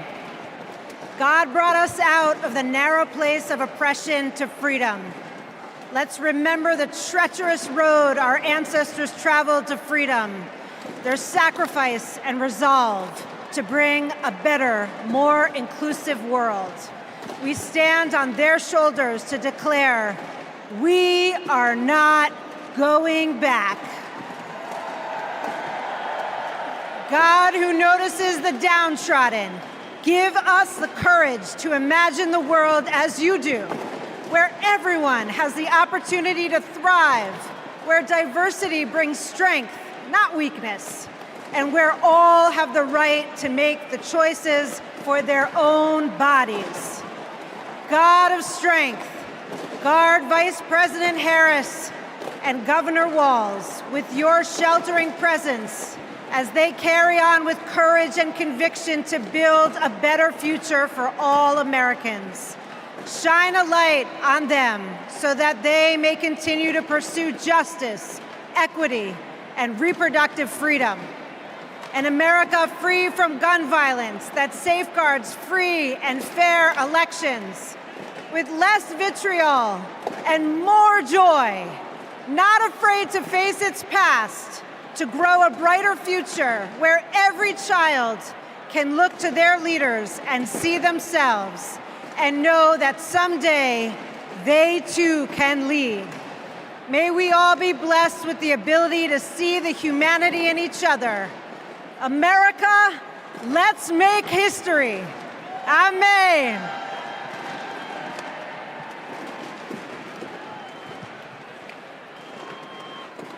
As we close this convention, we ask that the Creator bestow blessings on Vice President Harris and Governor Walz, and upon the bright future they will bring to the people of America. A future where our nation lives its motto of e pluribus unum, bringing together in civility and dignity the diversity that has built this great nation. E pluribus unum, one nation that embraces us all, every race, creed, or color, regardless of sexual orientation, gender or gender expression, rich and poor, old and young, urban and rural. A future, oh God, for every American, where the humanity of all persons will be affirmed and celebrated, where every American has the opportunity and freedom to pursue those inalienable rights of life, liberty, and the pursuit of happiness. A future, oh God, where we live in peace and joy, where we set aside our rancor and division, where we heal our differences and celebrate our common purposes as one nation, one American community, that great city on a hill that serves as a beacon for all the people and all the nations.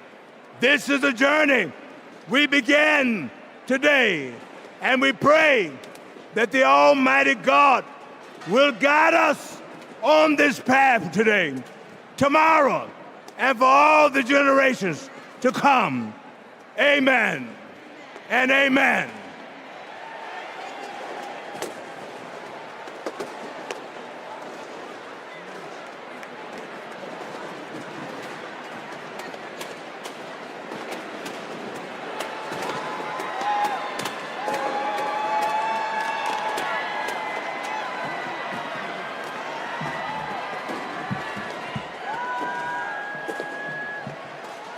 As we close, I want to thank each and every one of you for bringing your energy and your enthusiasm to the convention that will carry us through to victory in November.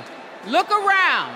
You're surrounded by people from every corner of the country who traveled here because they believe in our mission. We know that unity is our strength.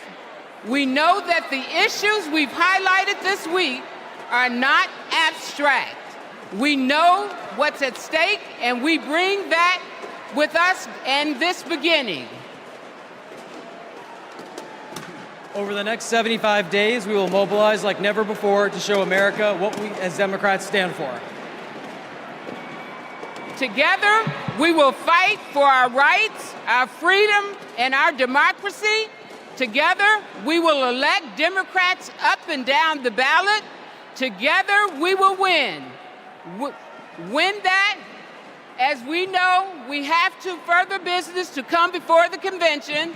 I am now proud to adjourn the 49th Democratic National Convention. Thank you, Chicago.